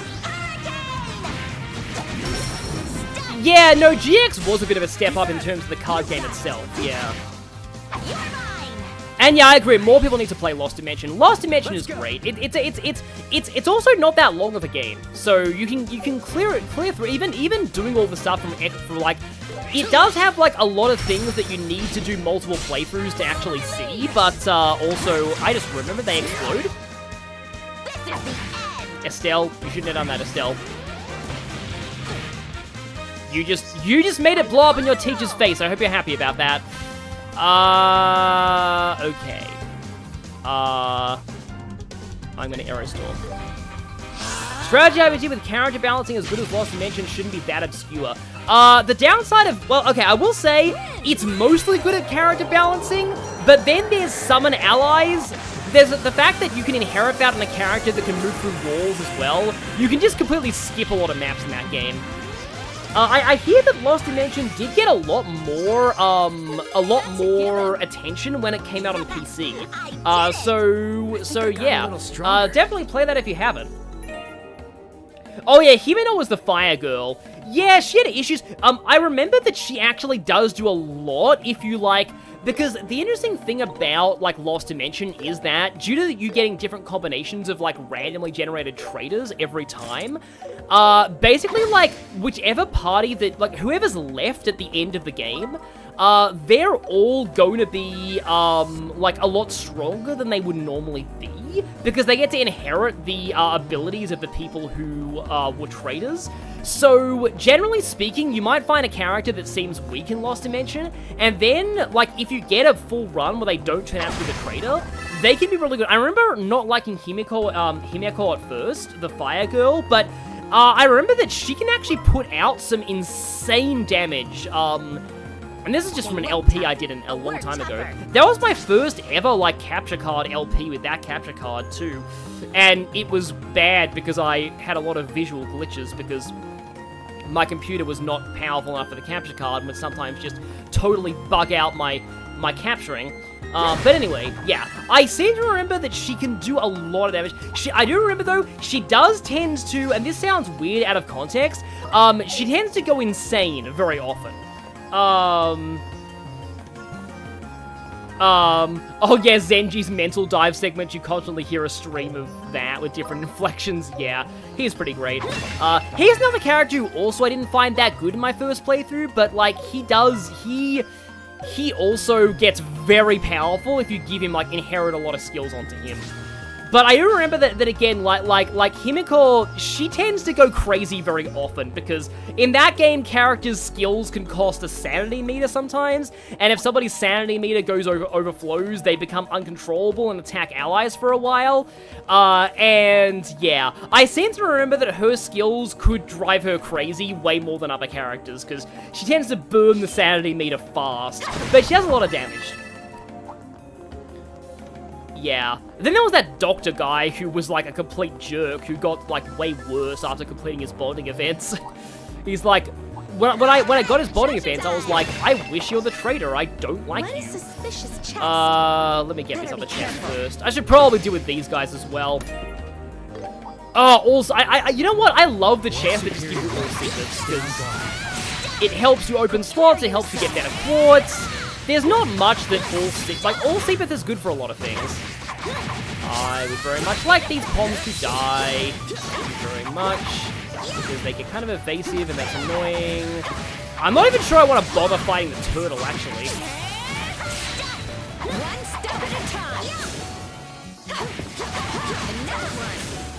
Yeah, I don't care about you right now, Turtle. If you would de-aggro me, please. Okay, good. We still get credit for those enemies we actually beat in that, which is good. Also, rewards. Sapphire Shield. Gradual HP recovery at critical health. But mostly it's notable for the elements it provides, because with that, I can get Firebolt EX on Estelle. I can get...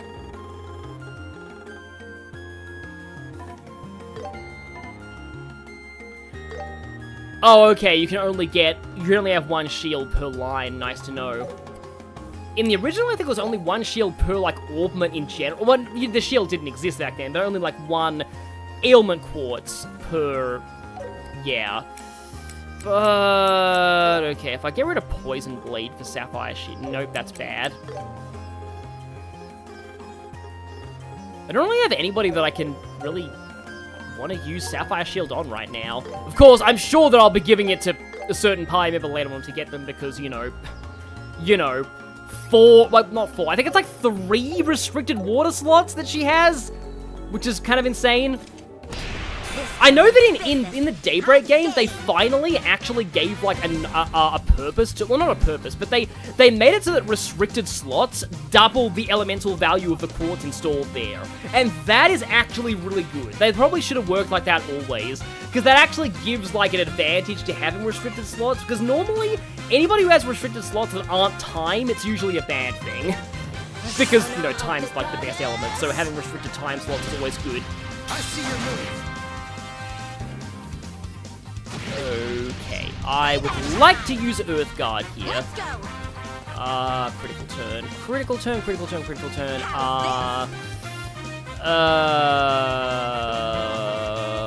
I shall rock you like this. Joshua! How long am I going to swing for? Not much longer than this, I feel. Because I think at this point you are actually allowed to go to the, Can I get Earth Guardian in time? I can. Let's do that. I think you are actually allowed to go to the village right now and accept that other monster quest, but, like, I feel like it's a little too much to be going there this stream, because that's a big area. Oh, not a big area, but it's an important area, I guess. A major area, I should say. Major area. Not like in terms of, like, the sheer size, but in terms of plot relevance, it's a pretty important area. So I kind of like to save that till the next stream, but also, since I'm doing side stuff now, it kind of makes sense to take care of more side stuff later, because next time I want to focus on the main story of this chapter. It's hard to know. I'll be your opponent. Wait, Ren was playable in Daybreak 2? I didn't know that, Cyberspace, and that is amazing. That is the most amazing thing of all time, because... Yeah. I did not know she was playable in Daybreak 2. But okay, that's a lot of enemies to get in that AoE. And once more! Aerostorm, go! I think they're all dead. I think Joshua doesn't even need to cast. Or not, because I feel like Wheel of Fortune wouldn't activate. No, one of them still... Oh, 2 of them are still alive. Okay, now they're dead. We are all guarded, though, so that's fine. Oh, wait, no, Joshua's guard's gone, and he got burned. It was in the last enemy, so it was fine. Yellow Sphere. Resist Seal Mute Stat Debuff. Okay.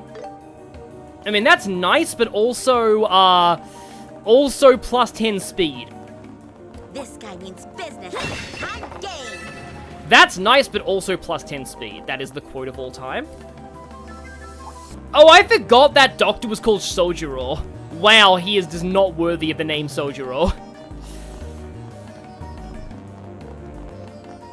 Oh, I believe Ren being insanely good in Daybreak 2, because she's insanely good in any game she's playable in, but I didn't realize she was playable in Daybreak 2.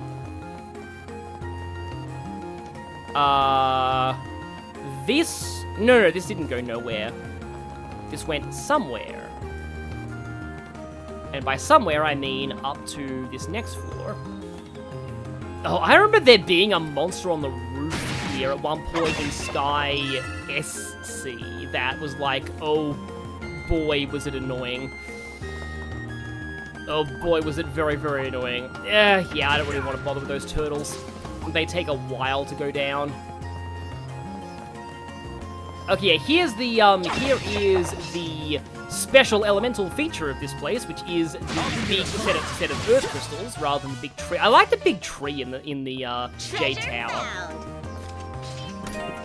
Droplet of Spirit. Obviously, I do want to go into the center at some point, but like, oh, this leads down. Oh, right, it's a loop around, yeah. Because it would go back to where the other way up is. You know what? I'm just gonna fight you, because why not? You're literally in my way. And you probably won't take too long. So you won't have to deal with big pumpkin heads chasing you for taking too long. Not done yet.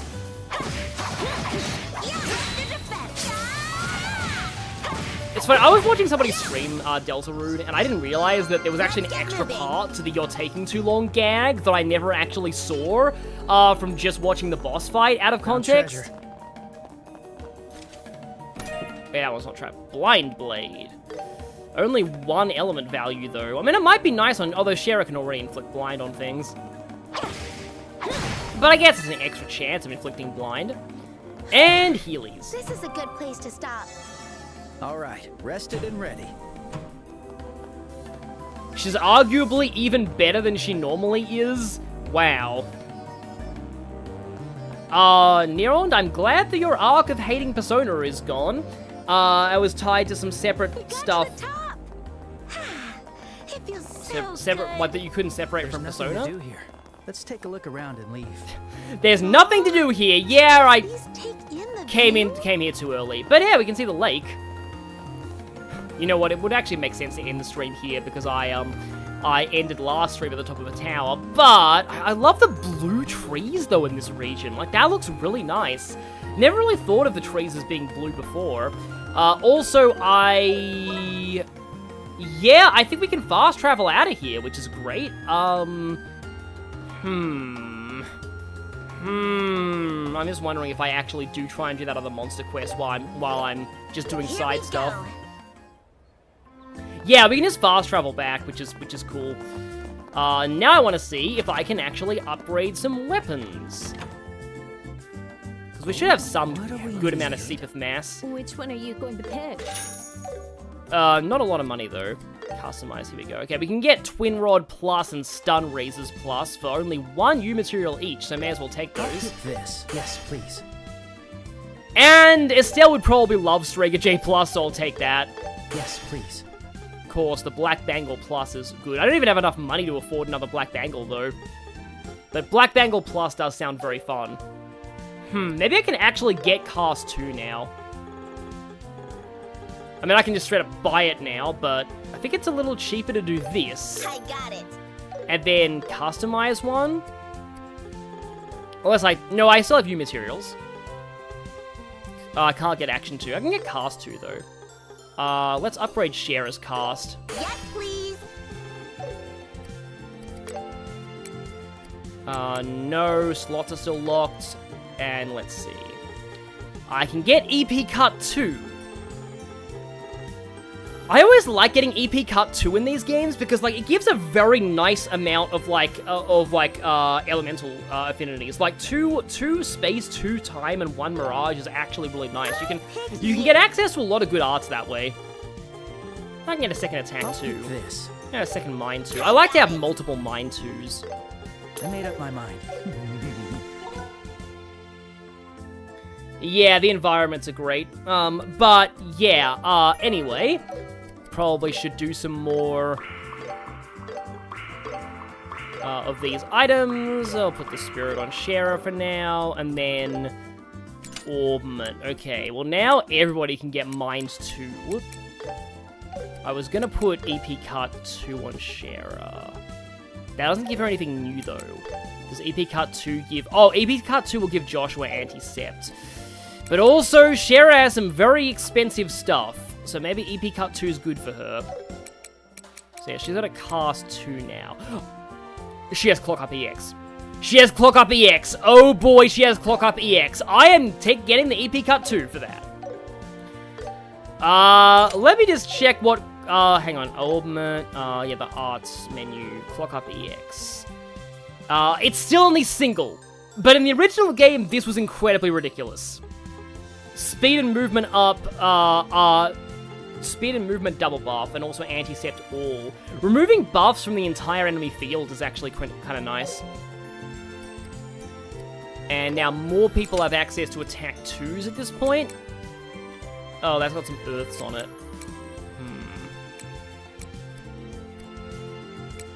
I think I'll keep where I am. Is there like a better earth thing I can do? Okay, I can do that. To be honest, I haven't actually been poisoning very much with Estelle, so I think I'll take that for now. Yeah, I like the droplet sound effect too. Yeah, for some reason Shera has the lowest ATS right now. That's because I'm going all in on, like, casting aids with her. I think I will keep Aerostorm. Oh, and now, yeah, more droplets of magic. Okay. Well, okay, about Shera having the lowest magic right now. Costume tutorial that I don't really want to do at the moment. Okay. So, you know what? I think I will actually... I want to say the items that you get out of the monsters are not the kind of things we'll be encountering up here, so... But I mean, I probably should get the quest started regardless. Yeah, I think I might go for another half an hour, if that's okay with everyone. Just to get some more side quests done so that we can jump straight into the main story next time, because I think we're going to be meeting that guy in the next episode. That guy. You know the guy, and so do I. Oh! Well, I already had those! Well, yeah, good thing that I came here. When I say tenders, I think birds, because chicken. So, I thought that you would get them from the bird enemies that are on the way to the army gate, but no, I already had the stuff. It's always funny when you accept a quest that it's like, oh, we already have that stuff.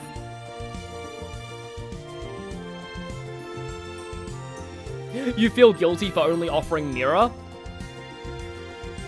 We're really poor right now. We will take your mirror. We will, in fact, shut up and take your mirror.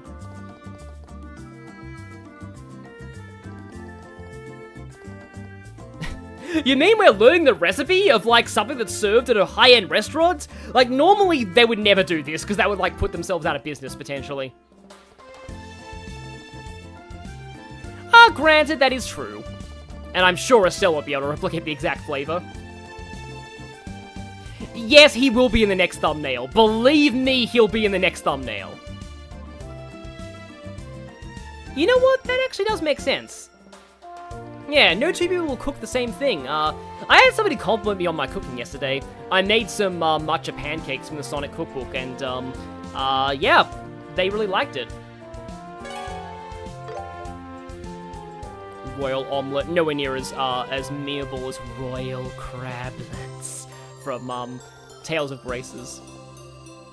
I wonder if one of these days I might actually stream Tales of Graces, because Tales of Graces is such a fun game, and it did get a re-release recently. You know, sometimes eyeballing everything can work. There are some people who are good enough cooks to eyeball everything and still do it well. You should be able to get them only from those birds, but breaking stuff can get them early, okay. What cooking tip? Neon. Good results. Okay, we got that done. Cooking is all about enjoying the process, right? Even if I can't make that one style balsamic whatever. You were still salty about what Dad said? Oh no, I can just imagine people online going, "Ugh, Joshua said salty, this is the worst translation ever, I'm gonna boycott this game." Yeah. Oh, it's funny that she's still here, because, like, we're apparently meant to be seeing her soon. But yeah, let's check out what that recipe is. Yeah, Royal Almond, here we go. Oh, we only have one marble tennel and one monster bird egg, so we only get one shot, so should we make the good version, or should we let Estelle try and back up her words? It's me. I think it's pretty good. Oh, it actually worked, nice. Soy sauce in burger patties. Huh. As in when making the patties themselves? Okay, I don't make my own burger patties. I just use pre-made ones or just bread, normal bread. But like that sounds like a good tip if I were to make my own things. I am not great at bread, I will say. It's one of the things that I need to improve at a lot. I can do like cupcakes and stuff, like actual like sort of like cakes and stuff, but I'm not great with bread. I tried making bread during the lockdown with like making flatbread, and it wasn't great. Here's your reward. Oh, not only shield quartz. Only 1,000 mirror though. That doesn't let me buy a lot of the food in this town. 2,000-ish. I can probably buy some of the food. It's just there's so much food in this town that I need to buy and destroy the economy. Oh, so yeah, mixing soy sauce into the bread. Okay. I don't actually have any recipes for making like actual burger patties myself, but okay, you're just ingredients. Produce shop, you're probably just ingredients. Is there any bar? Thanks. I know there was food somewhere. That's stuff. Would you like some cake? Oh, here we go. Sweet Castella, jelly, soda. Please come again. I'm confident in our love. And then is. Oh right, we also have the in. Oh, into the patties. Oh, okay. You said soy sauce. Sorry, I was dumb. Wow, when I said red patties, I thought about the buns. That was stupid. No, yeah, that makes sense. So, Oh, you want to place an order? so anyway, I will say I don't do beef. I don't eat any red meat, so I don't make burger patties with that kind of thing. But to anybody who does do beef burger patties, then yeah, I've made like chicken mince patties before. I will take the astonishing cheese risotto. This. And I made up my mind. and I can't buy the last one. Can I sell something and actually afford that? Oh, that is actually very tempting. Let's sell our old lame armor. Okay, there we go. Now I can buy the full mouth suit. See you later. Which sounds very weird. It sounds like you're shoving the entire thing into your mouth. Or is soup made from the full mouth of something? Alright, we have to actually eat the food from the menu in order to get the recipes. So, here we go. Astonishing cheese risotto. This was fulfilling. I shouldn't do that. Already have that one. Flowery soda, carmine eye, flour jelly, Castella, soup. And now, okay, 2 monster tenders. So I'm gonna make this once. Once again, peculiar dish time. First time for everything. Think it's edible? Whaley soup. Well, it does recover EP and CP. And, okay, don't have monster tail. Why does risotto have monster tails in it? Okay, we go, flowers. Oh, I love the way they illustrate drinks in these games. Like, wow. Yeah. Sure. And Josh was bad at this one. Sorry. Mystery soda. ATS up for 3 turns is pretty good. In fact, I'd actually rather take that over the regular version of this soda. Of course, I get a bonus for making it correctly for the first time, so I'll fail at it with Estelle, because why not? I knew I could do it. There we go. Carmine's eye. Oh, okay, Estelle has a super dish with this. Alright, here you go. It happens, I guess. Okay, well, bad. Not bad. Foresight for 2 turns is an incredible food effect. I feel like this game probably wouldn't have. I mean, how the heck do you get a smoothie out of a soup recipe? I mean, granted, it's Estelle, so I can see that. But anyway, yeah. So in Cold Steel, there is a Master Quartz that gives all items an area effect, and that combined with buffing food is completely stupid. I think that's the key to the infinite turn Chrono Break setup. Or, no, it wasn't called Chrono Break. We established this in an earlier stream. It was called, like, Chrono Burst, I think? Well, we have to get the normal version of this recipe, though. There's a first time for everything. There you go. And flour jelly. You only have one bear claw for this. So... fail version. Here you go. It happens, I guess. Yeah, Joshua likes to make mystery things. ATS and... oh, but no, the normal version of the jelly gives ATS up. Sweet Castella. There's a recipe of this in the Persona cookbook. Yeah. Lady Virgilia has a good preview of the Persona cookbook, so check that out if you want to.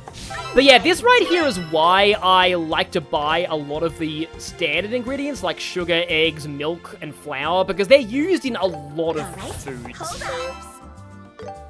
Speedy Castella, okay, and Red Tail, nope, we need Monster Tail for that. Okay, so we have energy. Oh, I like how the customized recipes have their own artwork. That is actually really cool. Again, I don't know how Estelle got that out of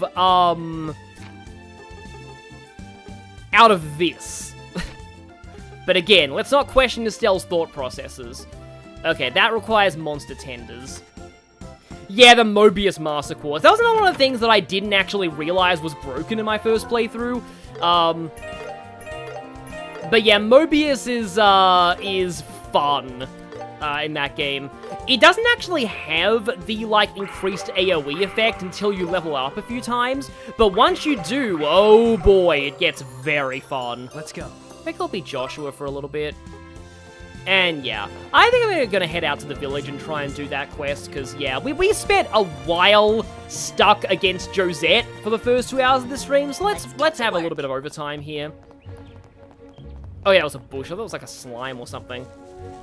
There will be some slime enemies coming up. Oh, these things. Hello, weird dodo thingies.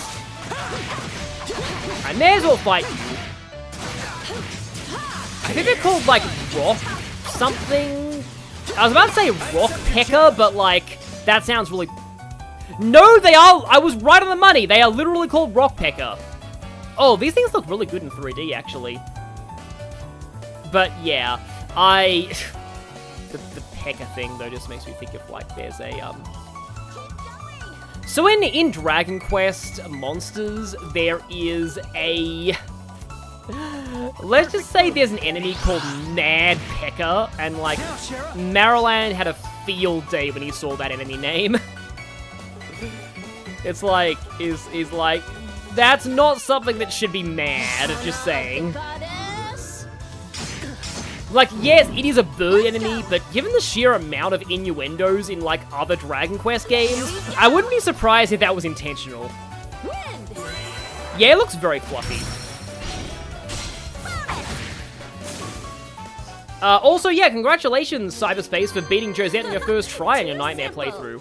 Well done, Shara. Oh, there is one of these slimy things. That's, again, weird out of context, but yes, this thing is... We will see once we enter the battle with it.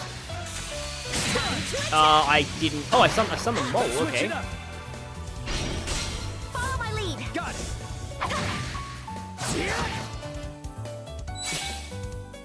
Okay, that got flagged for review, but I'm gonna let that message through anyway, because that's funny.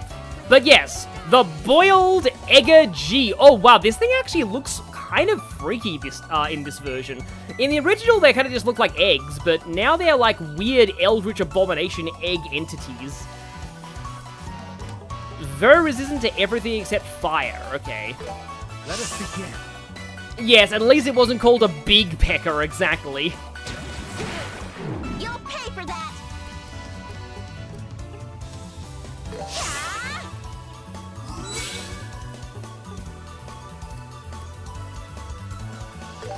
Yeah, I'm not gonna go for the, because yeah, these are very wind-aligned eggs, so I'm not gonna go for the Aero Storm, just because they'll probably be here to, like, absorb some of it. Finish the egg! Oh, right, they self-destruct. Forgot about that. Exploding eggs, part of everyone's favorite balanced breakfast diet. It's over. On to the next. Granted, didn't Estelle actually make eggs explode in the original translation of the Sky games? So maybe that's kind of a sort of reference. Cause like in the original, the Bose region didn't really stand out from like the rest of the areas. But the fact that the trees look kind of blue here, it is really nice. Okay, that's a lot of eggs. We shall not be given an egg today. I want to check up on the top of this, like, cliffy area, because there's probably... Oh, I need to go here anyway, because I think that's the way to the village. No, it's just a little thing on its own. That looks like it's probably a monster chest, but I guess we'll find out. Will it be monster chest? Yes, it is monster chest. Okay, the field monster chests have not been kind to me lately, so... Well, and by lately I mean in an earlier part, so let's see what this one is like. Oh boy, that's a lot of peckers. However, they are weak to wind, which is not a good thing to be when you when Shara has Aerostorm. Uh-oh, that doesn't sound good. Aerostorm or... Okay, Sylvan Wing, Foresight. That sounds fun. Also, Sylvan Guard is only single, but I like the... Oh, it's only Arstevans, not ATS up. Oh, no, this is ATS up. Okay, I will go for this then. Oh, yeah, eggs exploding if you microwave them makes sense, because, like, microwaving anything watery makes it explode. So yeah, Sylvan Wing is something that was, like, almost totally useless in the original game, because I believe, like, the evasion boost that it gave was, like, almost non-existent, and really not worth it. But Sylvan Wing now is actually ridiculous. ATS buff combined with insight status, which makes you ridiculously evasive. Like look at this. Like nothing is going to be able to hit us right now. Needle hair. Well, you're able to hit us. I stand corrected. However, I have the ATS buff, so guess what? I am very tempted to just Sylvan Wing again to get the double ATS buff. It's gonna blow a lot of her AP, but... yeah, let's go for this. Double wing! Now we have a full set of wings so we can fly, and by fly, I mean dodge everything. Yep, yep. Oh, wow. Estelle is not getting lucky with being hit through insight status. You ready for this? But now that we have double ATS buffs, mostly I just care about Shara here because he.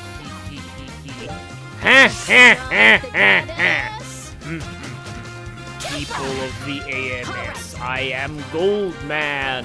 Oh, they're weak to water as well, but I'd kind of rather have a. I'm not gonna be able to get many in this blue impact. And here we go! Double ATS buff win nuke time of doom! Leave it to me. Yeah, I think all the small ones just immediately died.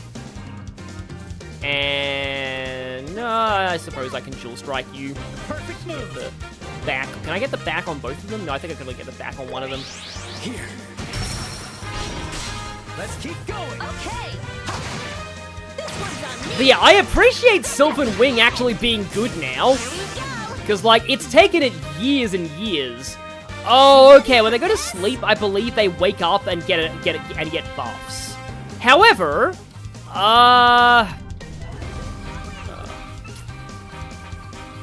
yeah, no, I'm going for it. I'm going for Aerostorm, which is going to be on a crit turn, by the way, so, this is going to be ultimate Uber Walls.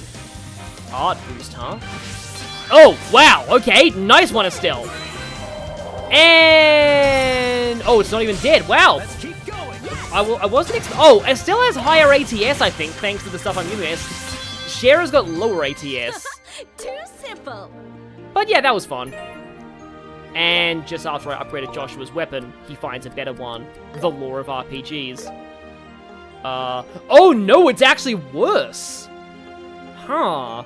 Maybe it could be upgraded to be better, though. Meanwhile, I just killed your possibly parents. So now I'm gonna put you all out of your misery. Oh, I'm sorry, but I'm just so tempted to just go back here just so I can Aerostorm again. Or, you know, just do this. Or, okay, no, one of them's still down. Finish it, Shara! Or I can miss you. And gone. Okay, there you go. That's about right, I guess. Can I just... Awesome, Shara! Well, I miss being able to just jump off things like in Xenoblade, but yeah, okay. Do need to get a move on to get to that village, because yeah, I don't want to make this stream too long, but also I would kind of like to get to that monster request. I might have to, like... No, I can fast travel, so I can probably turn it in right after I do it. But yeah, the fact that you can so easily skip fights means that, like, I can just really fight quality over quantity. Oh, nice, all the Seepith. All of the Seepith. I will take all of the Seepith so that I can upgrade more slots, hopefully. Because, okay, let's see. We should be... I think the way to the village is this way. Hey, that light. Oh, Shining Palm. I don't know if we can even hit them in the field.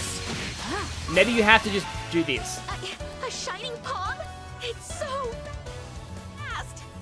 It's said that they bring good luck, but handling one isn't easy.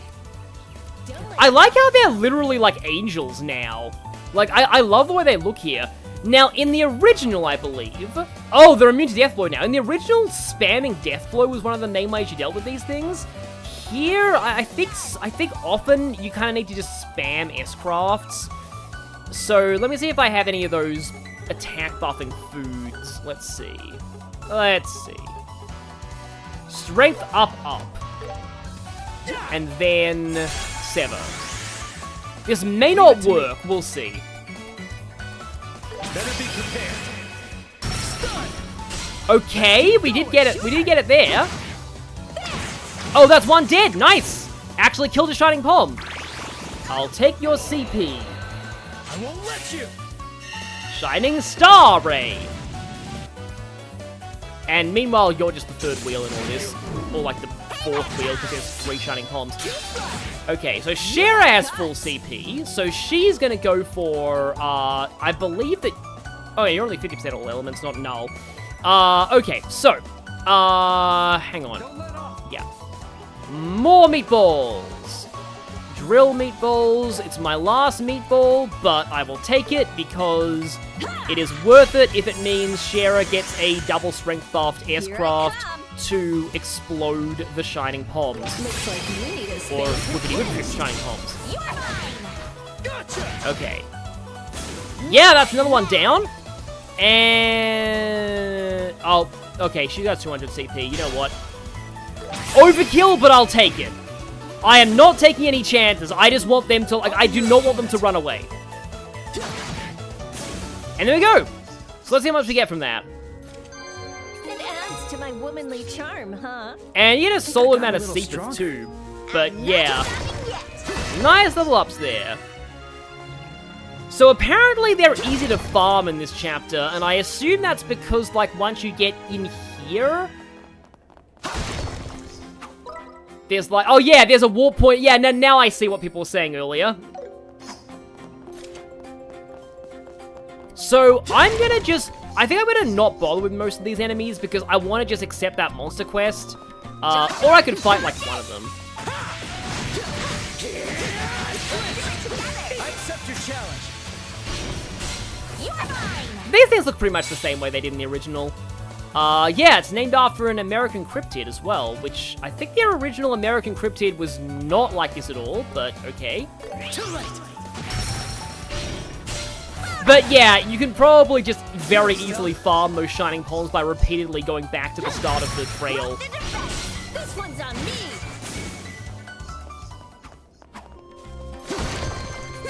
How do you like that? Okay, so Thanks, we took Estelle. those guys. Chest looks good. I will accept that chest. It almost got away from me thanks to the grass, but fortunately, Joshua is a professional grass cutter.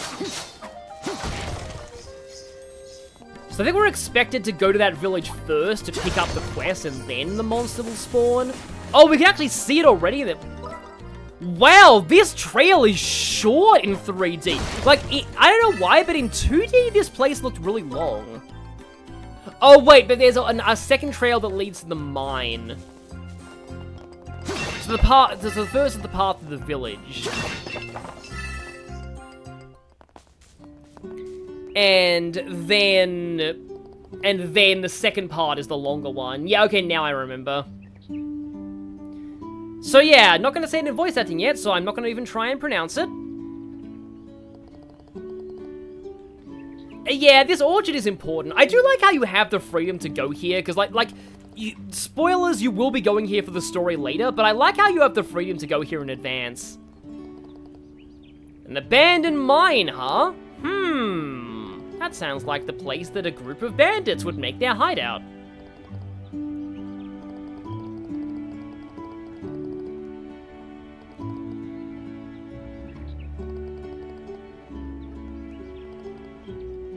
You know what? That's actually good advice for bracers. And yeah, there is something nice about just going to places more like casually and taking in the lesser seen sights.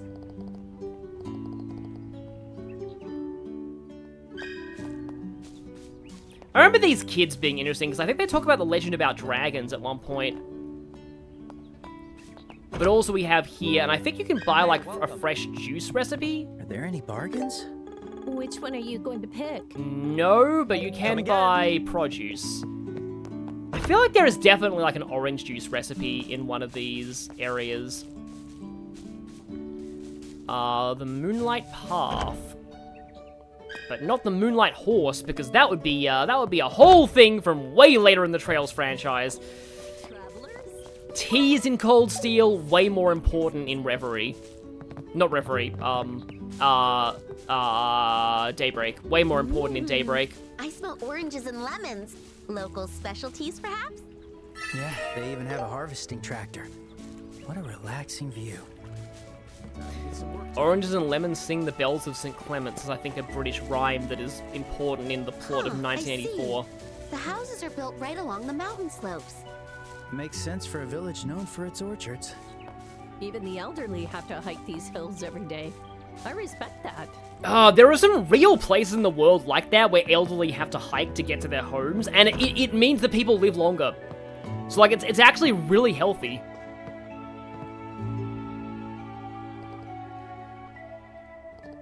But yeah, I'm kind of rushing things a bit here, but I would like to just take care of this request.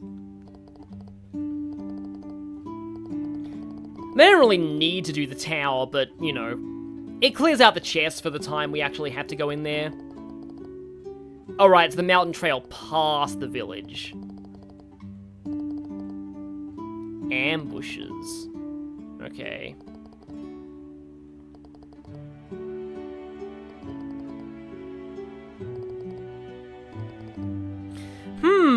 A monster that normally doesn't appear when the mine is in operation is now out of hiding.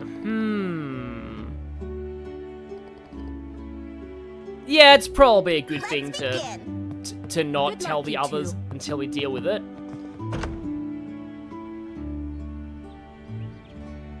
Oh yeah! Oh, I know, the memorial. Where is that? It's at a certain part of the village. Yeah, it's up here. Is this? Yeah, it's probably the village cemetery. So, this right here. 6 innocent souls lost to the war rest here. Oh no. Leaf from Thracia died! RIP, game over in Thracia. Actually, no. Nicole, William, Irina, and Misha. I know one of those names is important. Is very important. And I think later on somebody else gets buried here, or is that somewhere else? I think maybe they're buried in like another area that I don't want to say because spoilers, but yeah.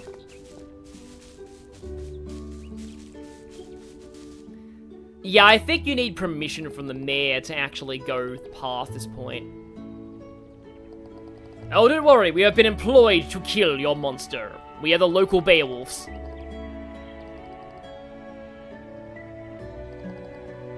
Yeah, I've heard really good things about Harwood from, Daybreak. It's funny because, like, I'm actually glad that Harwood exists because originally people were speculating that Angus was Kevin because he had a very similar speaking style to Kevin, but thankfully, no. He's his own character. And, yeah, he's fun. Daybreak has a lot of very good villains. That's another aspect of it that's a bit of a return to form for the series, because, like, Sky and Crossbell had very good villains, and then the Erebodea arc was kind of like, there were issues with how it handled things. So yeah, this trail's a little bit more complicated than the first one, but I'm mostly just here for the monsters, so we'll be coming here later on anyway for, you know, to handle some story stuff. Oh! Holy crap, those things look freaky in 3D. Ugh. Wow.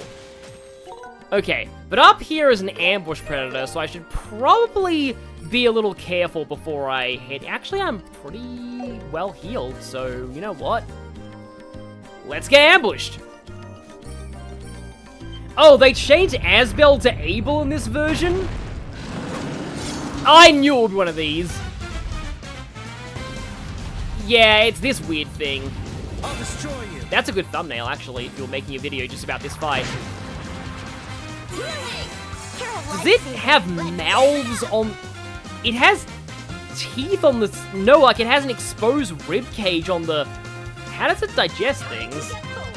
Its mouth is its own stomach. I don't know, wow. But yeah, I remember the face. This thing also looks freaky in these graphics. But yeah, it was more believable to have Fire Emblem Abel die than Asbel from Thracia. Also, Asbel is too oblivious to die from Tales of Graces. Do I overdrive now, or do I, it's only a little weak to water. You know what, I'm gonna overdrive now. And let's go for the blue impact. It's funny, I don't usually make Joshua my Earthguard guy. That's normally Estelle, so it's funny to see him just be the designated Earthguard user. And the reason why I made Estelle the Earthguard user in the original was just because she had nothing better to do with her turns. So it really shows how much more buff she is now. So I'd like to introduce you to a little friend I like to call Sylvanwing. Here I come. Has a nice animation too, and you know what? Just because you are so nice, I'm gonna give you a double Sylvanwing.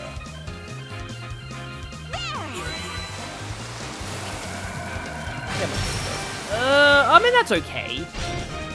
This one's on me. You ready for this? And now, Get serious. unfortunately, Shara has no water arts. Oh, Aerostorm is S-level damage. However, can I see if you're vulnerable to... Okay, you resist stat debuff and confusion, but... I do wonder if I could... Yeah, see, what's actually kind of a pain is that Estelle right now... is kind of stuck as my caster in this fight. Because she has its water weakness, but I also want her to be strength buffing, just so that our counterattacks are better with the insight. It's already lost quite a bit of health though. However, you do have fort though, so you can actually strength buff people. Maybe you strength buff. I think I'll strength buff myself first. Yeah, it probably had the exposed ribcage in the original. It's just like really hard to see with the sprite. And let's fort Shara now. Boosting the thing that's about to be used on yourself. And we do have a double ATS buff, so again, it still kind of has a blue impact spam at this point. Meanwhile, Shara... What's Sylvanwing gonna do against you? Okay, well, I mean, at least it got a unbalance. I won't let you. Yeah, that does seem to either have really high accuracy or just straight up always hit.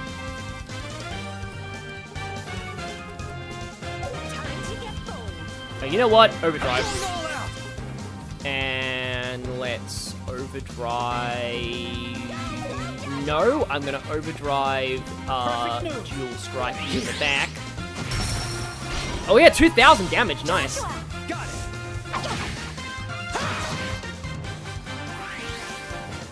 Still only almost down to half, but okay. Okay, now it's down to way less than half. And it's stunned. Well, it's not stunned anymore, but it was stunned for that turn. We have a few more turns of the ATS buff, so you know what, Aerostorm. 0 Arts Joshua. He doesn't have the ATS buff, so maybe Shadow Spear.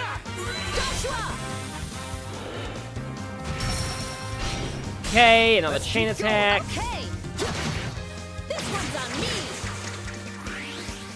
And here comes the big Aerostorm. Oh, it's so close. It's so close. You know what? This should probably do it. We'll see. Though it might not. Oh, it definitely did.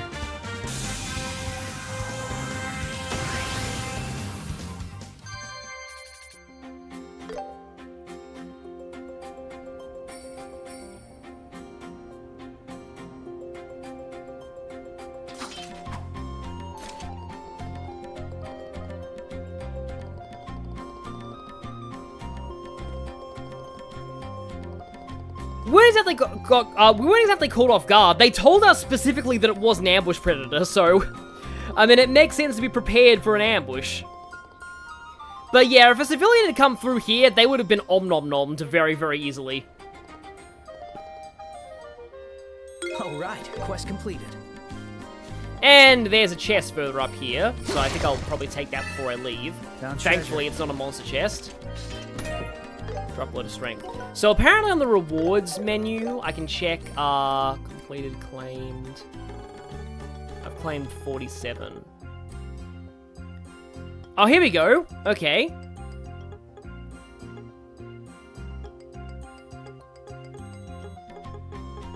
There is something for reporting all quests, completing all have been peculiar, finding all the books. Open 212 treasure chests. Okay. A total of 1 million mirror. I hope that's not at once. I hope that's not... Also, there is a support level in this game. Okay, that's more of a Cold Steel thing. I don't often get these achievements in later Trails games because, like, getting 1 million mirror, like, all at once is actually kind of hard. Okay, and then just got a few more of those.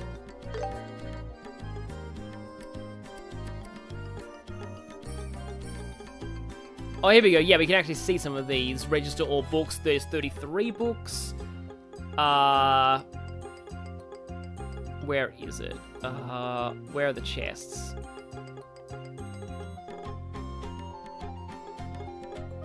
I can't see a tracker for chests here. Oh, I like how you get outfits out of these. But, yeah, also action too. It's in the progress thing. I can't find it.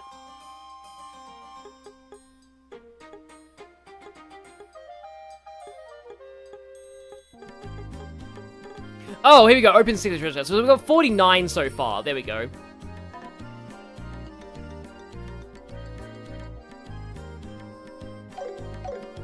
I'm not going for, like, all of the chests. But, oh, you're doing that so you can track which chest quotes that you've done. Okay. So, we don't really, we need to... Okay, that's completed. We can report it now, right? Time to get going. Thank you, fast travel system. The original game had no fast travel. Oh, we automatically go here. That's actually kind of funny. That it's like, that it understands this even if you are fast traveling.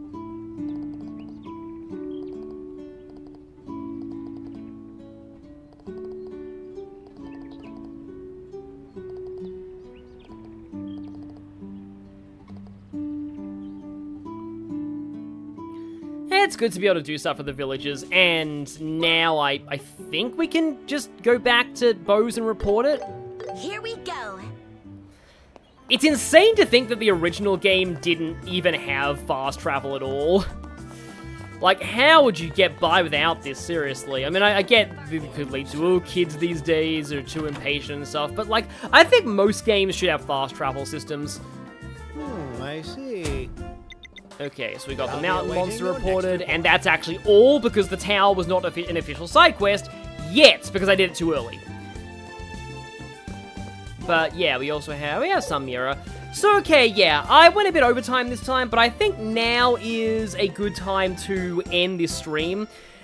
We've we've explored pretty much all of, like, the Bose region at this point, apart from the gate, apart from the place the soldiers are letting us into, which will be later, and apart from the gate to the next region, which is further down, from the village. That we'll get to, eventually, and also the mine. But we've pretty much, we've made a decent amount of progress in this area, and we've completed a quest, we have started up with the main story, we met Annalise, and that's the main thing that counts, and we got our butt kicked by Josette, and so yes. So, everyone, I will see you all next time for him. It's him. He will be here, and it will be glorious. See you all then.